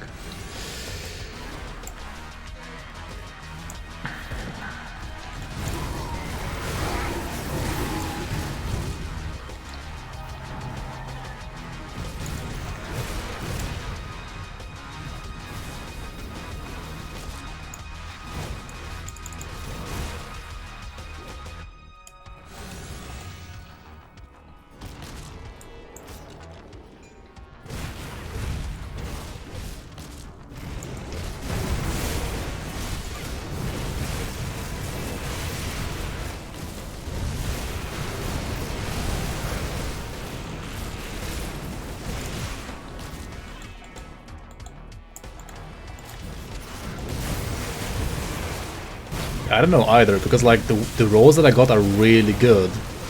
Those are really good level 94 items. Like once I'm level 94, those items are like pretty much good enough for all content for now. Like unless you wanna like actually min-max the characters, like good enough for all content literally. I just want like one that I can use right now. Alright, the room comes with electricity, like again, really good rolls. Level 94, are you fucking kidding me, man? What is this? How? Okay, let's try a veteran once. Maybe it's better to do it there.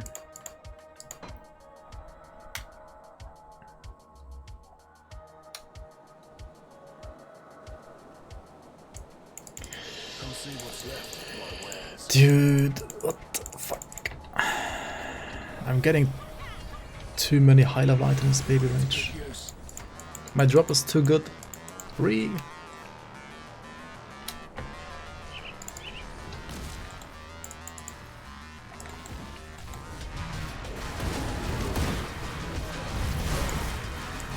Wait, why is this one random guy level 87, everything else was level 75, did you see that? Like, one Rage Flame was level 87 for some reason.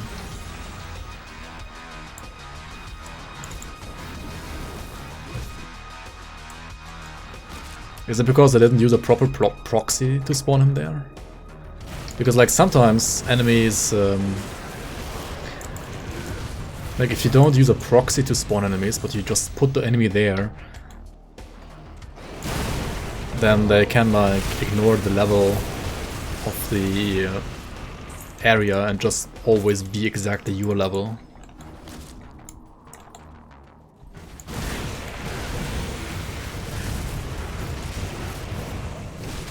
Which is kind of weird.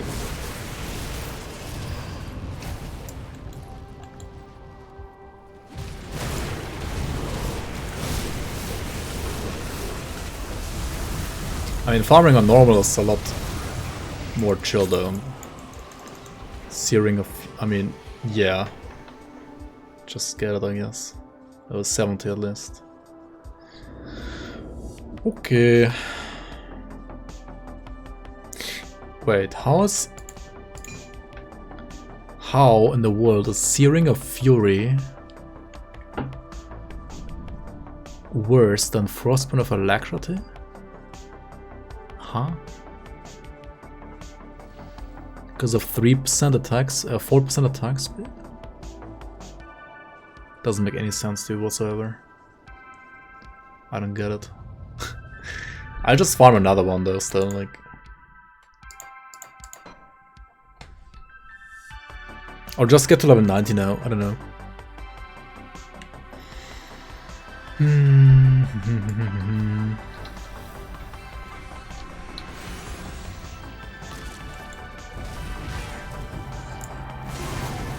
Yeah, I feel like the tooltip DPS with attack speed at least is also like kinda... It should be correct usually. But for our reckoning I feel like it's a little weird.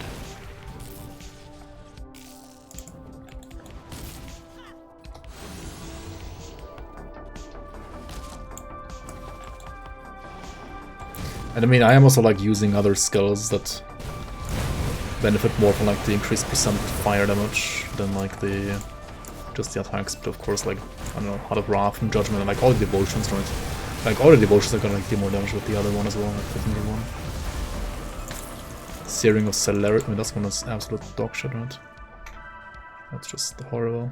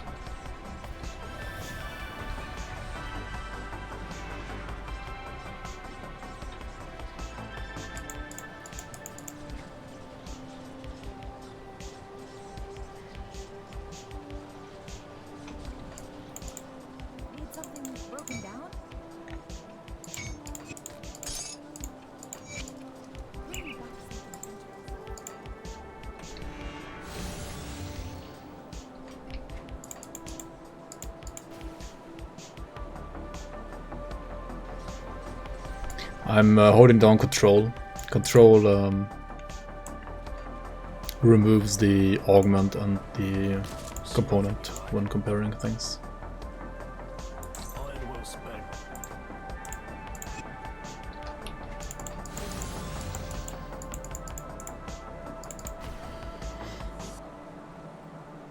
You took a glorious shot. Nice.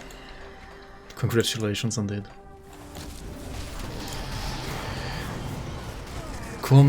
Like, look at this guy, right? He's level 87.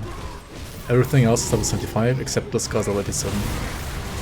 It's like they put the mob there without using a proxy. It's kind of funny.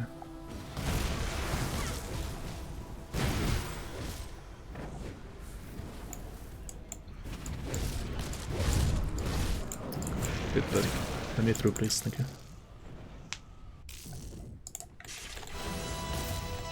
Yeah, an item that was minus 200 and equipped it, and the one you were comparing it to was minus 300.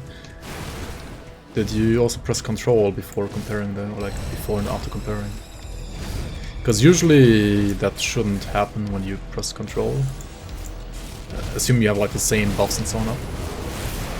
But I think, yeah, I mean sometimes there's still some other things that still affect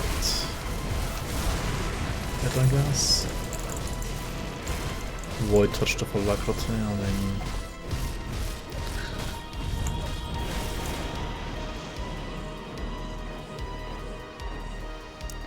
The same, like the Frostborn of alacrity, right, kinda. But has like 1% less attack speed, which is why it's worse.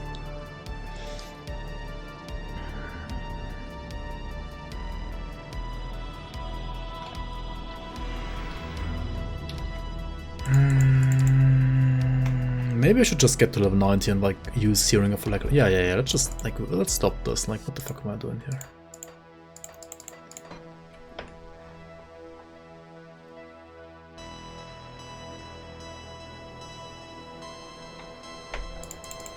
I mean, yeah, that's literally like what it's used for.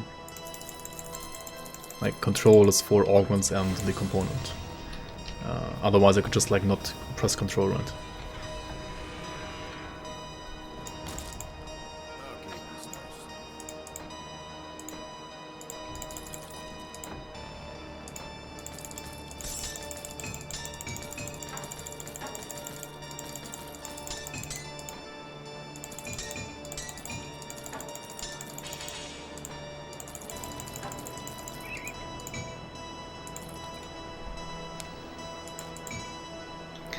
That's the non-mythical one, unfortunately.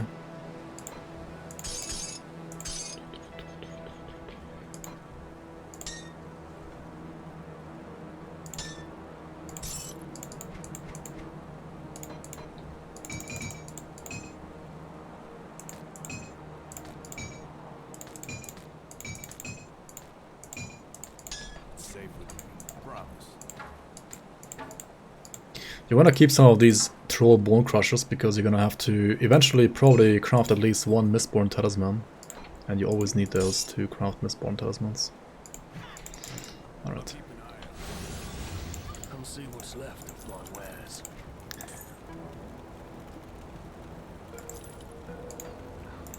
See you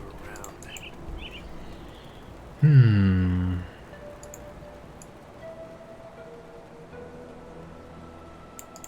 I was not gonna start at 5, but maybe I'll start at 5 after all. Nah, I think we do that next time. Let's just do like Hargate's formula real quick, and then we're like done here for the day, and then we actually look at builds.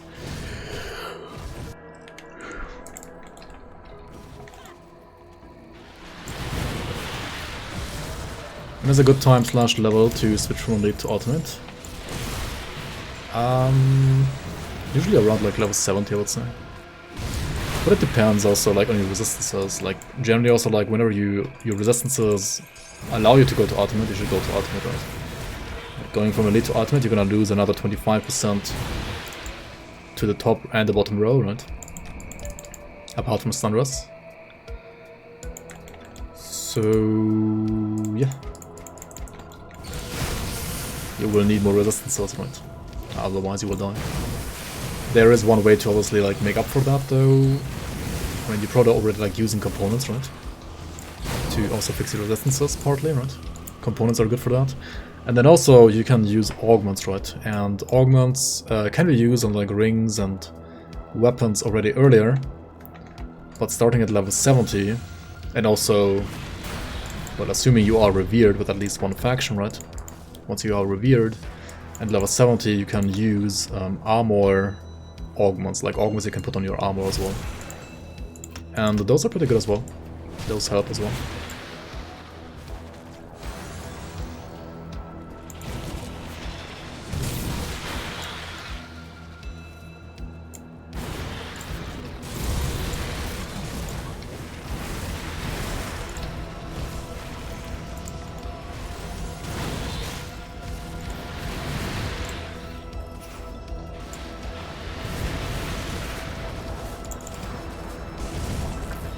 Some vendor also sells bone crushers. Yeah, that's true. But if you find them for free, like it's generally cheaper to just keep them than to like sell them and then like buy them again. Yeah, I think it's Beneval, right? The slightly like hidden vendor in Blood Grove who sells them. Energy, please. I need to really stop spinning whenever I'm like not attacking anything. When you're playing Outragnar, you kind of like tend to hold on your mouse button all the time, but you really shouldn't. At least not unless you have like actually good energy regen.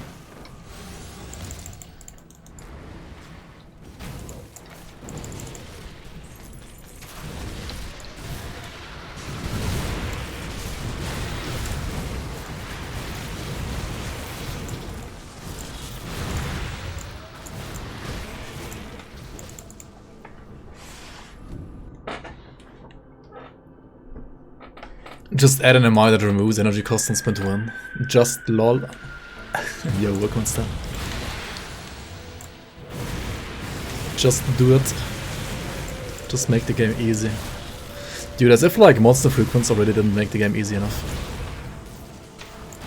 Like look at my DPS, man. Like I was level 82 and already had like 175k and now I have like 180k now at level 88. Like what the fuck. I mean, okay, I'm kind of squishy though, but still. Still ridiculous. And also our reckoning DPS is scuffed, I know, but still. Like it's showing more than it should. Kind of, I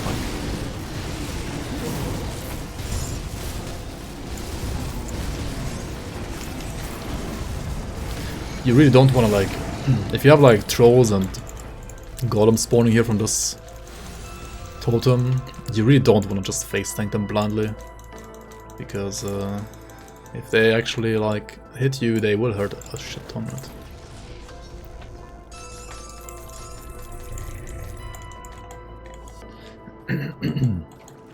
Head in a cell, a totem, yeah, pretty much.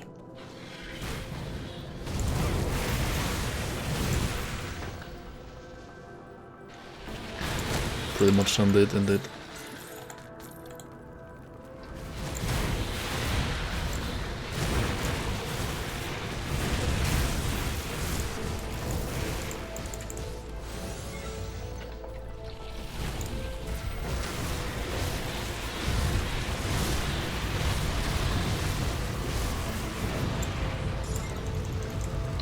That's a pretty good one, holy shit. I mean, not like best in slot, but it's pretty good. I thought Amerisa's Flurry is gonna like get you +2 lethal assault there. Maybe it's not quite as good then. Maybe not quite as good.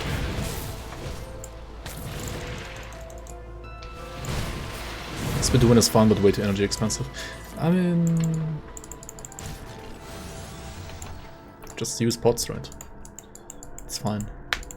You can use pots, they're in the game.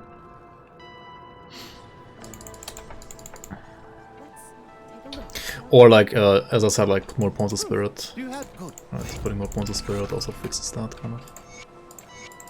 At the expense of like defensive ability. But people say defensive ability is optional anyway, so...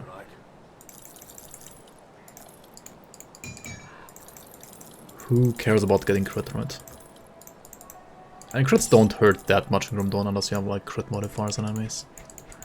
It's like usually not that bad at least. Alright, that's gonna be it for me for today though. At least for this episode here.